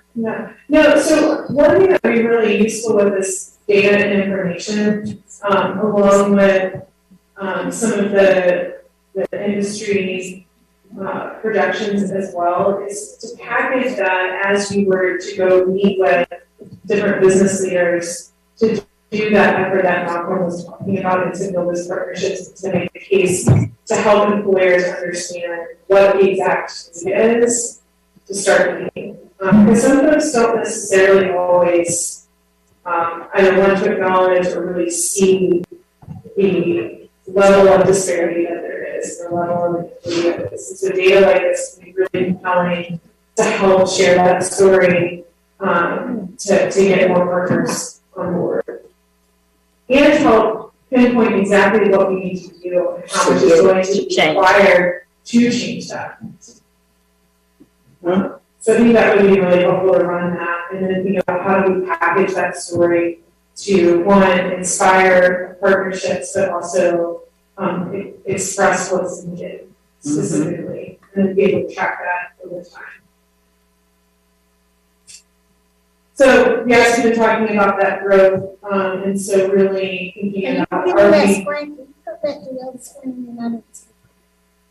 He's talking about this Publix. Oh, okay. Yeah, and so with that, are we really thinking about equitable economic development policies? So Malcolm mentioned the corridors of opportunity. And as the Charlotte Economic Development Team is recruiting companies, they're saying we've got to hire as many people locally, we need to be located in particular communities to really help build that growth in those areas that have the biggest need and opportunity, and where the people are that are going to be filling those jobs. And I think we've done some of that. Trying to make it. Mm-hmm. I think that's that's part of our economic incentive is you get an extra incentive. I think we need to go a little bit more than half. You hire from impact zones 1 and 2. That's where the highest poverty is. And so to bring those, you're never going to really change anything until you change people's economics. Okay, you got to stop making $18,000 a year and start making $81,000. So, yeah. So until you change them, it's still going to be an imbalance. Yeah. So how do we make sure we're growing that further leaving people behind? Right. Yeah. You know. All right. The seventh one is a little bit different. This is about increasing collaboration and partnerships, and we started to allude to it a little bit in terms of thinking about regionalism. But this is a really interesting trend. I'm curious to kind of get y'all's reaction to it. But what a lot of winning cities are doing is that they're realizing that they can't compete with their nearby cities. Those really need to be partners. And there's this whole trend towards mega regions. I'm sure y'all are familiar with the concept of mega regions. 70% of the nation's population, jobs, GDP are located in 12 mega regions.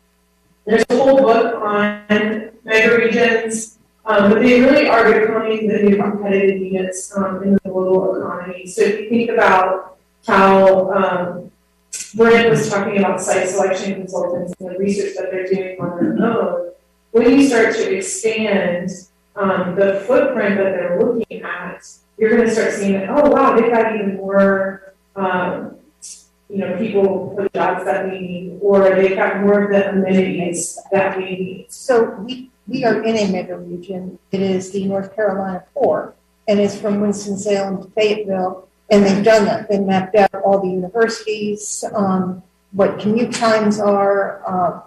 It was a pretty in-depth analysis, and the Carolina core was adopted about 2 years ago. And it was initially identified, I think, by the PTP, but there is active marketing of the North Carolina core. Okay. And I think the tagline is "There's more in the core."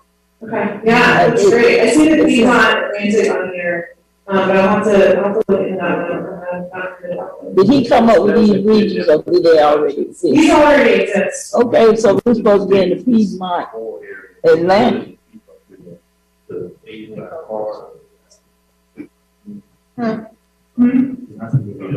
trying to make a distinction of profit. It's a population. What's the population? Yeah, I'm not sure the exact number. So I'm thinking we're out of the Piedmont. Yeah. Yes. It does mark up it. The natural slower than anything. They're present. We'll see that. So, yeah, and it looks like that you all fall in the Piedmont Atlantic, but the fact that we don't really know, and maybe there's this other core, I didn't question the Piedmont Atlantic, that's too big. We don't know that we're in it. But what's happening is there's really intentional development. So in the Cascadia Innovation Corridor, it's that whole idea that they are building out this opportunity that's going to make them more competitive in specific innovation categories. And then they start targeting really big projects. For example, this high-speed rail that goes all the way from Portland to Vancouver. The Texas Triangle is another really big one. It's a good example of looking at on how Dallas, Fort Worth, Houston, San Antonio, Austin have come together. There's the Greater Washington Partnership, which is Washington, Baltimore, and Richmond. We've also stood up and helped stand and actually built on it on the Richmond Hampton Roads Innovation Corridor. And again, it's just a way of allowing you to have bigger partnership and connectivity. So we know that Raleigh is really talking about staying in the NC Innovation Corridor, which would likely come down this way too. And it is possibly part of more than one of these partnerships too. So just curious, how much are we thinking about some of these partnerships beyond our specific borders? So I guess there's the core. How active is that? It's very active. It's very active? Yes, and Yeah. they've been active in both of the mega sites and the way that roads are being cited. So there is a website, NC Carolina Corridor Next Big Move, but it focuses on business sector, real estate, companies, education, airports, and for that section from Winston-Salem to Fayetteville.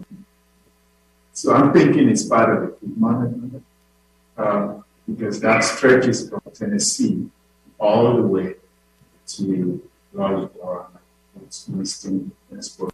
So my sense is that the NC core is part of that each.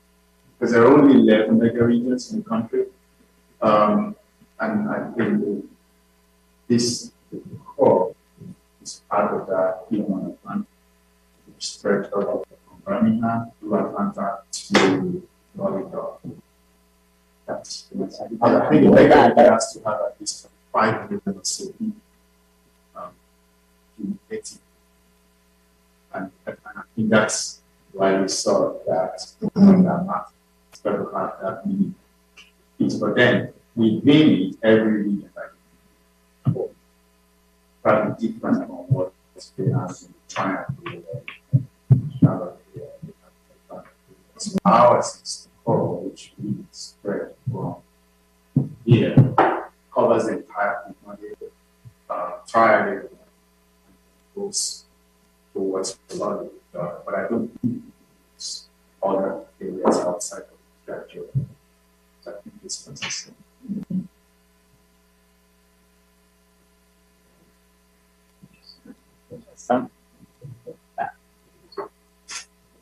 So as we started having these conversations, are there other trends that you've been hearing about or thinking about that might be relevant for us? Thinking about this external opportunities and threats.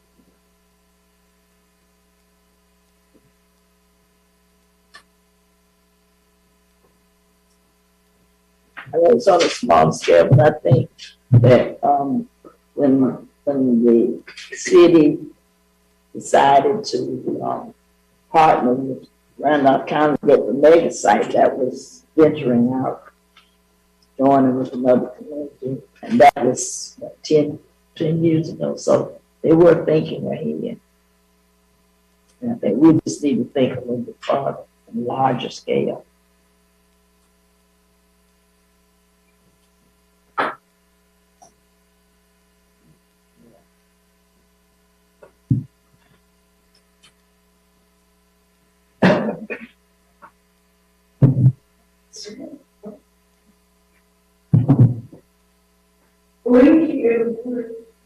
Yeah. All right. So I think we're just go ahead and move into here a strategic action framework. So here's where we really want to start thinking about that vision and moving towards an action framework. So we kind of learned 5 truths over the past 2 days. One is that we really need to be strategic and have a plan, and that having a purpose and vision is key to planning.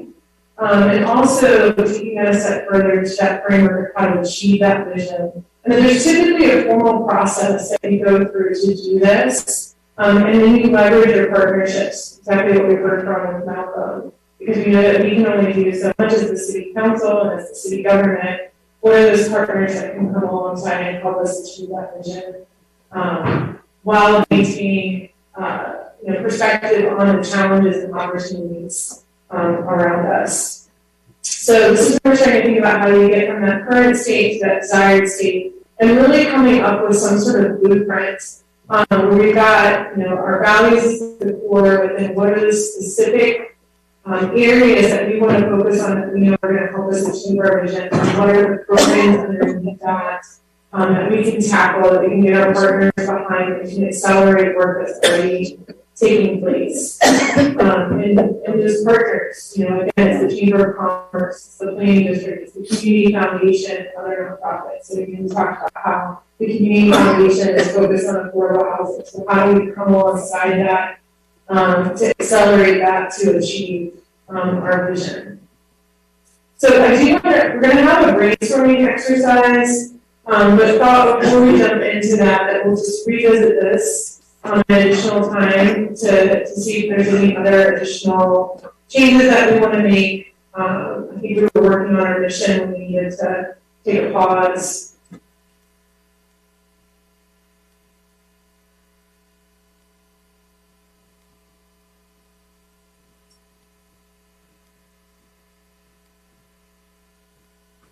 We need to take that resident out. Didn't you say that this morning? I think it said citizens and it was replaced with residents. No, through resident focused services. And I think Zach was saying we need to take that out and put business or something. I think you could take resident out and put through focused services and programs. Right, And that would take the word out. and that would cover everybody, not just residents.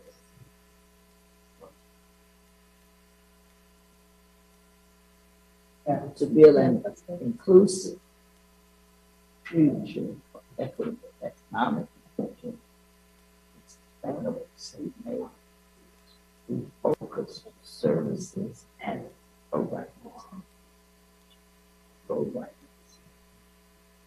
Services and programs. I'm wondering if we could, if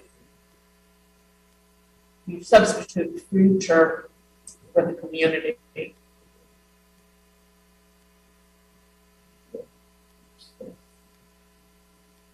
I don't know, future what? Future, that word just doesn't seem like it's in there.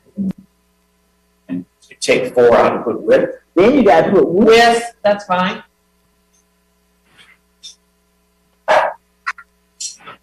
You got to put S on opportunities, yeah.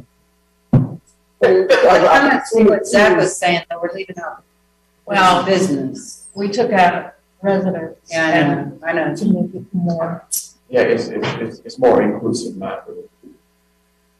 It's build an inclusive community, equitable economic opportunities.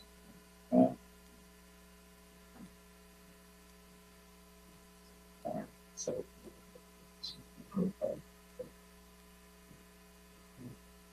Well, we say Greensboro is an inclusive community.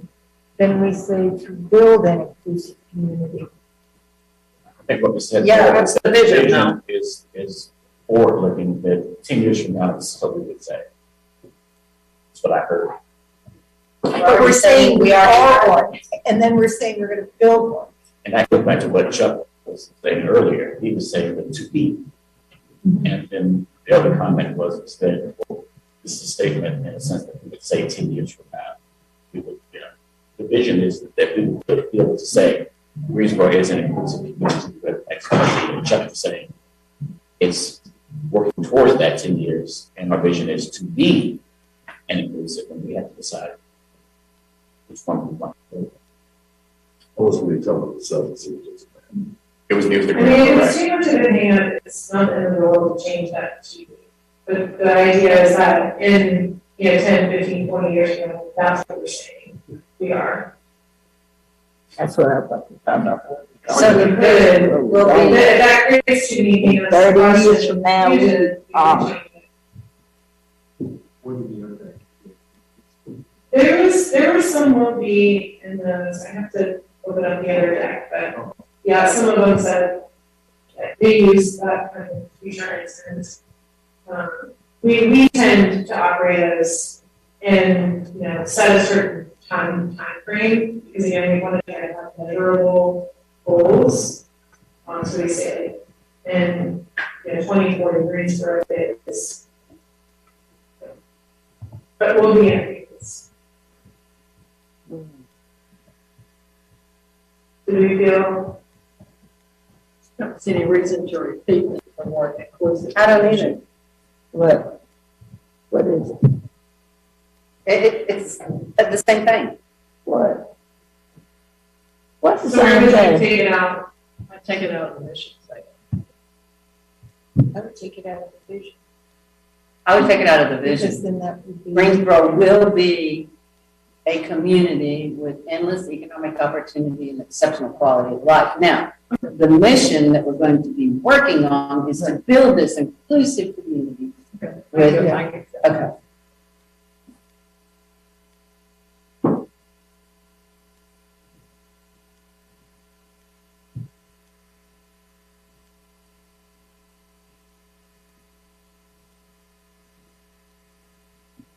That's opportunities and just opportunity. Opportunities. And gotta go together for and. Right.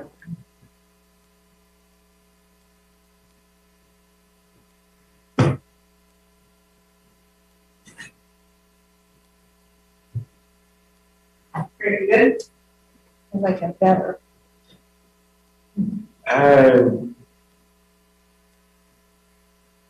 Do the terms focused services and programs, does that limit us? Does it sound kind of heavy, does it sound governmental, or is it, are there amenities there? Well, I think focus makes it appear it's happening through planning and not by accident. Right, but services and programs, is it just services and programs? I guess it's my question. I'm just thinking. I don't have the answer, but it seems like it should be larger. It should be broader than just services and programs. That sounds institutional. It is. But it also provides for amenities, things that are not institutional.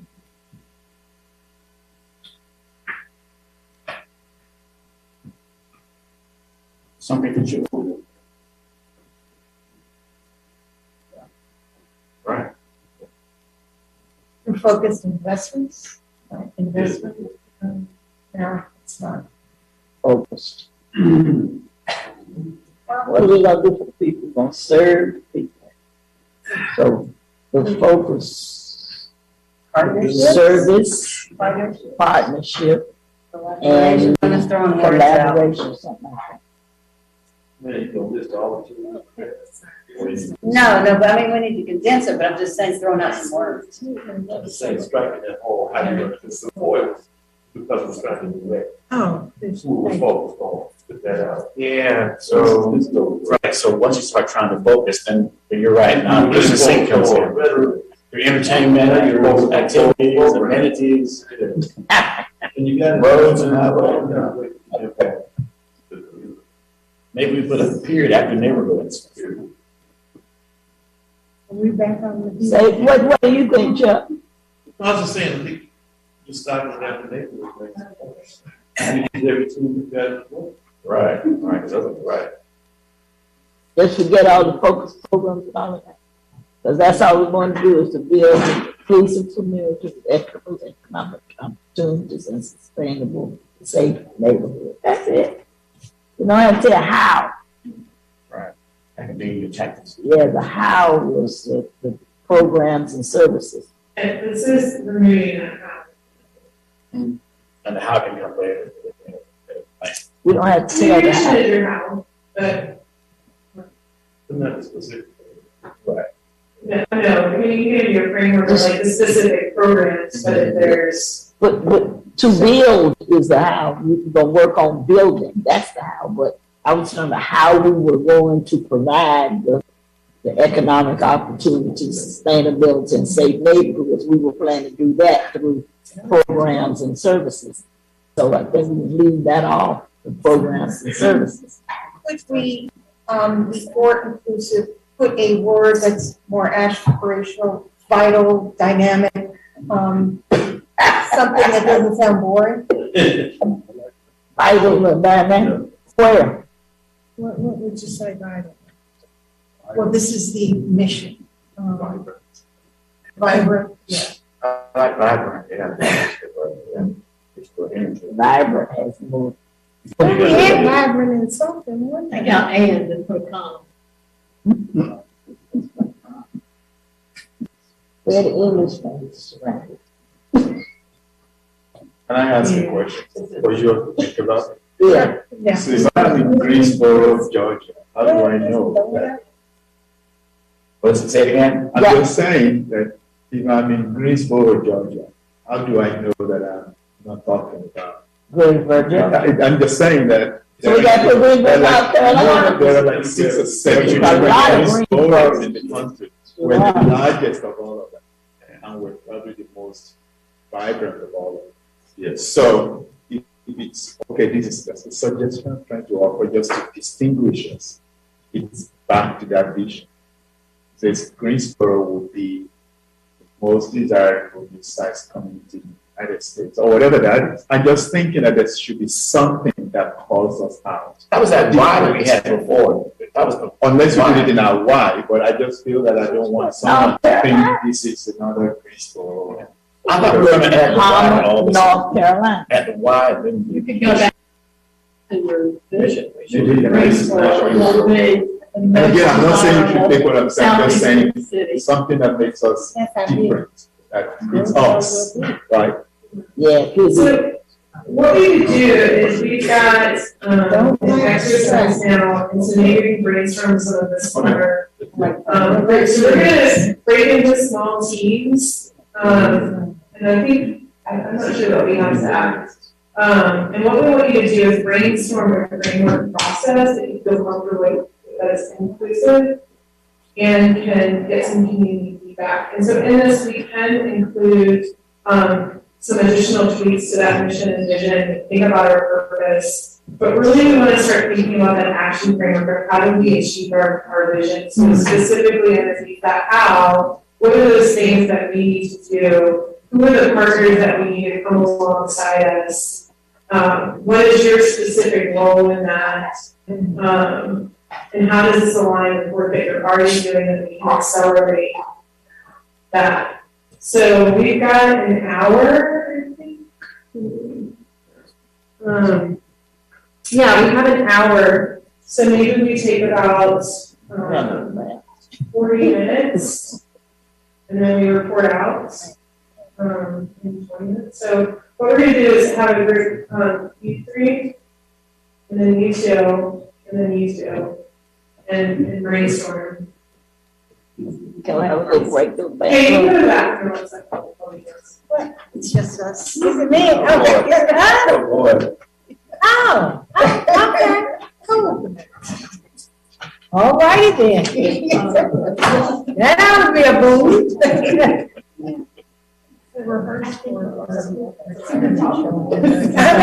right.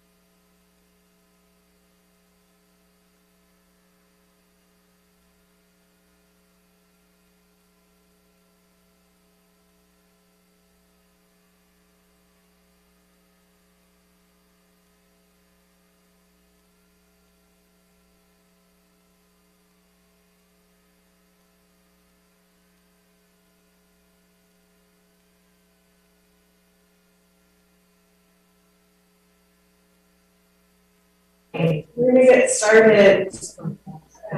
I just lost.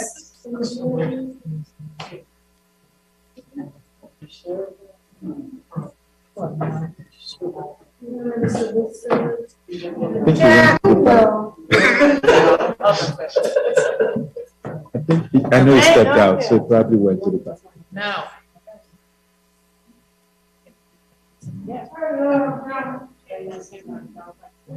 Yes, select someone from your group to chair out. You want us to go first? We were just negotiating that. Experience. I'm trying to work out a Tag team. here. Okay, you want us to go ahead? We're waiting on. We're waiting on Melanie.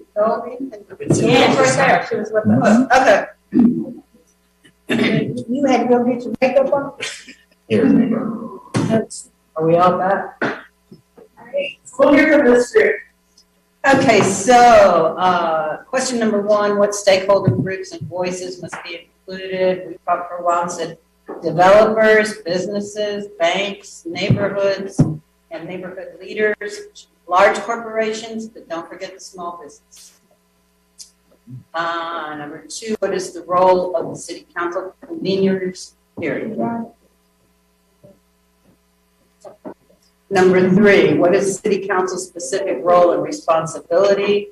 Articulate the issues and visions and then get out of the way. Number four, what can we personally bring to this? We can all bring together being on the same page. Give them the what needs to be done and then let them do it. And that includes the staff assistant. 5, how does this work in your geographic environment? We thought we should include the Guilford County, of course.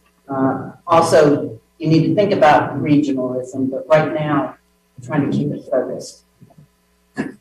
Number 6, can we arrive at 3 priorities? 1, identify the deficient areas and pull together the right folks. Plan a work with developers and then get out of the way again. Can you explain the vision area a little bit? Well, we talked about, we have some areas that staff has identified as deficient geographic areas. And also, things that need to be done in those areas. Like we talked about the Randleman Road. There's some pockets on Gate City Boulevard. There's some areas up in Goldie's district. We've identified where those, whether it be extra land that we have, underutilized land that we have, retail establishments that are long closed and shuttered and vacant. But we know where those pockets are, and so let's identify them, let's target them, and do something about them. And how does this align with the work of? And part of that doing something about them includes, if we need to waive fees to make it viable, waive fees. If we need to offer developers priority reviewing plans, then we need to offer that as part of the program. Would it, those little things that don't cost the city a lot of money, but support, if it's waiving bond fees for some of the smaller developers or something of that. Figure out what the impediments are, cure those impediments and get out of the way. I think that's the biggest thing we came up with. But those who have the experience. You said we were with the conveners and then there was something. We're to get the vision to the staff and then to make sure it happens. Yeah, the follow-up. The follow-up other two things is making sure that the staff understands the vision and that we educate the staff and communicate that and have them either buy in, or if they choose not to buy in, then find people that will buy in to work on it, that we mean business, we want to move forward, we're going to. And then the third was take develop the lots that are in redevelopment, and just like we're talking about the bigger parcels, find those small, smaller construction and program companies that want to work, that have been held up because of, Sharon talked about connect or something of that nature, or waiving the price of $5,000 or $8,000 lot, or the time fees, you know, clear out of the way and take away the obstacles and get these things going. I mean, and also, I mean, along with all that, we do have staff who are experts in certain things. And I really think that, you know, we need to listen to their expertise as well. And then how many are those partnerships and groups that you mentioned earlier on? How can they be woven into number 6? Well, I think that they're included in that. We've got the deficient areas. We know this is a problem. You help us figure out what needs to be in there. We're not going to necessarily tell the neighborhood what needs to be there. You tell us what needs to be there. We'll work and try to do something about it and make it feasible for a business to come in here. And I think where we can help is, you know, like we talked about yesterday in terms of our economic incentives. I think we've got really good incentives in place for those big mega projects. We know we have a framework in place. We don't have it in place for the little, small, what we're calling deficient areas, or redevelopment plans to help move those forward. And we need to do that.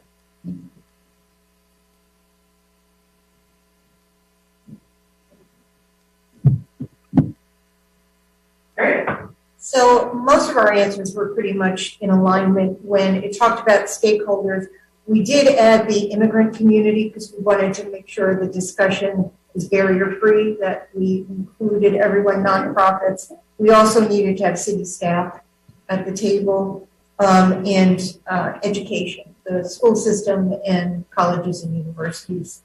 The role of city councilor, we said convener, initiator, to review policies to make sure that it's sustainable, connector, promote. 3, the city's specific roles and responsibility.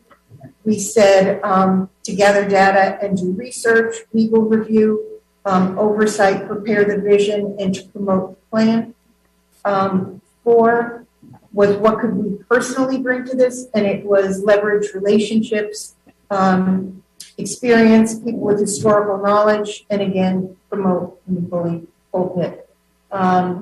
Number 5, when we talked about kind of like what could the county and the city, how do we work collaboratively, and we had talked about making sure that there were county-wide development standards so that as properties are annexed in later on, that they've got sidewalks and the streets are the proper width. Talk to the county about providing infrastructure, because right now it feels like we provide water and sewer for everyone. The one thing about the county, which is a little different from the city, is that they are still a partisan board, which means that professional staff could change with any given election.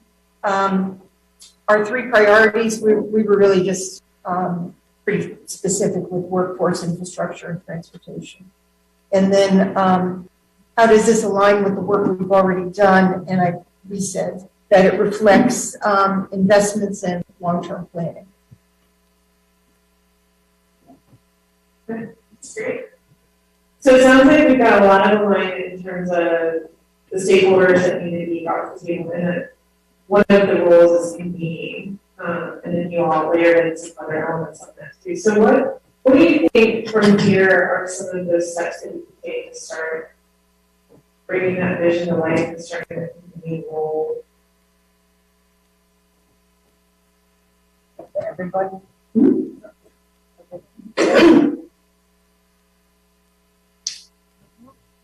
Well, part of convening is outreach. You know, it's not just somebody coming to us. It's us going to them, them come to us, and getting together. We have to start the conversation here. Just lay the foundation, lay the groundwork for the conversation, the discussion, negotiation, execution. But I also think too, and I think something that's missing maybe in all the work is that we have to be listeners. And I know that, we've had the listening sessions. I started that, Chief does, it's gonna do some. But I think council has listen.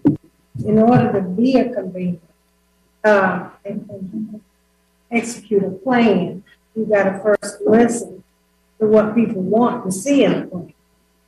So I think that's really a critical component of all of this, that we gotta be listening. I agree. I think the staff would have a good idea of some of the areas of people that we need to draw on this. There's the public relations office or communications or economic development or planning. I think a lot of the people that we need to be at the table are in those groups, the International Advisory Committee, for instance, in order to give a good cross section, I'm sure many of us know a lot of people in the neighborhood associations, things like that. And in the business world, and in the small business world.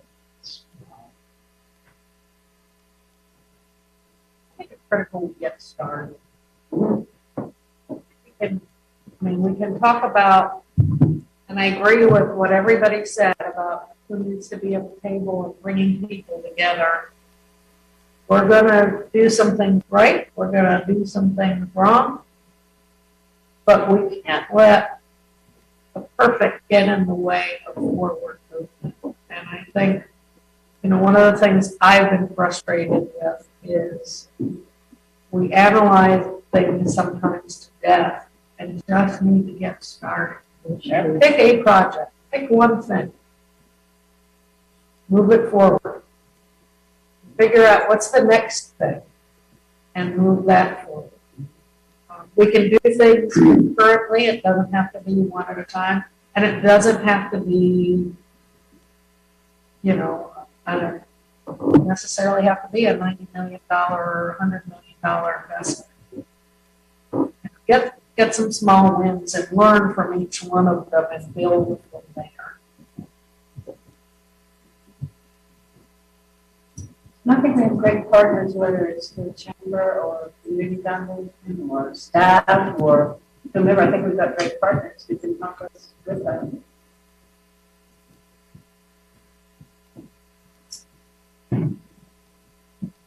So just specific action that you all can take from here.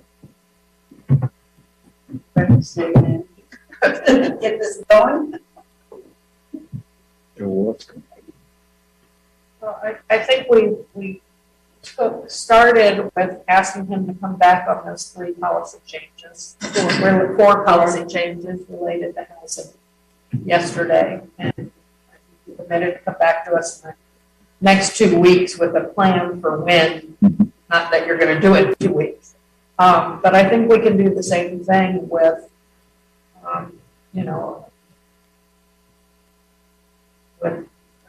possibly identifying some specific places and doing a pilot. Pick one and do a pilot and see if we can be successful with it. And I would look to city staff to go, we've got some big plans going on, and I don't want to get in the way of the big plans because I think they're essential, like the Randleman Road corridor. That's a much bigger project and a much bigger investment. But I think there's some little things that we can do to start moving the needle. And I would love to hear from our staff. Give us a couple to choose from. Give us a menu. Let's pick one, and let's start and see what we learn. And Tim, Yes. And I agree. Also, something I think that's incumbent upon us as the council members is that, and maybe you said this, maybe you already said this, but we need to make sure that we as a group identify whatever number it is, the top 2, top 3, top 5, and then give that to Ty, as opposed to me having 5 of my own. I talk to Ty and someone else talks. Well, we talk as with one. Oh yeah, that's why I said I'd like to hear from them what they view as the top issues, and then let us take a look and let us decide, okay, let's target this one and do that one, and then the next one, et cetera. So we as a council can, have input into it. So you're saying, am I understanding you to say staff picks? I know that what I was saying is, I know I've expressed problem areas to staff, you've expressed problem areas to staff. Let them to put together a list of what we've already identified for them as problem deficient areas. Let them give us a list. Council will decide. I know, as far as District 5, I've communicated to both Ty and others in our drive-through, et cetera, what I've seen as top deficient areas in my district. I would guess that each of you have pointed out, as you've taken time with Ty, going, this is a problem. We need investment. We need to do something in this area. And that's one way of looking at it. And I'm just thinking that as the council members, that another alternative would be that we would talk amongst ourselves and we would then identify the top X, Y, or Z, and then hand that list off to Ty and staff. Well, thank you for finishing my sentence. Okay. I was just ask a question to get a better understanding of what you were saying. But I think the ultimate is what you're saying. I'm not sure if I'm comfortable with saying, well, let staff pick and choose. I think we have to make that decision. That's what I said. But I was hearing you, they don't need to, I think, pull together a list. I think we all can right now give a list. Lighting being one of them. If we could light up Radnor Road, that's a quick win. If we can say to do energy, we got, let's throw a number, $100,000. I know that's probably not enough for so many poles of light. When can this get done? See, that's the problem that is not happening. Okay, I already know, but is that the staff to do too? Because I think some of that direction, it needs to come from us, because if Duke Energy doesn't really hear that, then, okay, it's another thing on their list. But it's an important one to us. We keep talking about lighting is a way to deter crime, but we're really not seeing it happen. So I'm not disagreeing with anything that you're saying. I'm just trying to get what she's saying around when she said give staff some. Well, right, but one interject might help this conversation. So we're thinking about our vision and how do we reach our vision.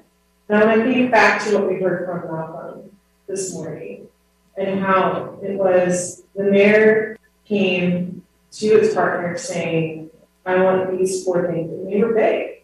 They were big things. And under each one, there are probably 10 different initiatives that they could tackle to achieve that bigger goal. Whether that was making Johnson C. Smith a top 10 HBC, whether that was connectivity throughout the entire community, whether that was increasing Black and brown businesses, both on a small level, but then also those mega businesses. So that's where I think we need to be thinking, what are those bigger initiatives, whatever we're trying to get to, that's going to get us to that vision.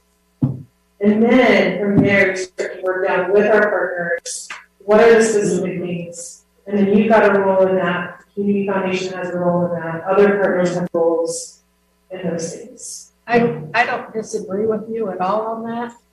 All I'm saying is that at the same time we're tackling those big things, we can be leveraging some of the smaller things off to the people that do the work. Right. Without us investing $100,000. Is there a piece of property, Sharon, you talked about pieces of property in District 1 that developers have wanted to develop and put a house on or build a house on, but they couldn't because we were standing in the way of fees and because we wouldn't waive the water hookup or something like that. We can work on the big things at the same time. We get some small wins. Right. So it's not hard. We need to identify those big things and what those small things are, and then you start to figure out what can you tackle and how to do that, and what. So it's both and. I think we need. I just hear a lot of the little things right now. But what is it layering up to? Those big things that are going to get us to our vision. And that, what are the specific programs? What of those are things that we can do as a city? What can the partners do? And then how? And I think you keep hearing the small things because even the small things aren't being done. Right. So that's it. And we need to show our communities, our constituents, that we hear them because they've been complaining about some of the small things. And if we could just show some tangible around those small things, while the bigger picture is let's grow those minority businesses to be $10 million companies. And we can be working on that at the same time. But what's going to stop us from at least saying, okay, we're going to light this up. Sure. What is that also underneath though? That's what I'm saying. What is the street lighting? What is that advancing in your vision? I'm not saying it's a wrong thing to work on. I'm saying how does that? But it's a safe quality of life. Okay, so then that's it. You have a quality of life vision. You want this kind of quality of life, and that includes like street lighting. You see that? It's about framing it around how you're going to get to your vision, creating that pathway. It's not saying that we're not going to do those things, but it's helping people understand to what end, what is it all working towards. Right, but if we light up areas that appear to be unsafe, okay, that helps deter crime, okay, that when you go home at night, you feel more safe to be in a home where you're not afraid it's going to be broken into or something. You know, that's quite, and I said it, quality of life. I mean, it all comes together in that one vision of what we say we want to offer. Not only economic opportunities, but then we talk about the quality of life. People aren't afraid to be at work. I know, Dr. Logan. So one of the priorities was public safety. Yes. Lighting is a way to get there. So if our aspiration is to be the safest city, and how do we get there? We get there by lighting. We get there by this. We get there by that. Voting. Yesterday, we talked about what can we do, some immediate things, and that was what's in our hands. Things like lights and policies that we can change. That's what we talked about yesterday. Today, we're dealing with a bigger picture. What's our overall big things that we can do? And then that's what we need to dive in for the big things. The things that we can do, like changing the way we do the zoning and all of that stuff, we can do that. We already have authority to do that. But what we need to do is to look at, if we want that vision to become reality, what are some big things that we need to do that we're not going to solve today, tomorrow, or it may be 5, 10 years. But we need to have those things that we move toward. I think we're thinking too shallow when we just talking about changing lights and all that. Yeah, that's a part of it. Well, we can do that now. But what do we want the whole city, our developers, our bankers, and all of the people that our stakeholders help us to do. Because we can't do that by ourselves. And we're not saying, I'm not saying that. I know that, but I think that's what she's trying to get us to. I know what you're saying, and we can keep saying that, but I think for now, what we need to do is, what are some big things we need to work on? We can build out Bryan Park more. We can do what? Build out Bryan Park more.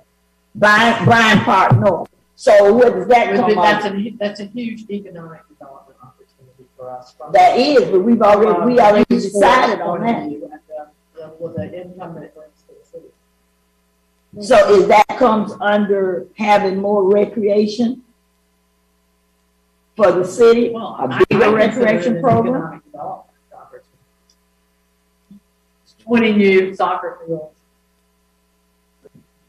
So then the big picture is that we would be the attraction in this area for those kind of sports. It makes Greensboro probably what we need to do at the tennis center. It makes us probably the most important city in the southeast for youth sports. So right, because nobody else would offer that. The vision was that we are going to be the best place for youth sports. For some kind of sport. Yeah, and then we'd have to call people in to help us, because that would be millions. What I see it that I'm talking about is what we were talking about earlier, and it was in our mission statement, and what was, safe neighborhoods, things like that. So that would be the big picture. Okay, what can we do to create safe neighborhoods? Number one, lighting. Number two, housing, and making sure housing is taken care of. Things like that. It's not necessarily something that we can't have parts of it that can be started on today. That's what I think you're saying. And therefore, like, empower would need to be in the room, and the businesses, and whatever we could do on that aspect, and the economic opportunities like Nancy was talking about. That could be like, okay, making us the soccer tournament town of the East, and things like that. Or then we could have a category that's saying assist developers, or assist businesses, or assist small businesses, or those economic opportunities. Is that what I'm? Yeah, I mean, think about it as a city, you're saying, okay, this is our vision. This is what we want to be. Here are the 5 broad things that we need to accomplish to get to that. Here are the programs underneath that. And going to your partners, sharing that, saying this is what we can do, but we can only get so far. And we're going to start here with X, Y, and Z, and that includes the lighting, that includes whatever else. There's some bigger ones that are going to take a longer time that we're focusing in on, and that's going to be our guardrails. But there are these other things that we're going to need your help to do. So I put on my list, when he said about sustaining the college, I said, well, we got Bennett. We could put that on there, that we want Bennett to be still here in Greensboro, but we want it to be the second female college for Black girls in the country. And we couldn't do that by ourselves. We need everybody's buy-in. And if we wanted broadband all over the city, I know we're talking about the the innovative district. It's supposed to be down on Elm Street, but we could just expand that and say that we need broadband all over the city of Greensboro. And that would open up business opportunities, and then we could say we want to serve underserved communities. We've already kind of started at it, but then we could say how we're going to serve them. We're going to serve them by opening up opportunities, economic opportunities, breaking down these barriers that are there. But I think that's what we need, those broad things, and then we come to the small. And so Dr. Wells, do you see these as things that come as initiatives from the council to the city manager? Yes. Yes. And I think that's very well said. And I think maybe one of the things to make clear is when we say we need these big things, we're not saying that those need to be accomplished first. We're just framing. That's it. We're just framing what our priorities are and what we're focusing on. And then we list out the specifics. So, but I think you've got to have a good foundation done for the big things. Because you can have a whole lot of lofty ideas, but if you haven't set a foundation for those ideas to become sustainable, they're just ideas. So I guess I still go back to the small wins that builds the confidence also, because there's a lot of lack of trust in the community that says, y'all just talk a lot. So y'all ain't doing nothing. So I think what Rachel's asking for is those 5 big aspirational goals. So one would be the safest city. How do we get there? That's where we put our small wins. Okay. Number 2, most educated workforce. We set up how we get the most educated workforce. For those targeted industries. Yeah. Yeah. And who's at the table? Youth sports capital of the Southeast. Put down all of the things that we need.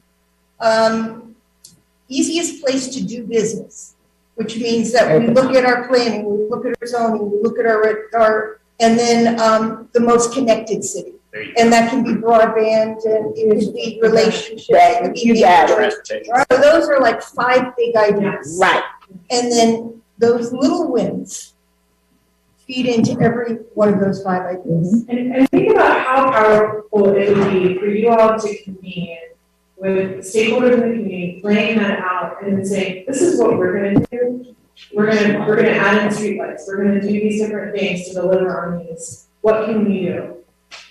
The other key that he said was the person that introduced it was the most respected person. That's why the mayor is respected. I don't care how they talk about us. Wherever you go, they all want to take a picture and all of that. So you know, it's the truth. So they do, and they respect us too. They want to take pictures. No, I ain't in that camera zone. There's an elected official zone, and then there's a silent. But anyway, the person that delivers that message has to be somebody that folk respect and will allow that person to lead them. And I think the mayor has that kind of respect. And I think we do as a council, because we support, if we stick together and stand behind her, then we can get the buy-in of the community. And that's what it's going to take. And I think we all have our individual thoughts and our individual soapboxes. But when it comes to this, we got to get off of our soapboxes and all get on the same accord. It's not about us. We got these few years to finish this this cycle. So nobody's gonna put you out of office before what, 3 more years. You don't know that. You don't have to recall you with anything. So you know, don't say that. Well, we have seen recall. We have seen, but it didn't work. Didn't work. It didn't work. So if we people with integrity, they can call for a recall and it won't work. So yesterday somebody talked about guiding principles. So these 5 don't have to be these 5. Right. I'll have to we can come up with another 5 or words. But those are our guiding principles. Those 5 things. That's what we want to do. And then we need to get those check marks. What are those to-do lists under each one of those 5? Yeah. And then as those other things come in are placed in front of you, you can assess it underneath the source. Like, where does this fit? If it doesn't, then you assess, okay, is this critical? Or is it not? Or do we need a parking on it? So I would also then like take it a step further and see how our budget. Yes, exactly. So as we're budgeting, we are budgeting with these 5 or another 5 priorities in mind. So how does our budget reflect wanting to be the safest city or the most educated city or the most connected? Where does our budget check those boxes? And where do your community? Now, does that match with the vision? I guess you're saying, as we talk about inclusiveness, so we have to look at it from that lens of saying, but if I'm doing this, am I being inclusive around that? Is it going to create? Because if it's already lit up over here, then I don't need to worry about $50,000 of lights here. We are trying to do equitably $50,000 worth of lights over here to help bring about that public safety and quality of life. So we have to look at it from that whole lens. Sure, and that's just undergird everything. Absolutely. Everything you're doing. If we look at the 5 points of the mayor listed, let's look at them, let's make sure we all buy into them, and then we can kind of move to the next step. And there's no pride of authorship. They can be. That's all I right. know, but gotta start with Give us something. something to start with. Yeah. Give us the Here, I'll try to say let's go. The first one was safest city. The second one was most educated workforce. The third one was youth sports capital of the Southeast. The fourth. Hold on. Fourth one was easiest place to do business. And the fifth was most connected city. Mm-hmm. And so you play with the wording. Do we have anything, or is this enough for economic development, or is it captured in here? I think it's captured under. Easiest place to do Easiest place All to of do. it, all of it. But that easiest place to do business. Because they do say we different, because I got a text right now. And then, So, yeah. yeah. I think all of these are into economic development because, as you said, someone said earlier today, people are looking for safe cities, educated workforce, quality of life, amenities, connectivity. I think all those things were that is economic development. Yeah, and I get that part of it. It is the an offshoot. I was just wondering if we want to be more intentional. Because, again, the mayor came up with this wonderfully in about 5 minutes of time, right? But it's not, we haven't been mulling over these Right, things true. forever. So, exactly. So you said most educated Workforce. Question at this priority, and just for my sake and for us, are these priorities, and if they are, do they replace priorities that I met when I came on board that we developed a year ago? Yeah, If I'm okay with that, if that's the case, I just want to be sure. I mean, again, Isn't that why we're doing this? Why we've been sitting here for 2 days? so I'm just thinking, because we had that list of priorities. Affordable housing. Yeah, with public safety. Again, I don't think we abandoned that. That is It's still- in there. Those are still very measurable results, and having the most educated workforce is obviously going to raise per capita income and help us with jobs. I mean, if we have the housing units, that will lead to a safer city. In order to achieve those things, you've got to be the easiest place to do business. I don't think there's. I just want to know if they replace them or where are they in the process? So how do they fit exactly is what I The prior points are incorporated into these along with other things. Okay. So this then comes after division, and all of those will fit somewhere in this space. Yeah. Is what I'm hearing. I think I'm a little troubled by the one that talks about youth sports. I mean, we got to be more, you can't just be focused on one segment of youth sports. But because she said the youth sports capital, because people have to come from all over the country to A&T because it's for youth. Track and field. That's the track and field. Tennis So and Yeah, but soccer. we want to attract all the other youth sports here. We got the But you know, I know we got the diving stuff. when you hear youth sports, you ain't thinking about no track and field. Yes, we Yes, That's what the Yes, we AAU are. That's what takes place And today. the aquatic center. was. That's what. It's always. It's track and Aquatic. Sports tourism is a huge driver for a lot of economies. Yeah. It's a huge It is for driver us. Yes, Soccer sir. field generates I $2 just want million to see how of you going, economic growth. I just want to see how you going to argue, how you going to defend it. Oh, easily. They folks love those sports now. The families travel all over. They come from And they everywhere spend here. thousands of dollars. But it does And connect it with a keeps number of something things. connected. It's for our use too. It's not Yeah, just right, but I'm but getting it's ready to to say, give yeah, it's not just outside. No, it's to give, but we have to have those facilities for our youth to excel. They've got to have decent soccer fields to play on. They have to have good basketball facilities. Track and field. Track and field, tennis. I mean, I like this. I'm just, again, we've talked about the fact that I think one of the questions was, how do you retain young people? I forgot what that question was. Youth sports is one of those. If we say we've got 70,000 college students here, and we're trying to retain them with high school kids also come here for AAU.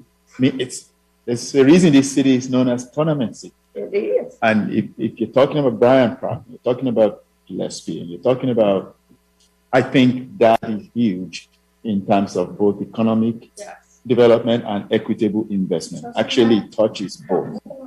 But again, it's really making that connection is what I'm saying. So I mean, this is great. We just have to make the connection between this and all of the other things. But I'm just concerned too that we got these goals that we already said we had. So now you said we're moving our goals up under these. Those are measurable. All of those goals have measurable Metrics. I'm not even talking about those. I'm talking about those big ones that you had, like trash removal, sustainability, public transit. We can figure, again, I have no problem. We can figure things out and pick them. I just want to know what direction you're giving us, so we're not thinking about 13 priorities, right? But I think these are more aspirational than those others. Yes. So those other ones can come under these, Yes. and then we can also put the metrics under them, Right. as well as how we're tracking. Those things are how we get to this point. Okay, good. Right, and we just need to have that full understanding so that as we sit in the room Okay. a year from now, that no one's confused as to what the focus should have been. So it's another food for thought for you. It's a question based on what Brent said. Something about quality of employees. We say most educated. Should it be most educated workforce or most qualified? Qualified. And there's something to think about. If it's I think I like that. Your Because I was sitting here workforce. trying to think of the word more than just. because they may not necessarily go to college, Why not That's skilled? right? But they could be qualified. Skilled, Skilled, skilled. yes, Thank you, Skilled. Nancy. Yeah. skilled.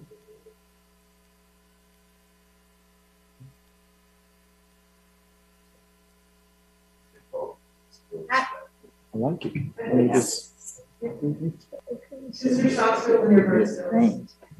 safest, skilled, youth, easiest, most connected. Next thing is to make it happen. Some of those things, when it comes like to, we talk about easiest place to do business, and that we had already talked about what we can do as a council to change some things. Where in this comes,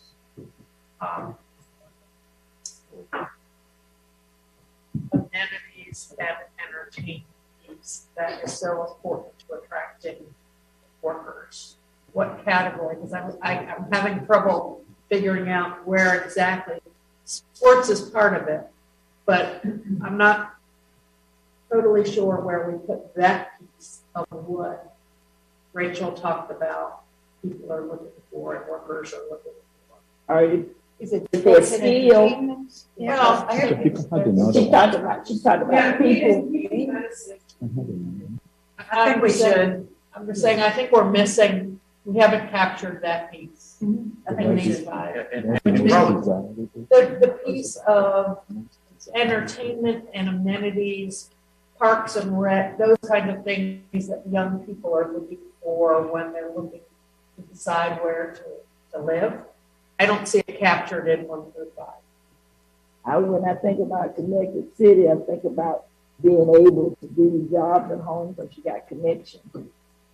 Well, That you in the easy to get, you're in that skilled workforce, and then place to do business. I think all of that's connected to, Yeah, but none of it's Young play, people. none of it's the play side. Yeah, you totally left out the entertainment piece of it. Yes. that Everybody wants to brag on that we are entertainers And our parks and our trails and that kind of thing. We've left that out, and I think we need to have it. Totally left all of that out too, so. Yeah, we That have was to about figure before. Yeah. Yeah. exceptional quality of life. Exceptional quality. And I think that's a part of what makes an exceptional quality of life is also that piece. Mhm.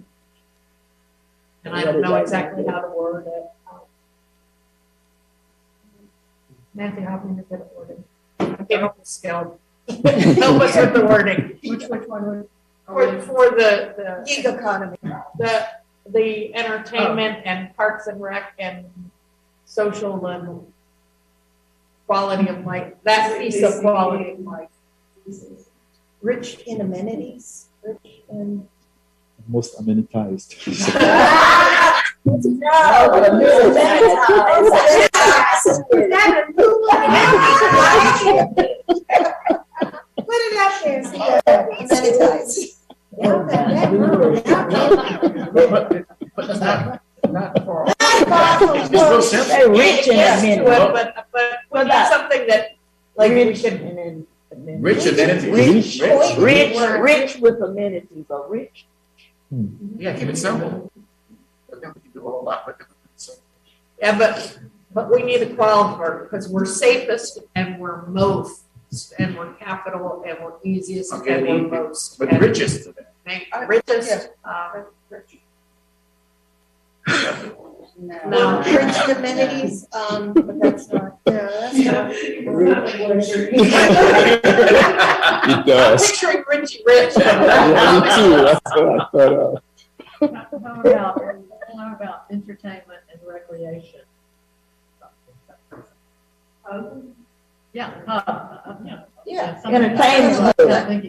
Entertainment hub or. Entertainment and recreation hub. We have Nancy. Go ahead, Nancy. She was in my meeting too. Uh-huh. Yeah. We're discussing that.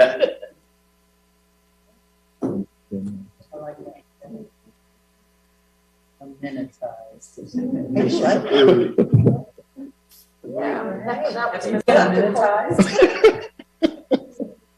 There you go. Yeah.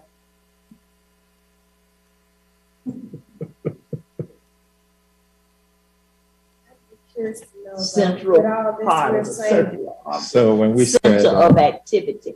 Hub is a center of activity. Yeah, we can use some hub. the only thing in Trey's mind is the nightclubs. The night. Oh, yeah. The island is a major tourist hub.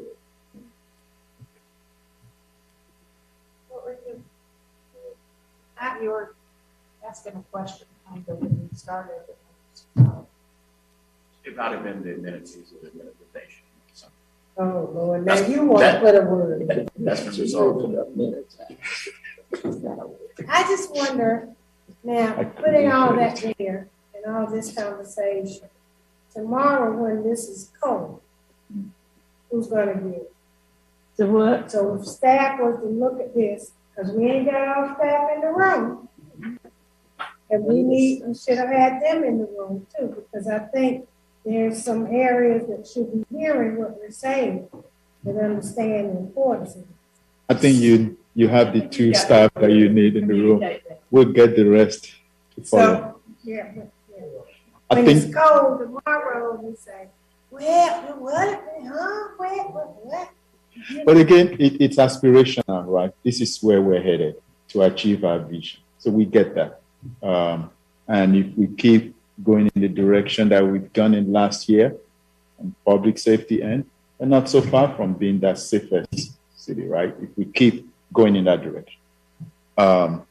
Most connected, and as in that's digital, that's trails, that's your transit, Trails, your greenways, it's your sidewalks. And I'll be And all of those things, again, goes back to what Deputy City Manager Ms. Wilson said in an email to you a couple of days ago with regards to one of our employees, we need to take a good look at our field ops, the way it's currently organized, right? Because a number of things were cobbled up together to create that department.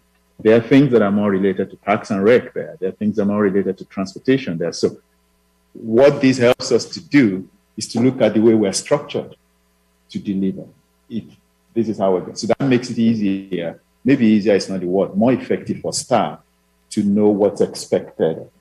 I can definitely see if this is what we agree on, to have a framed picture of this in every city facility so that every employee knows this is what's expected of them as a City of Greensboro employee.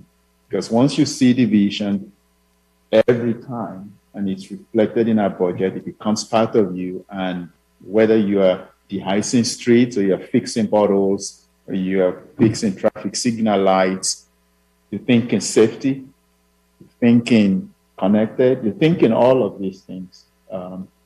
We're not necessarily the only ones in the youth and entertainment environment, but the fact is that we work with CVB, we're going to have to work with the county, we're going to have to work with everyone that it takes to chamber GCS to make that a success. So I get it that we don't have our staff here, but you have who you need in this room to be able to direct our staff, as long as you let us know that this is where you're taking us. We'll make it work. Is there a way that council could then break this down and support specific areas?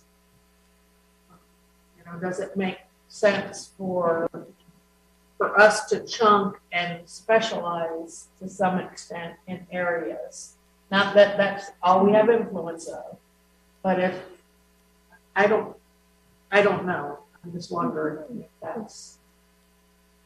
Well, like, easiest place to do business. I think at this point, we should engage our business community, which I think has been talked about earlier, on what is it we can do better. And then I think, Tammy, as you're saying, get those directives up there, how to achieve that. Sharon mentioned the lighting. That can go under Safer City. And I think that's exactly right, because having the other partners in the room too will help them see that you're acting on these things, and then they can also see what is their role. So if I say the city, there should be programs that, you know, some of the stuff that we talked about yesterday, that the partners can see how they can put it into this too, and builder. Or funding them. Yeah. Can I ask another question? I'm just, again, trying to get clarity. Which of these 6 items address homelessness and affordable housing? Because we definitely don't want to tie homelessness to safest city. So where here can we address housing homelessness? So that's yeah. Will we be the most welcoming city? I mean, I'm just thinking of something that will say we support your initiatives on affordable housing. We know we're not the only ones who play in the homelessness space. County is there, the private sectors are there. Are we But most again, inclusive city? maybe. Because we talked about endless economic opportunities, obviously, and exceptional quality of life. Those include housing. Those include, but the vision itself. The vision itself includes housing, so maybe we need to have something in there that speaks to that and our homeless neighbors. You had in your priorities before, you had assistance to the homeless, so I think that's a really good one. But so we're here, yes. 7 was completion, so yeah, we could have 7. Is that spirit? Oh, God made the world. 7 is good to know. I'm glad we played ourselves. That's it. You got it. You got it. You got it. Got a little spirituality going on. Yep. Tony, you didn't even get it. This week. See? I got the biblical reference. Be proud of me. When I said seven, Seven, oh, seven yeah. is the number of There's completion. a number of completion, There that's you right. go. So you don't want to do the 6. Yeah, not 666, not 666. Yeah, oh, yeah, that's, yeah, we don't want to do, yeah, we might need to do seven. I think seven is big. We don't want to say. Seven, so what do you think? Are we just saying inclusive? We What were about talking about most shelters? sustainable housing, which incorporates all housing. About most shelters. Yes, because it will address Yes, homelessness, homelessness. affordable housing, Yes. and that upstream development. So attainable housing. Okay. So what's our kind of Attainable. Qualifier. our qualifiers? More house, more house. Increase, More. It's better than that. quality. Sufficient. You want to go higher than sufficient. Yeah, that's what you're trying to think of. Quality. Higher than sufficient. Quality, somebody said that. Quality attainable housing.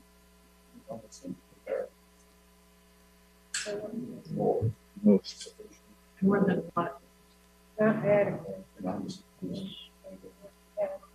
It's the word we get. Ample. Nancy, ample. Arrive. It's better than. Ample. Everybody says solution. Yeah, that.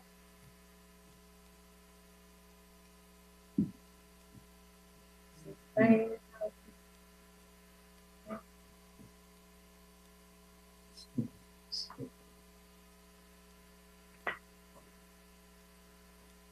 Something extra is sufficient for it.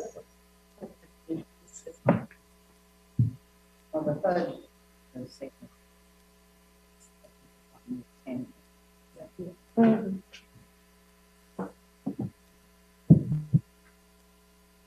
I mean, we don't have any qualifier for number 6, so maybe it doesn't. We have a. Okay. Okay.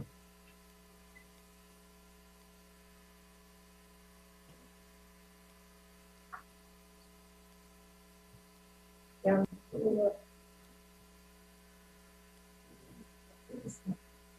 Ample.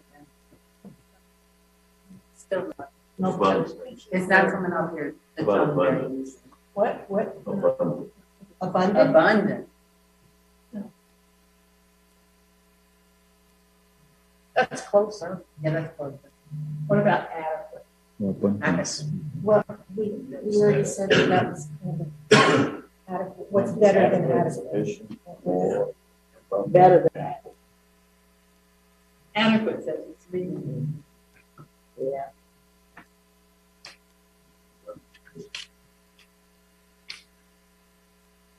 But accessible. Accessible doesn't make it. Measure.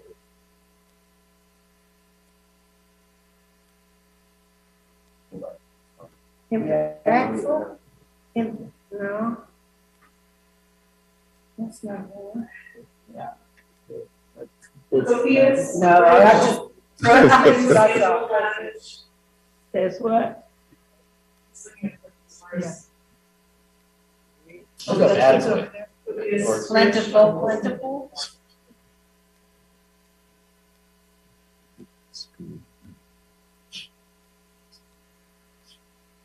More that one, liberal. Generous. Plentiful. Focus. Maybe it's An sufficient. array That's, of attainable housing options. Oh, that's good. What'd you say? An array Array of of. attainable housing options.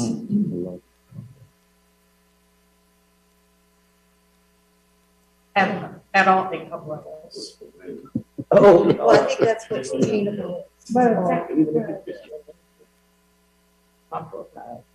So, you know, a way is just. For all? Oh. Yeah. Housing Options. I think plentiful. Or could it be attainable housing options for all? But you can have plentiful housing, I mean, I know I said it, but it's not affordable, I mean. No, plentiful. An adequate supply. You say obtainable housing options for all. An adequate supply of attainable housing options for work. is that adequate? An adequate supply of attainable housing options. Yeah, you don't need that, just put adequate.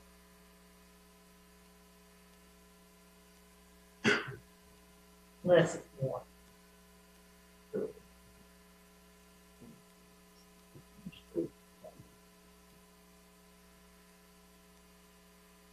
That means you're needing to be.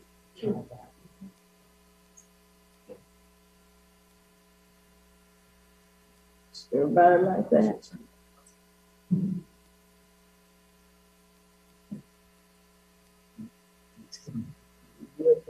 Help on that. From the public. This ain't mine. Is it?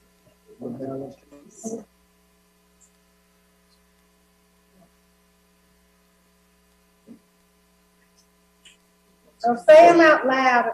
Yeah, just let's read it all. Say it out loud. From the top to the bottom. And do they need to be prioritized?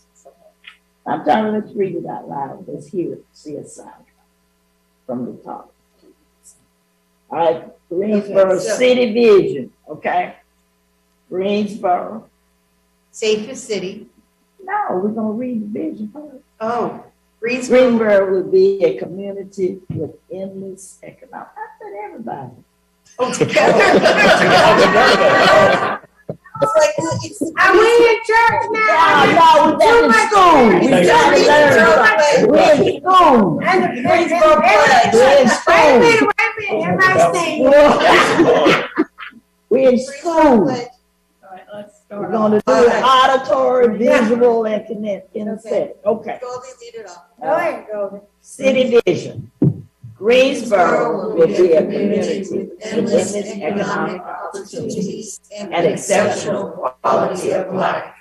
1. Save the city. 2. Most skilled workforce in targeted industries. 3. Use sports capital in the southeast. 4. Easiest place to do business. 5. Most connected city. 6. Entertainment and recreation hub amenitized. And 7.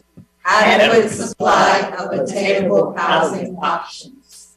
I think number 3 should be use sports capital of the Of the Southeast. Yes.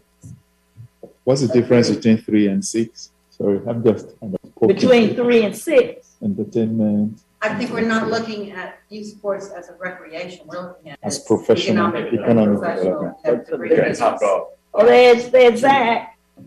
Zach! Hey, Did you see what we came up with while you were resting? We can't hear you. You're muted. You're You're muted. muted. You're muted. You're muted. Okay. Okay. No, I didn't. go rest. Go ahead. See if you like what we came up with.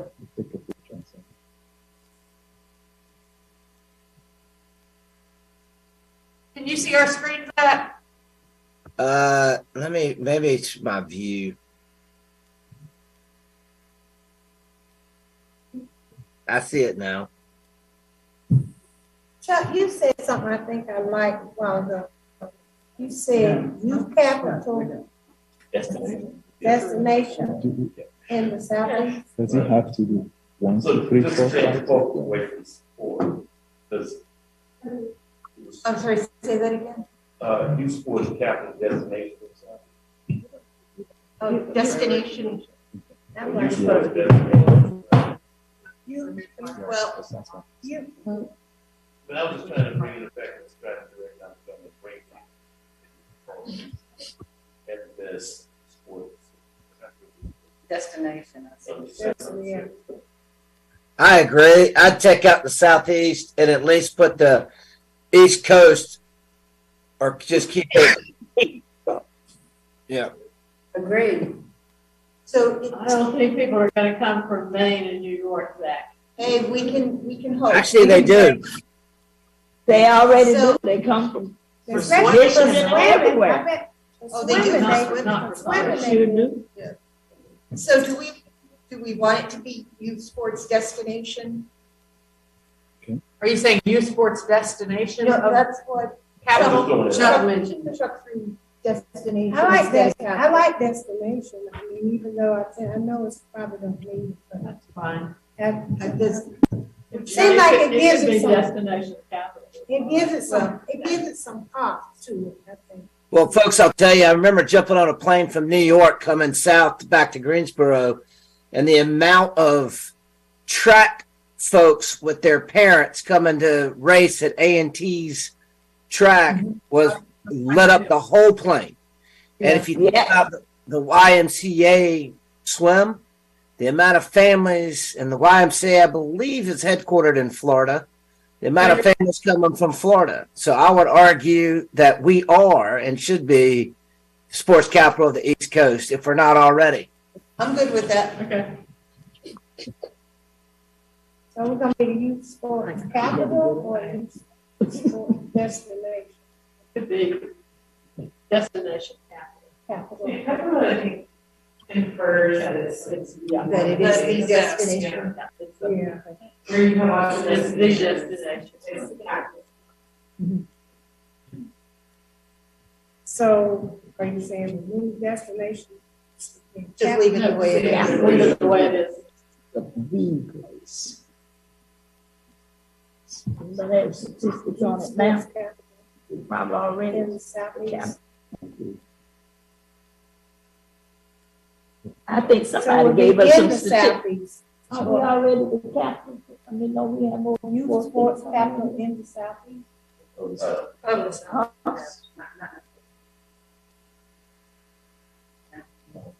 Nationally. But do you want us to take this and go and clean it up, or you okay with, I mean, I know it's 4 o'clock and people are tired, but I just want to know, you want us to go? So as we develop our budget, these are the touch points. Okay. So do you want us to wordsmith it further, or you're good with how it is? Because we could take it back and go Check clean the it up, thesaurus and make put sure pictures around it. I don't want to get it wordsmith where We waters it down. it's No, not what no, that's not the goal. we want it. Okay. I realize some words may need to be changed according to the thing. I like it, I mean, And just keep it simple. Simple. That's it. That's the goal. Keep it simple. Yes, that we can remember it. AIS. And it'd be interesting to see if there's other priorities where they fit. Public safety. Yeah. And where the gaps are. As part of the budget presentation, it would also be interesting to see how the budget works in some of these things. I'm sorry, I missed that one. I had to get up, I'm sorry. And we have a big emphasis on sustainability, but I'm also trying to connect that. But sustainability could apply to a lot of this. Oh, yeah. So you like equity and sustainability can be like things that under Everything. But yeah, I think we definitely need to make sure, well, we've got the inclusive. and really those values that kind of I just want to make sure. so yeah, we're- equity, You know, with our minority, sustainability, small economic businesses, they development, feel well, those it's so three. easy to do business. Okay. I don't think anything we've decided before is going to conflict with anything. I think everything Right. will kind of So, mold in place. Meld maybe is the better word. So we're arriving at and we have one final thing related to the art. But just want to provide any other opportunity for any final thoughts or steps that need to be taken or No, I'm tired, go home. We still have dinner. Gotta be in cold. Bring it in. Oh, fantastic. Sharon, do we have about 2 or 3 more hours? Easy. What's that? Easy for you to You say. ready? I'll stay if you stay. As long as you pop a cork, I'm good. Cause see, I didn't get to have a nap. I did, darling. It was You went fantastic. to a nap. I knew where you were. I crashed. You ready to wrap You up? want us to show? You want to show them the mission again? I wanted to take it there. Okay. Are we good? I think we're good. Okay. We're good on the mission. You all good? Are we good on the mission? Okay. Okay. All right. If I think of something. We've done so much over the past 2 weeks. Yes, we Y'all have. feel good? Y'all feeling good about those? Yes, you did a good job. This has been good use of time. Yes. Good. All right, well, so the remaining time we have, I guess before the adjournment, what was on our agenda was to just have a moment to reflect on the heart. Love to hear from each of you on your piece of the quote and your inspiration there. And then we want you all to sign it, and we'd love to get a picture of the council with it, and then we can adjourn and there's the.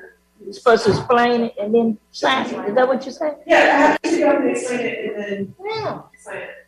I'll be first. Go, go. Okay. They want you to sign You it. all No. With the cross on it.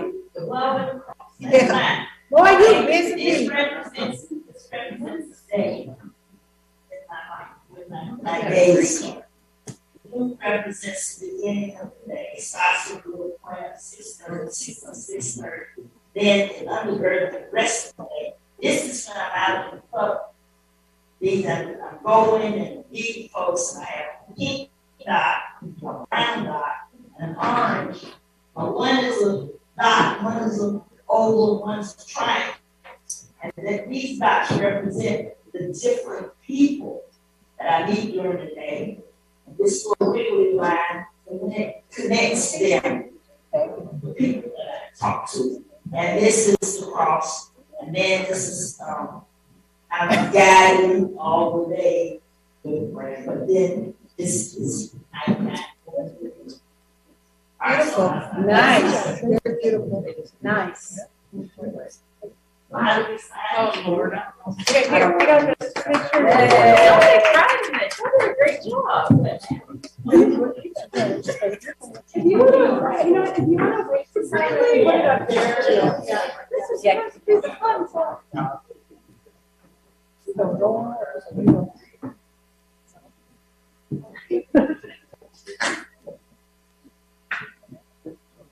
Okay, mine was this weird looking one. And it reflects the journey of life, and the journey of life here and in general. Starting on what I thought was going to be a fairly well-defined path, and realizing that it diverts in all different directions, and you'll see in some places you go off the path and then you return to the path. In some places you hit dead ends and you just stop and have to regroup. And it's a bit of a circle because you're constantly looking for, I'm constantly looking for the path.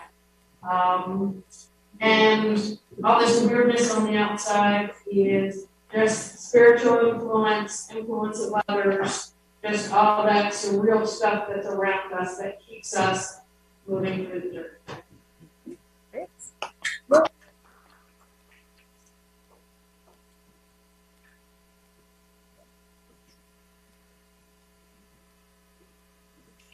Okay, so mine is a strange one, bottom right. Looks like no other. The way I am, I look like no other. So, I was kind of wanting to show off Greensboro and how it affects me and my life.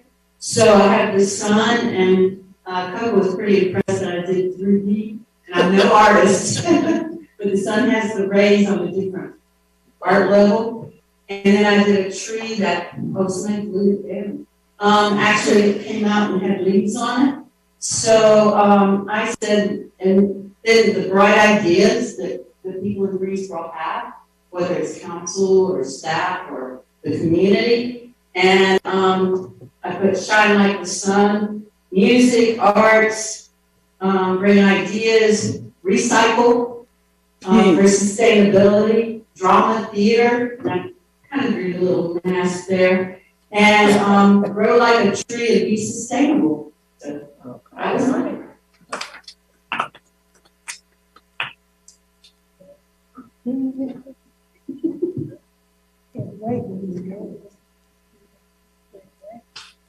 So this is painful because I am a marble artist. So this one was mine. This one is mine. And what I did was I took squares and cut them so they were triangles, half the diamonds. And glued them different colors for each color because when we were talking about our lives and our city, I thought that our city is really a melting pot. When we talk about all the immigrant refugees that we have here, our diversity. And so what I tried to do was show diversity and how we can all be together as one square. Okay.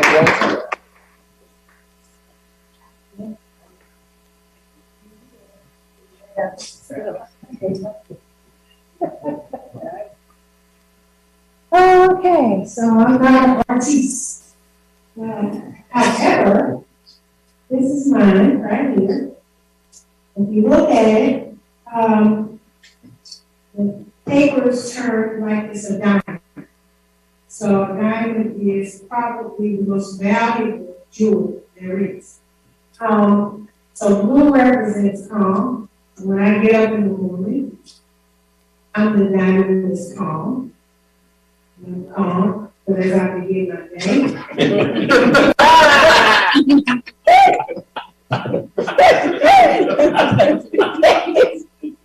Was that cute? Yeah, that's real small. But as I go start with my day, then the diamonds I meet all are more and more energetic. Some are pink, some are yellow, some are calmer than others. But then my day gets hectic and hectic and hectic, and I meet all varying grades of people, very diverse. But each person I meet is a diamond in their own right. They may be the diamond in the rough. And so that's why I wanted to catch, but as I came out, as I come through, read all the diamonds, saw some of the diamond issues, and some I didn't, I began to start my night being calm. Okay. Okay. Very nice. Sharon, you're my diamond. I'm bright like a diamond. Hey everybody, this is mine up here at the top. As you probably noticed that the pieces of paper are all kind of haphazardly, those aren't really adjacent at all, but that represents the diversity that we have in our community. You see some white spaces in here. And in some of the white spaces, you see that we have the one GSO, one Greensboro, that connects all of those non-homogeneous and diverse communities. But you also see some empty spaces that have no letters in them at all. Those are opportunities. So we're not finished. One Greensboro is still working hard. That's fine.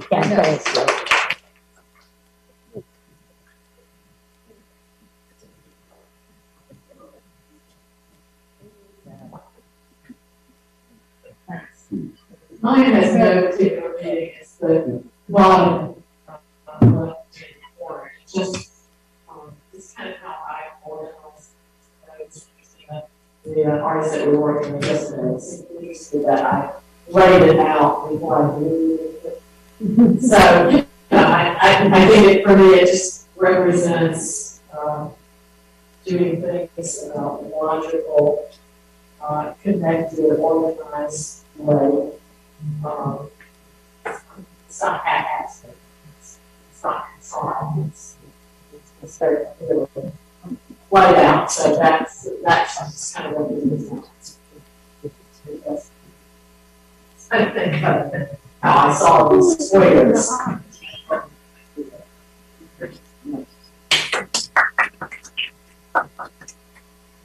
Who's that with the heart?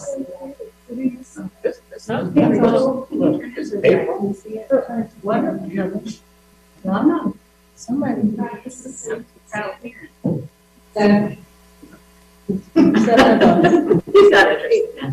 you see? Zach, can you see it? Can you see the, art? Who's that one with the heart in the middle? That's mine. That's my heart. Oh, Oh, young. Oh, okay. I did it through osmosis. For a minute, I was really good job, Zach. Explain it. So whose is it? That's it. It's his. I Who's got the heart? Actually, I don't know who did it, but I can explain it. Y'all know me. I can talk. At the end of it all. I know when the artist did it. Maybe I know. Coca did it. Coca probably did. That's cool, yes. Coca did it. She did it, Zach. Because there's only 7 of us here. I remember her. Zach, you can, that's yours, Zach. We'll give it to you. Yeah. At the end of the day, love is at the center of it all. And if we're going to be okay. Very good. Yeah, so we're gonna get a group picture and kind of do like a little plaque beside it too that just talks about the theme of it, because we would like to hang this up somewhere in City Hall as well. Oh my God. I'm really proud of this piece. I think it looks great. I'm a proud parent. Maybe I'm the only one, but I mean, these are your visions for Greensboro. Yeah. Great job. Thank you. Mm-hmm. And you all look great, so I think it'll be a wonderful time together. There you go. We were free. Yeah, we'll have you sign it down at the bottom. We've got a green Sharpie. Yeah. We need to put it on the table because bending down won't work. Yeah, we won't. Yeah. Thank you. What's your day? Yeah. Well, put on that table back there. Carla, organize it.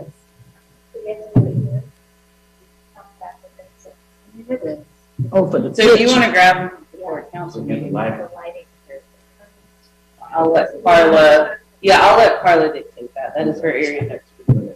We just take it. So we'll put it over here just for time.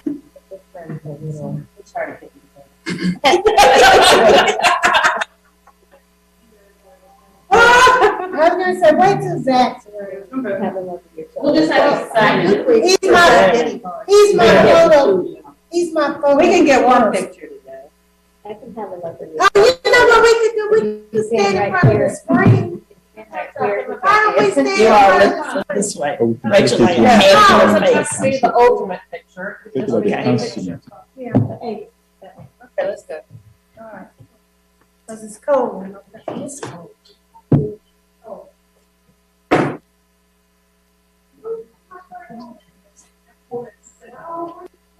It's all you.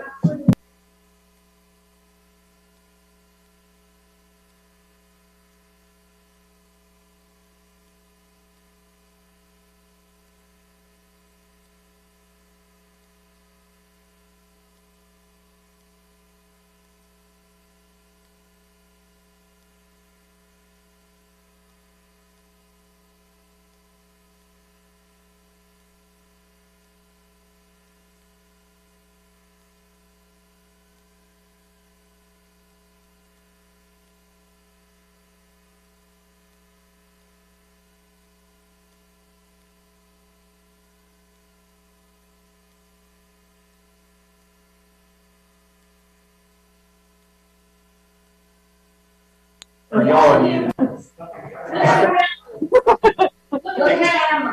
Yeah. Look to your left, you're right. One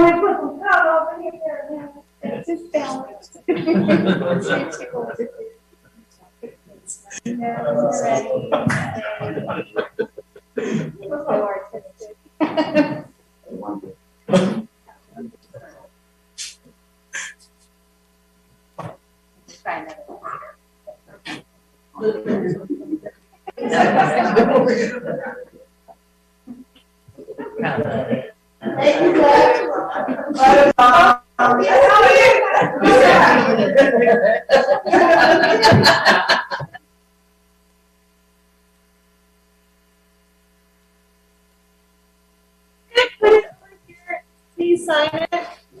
And then,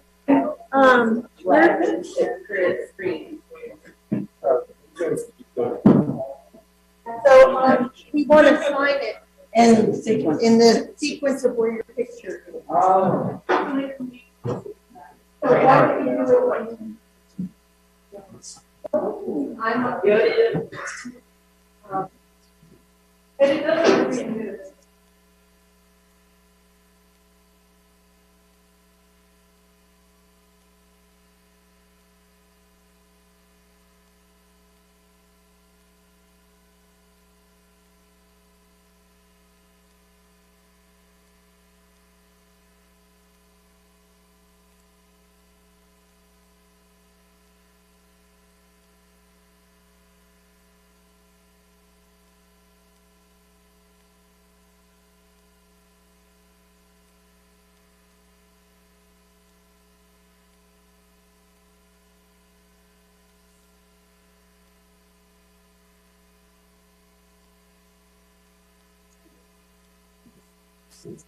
Nope. If